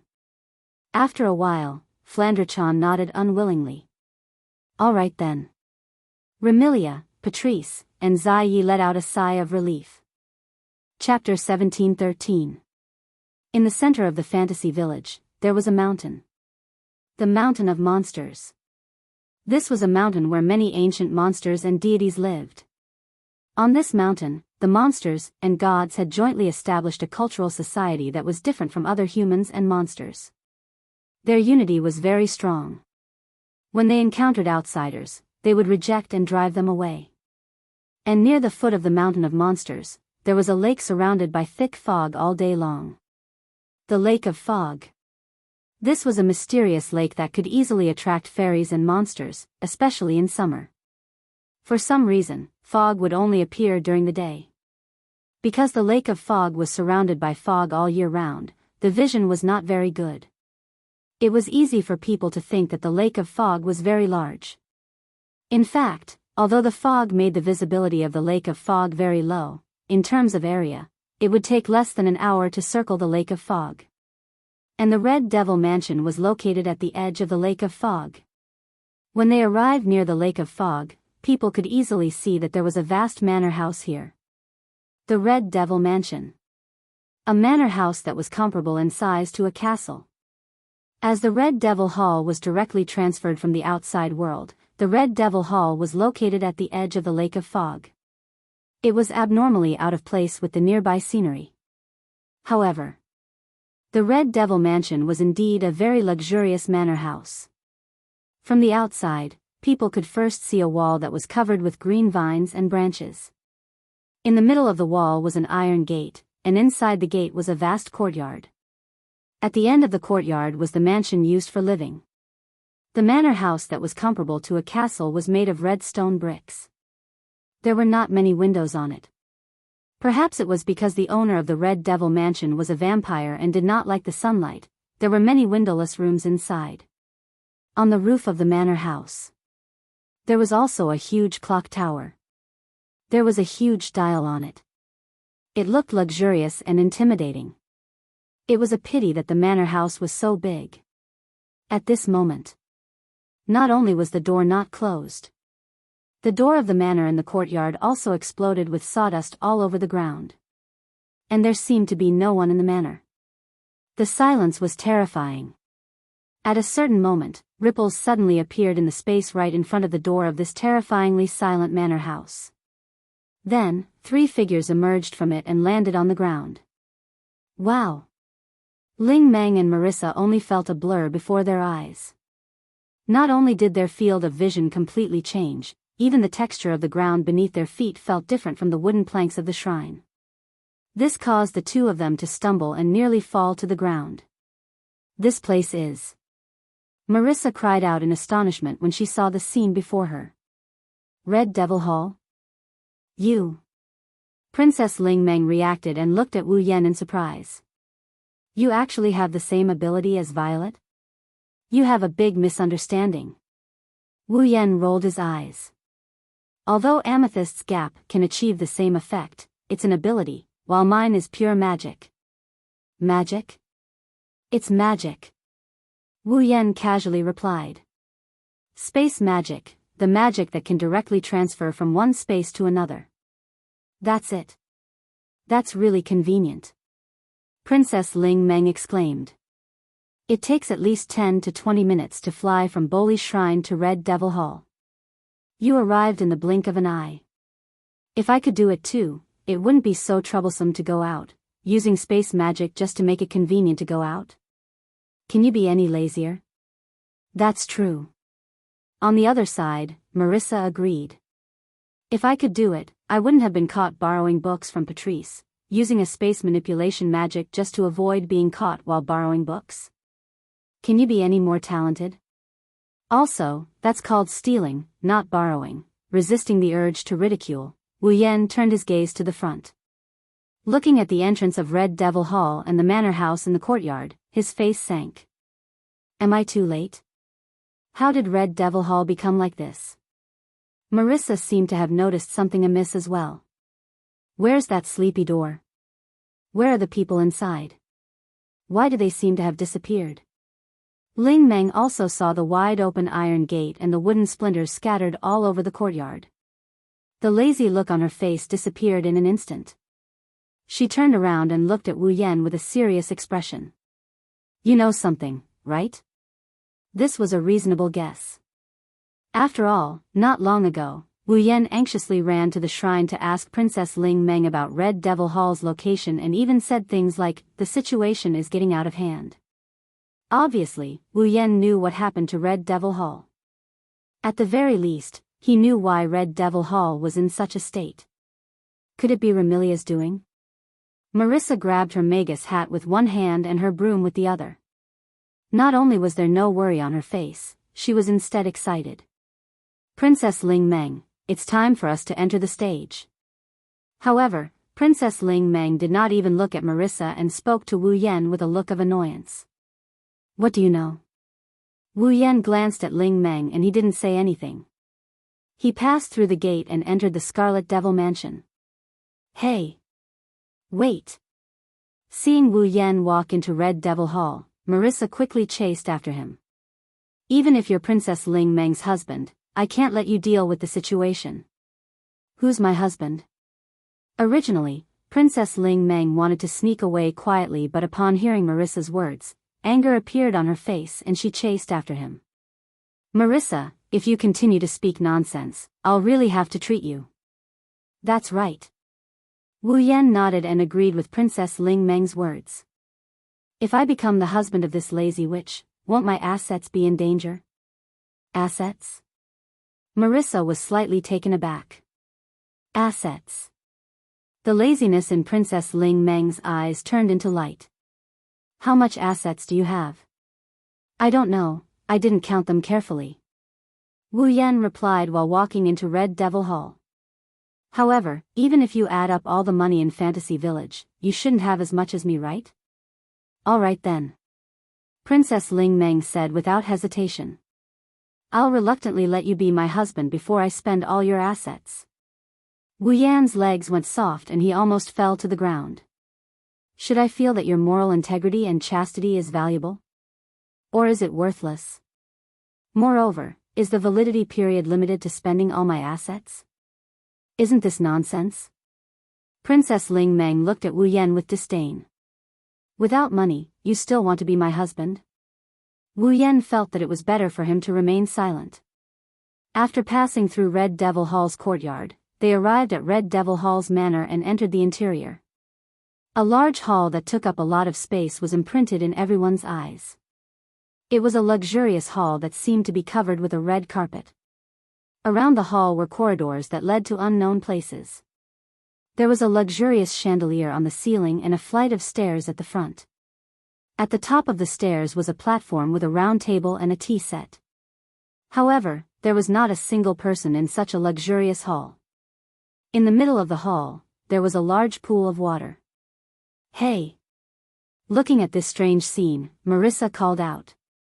Is there anyone here? I, Marissa, am here. Marissa's voice spread far and wide, but in return, only echoes were heard. There was not even a single response. No one? Princess Ling Meng tilted her head. Don't tell me they all went out. Wu Yan took a step forward and looked at the large pool of water in the middle of the hall. His eyes flashed with a thoughtful light. There is a small amount of magic residue left in the space of this hall. Magic residue? Marissa blinked her eyes. Princess Ling Meng understood. You're saying that there was a battle here earlier? No, it shouldn't be as serious as a battle. Wu Yan waved his hand. There is only a small amount of magic residue left in the air. If it was a battle, there should be more magic residue left. Then what happened? Princess Ling Meng sighed. Really, why do I have so much trouble the moment you come? I'm sorry to trouble you. Wu Yan unhappily replied to Princess Ling Meng. All of a sudden, a voice filled with surprise and joy rang out from the entrance. Brother. You're tuning into the Romantic Tales YouTube channel. Don't forget to subscribe and join us on this journey to catch the most captivating stories.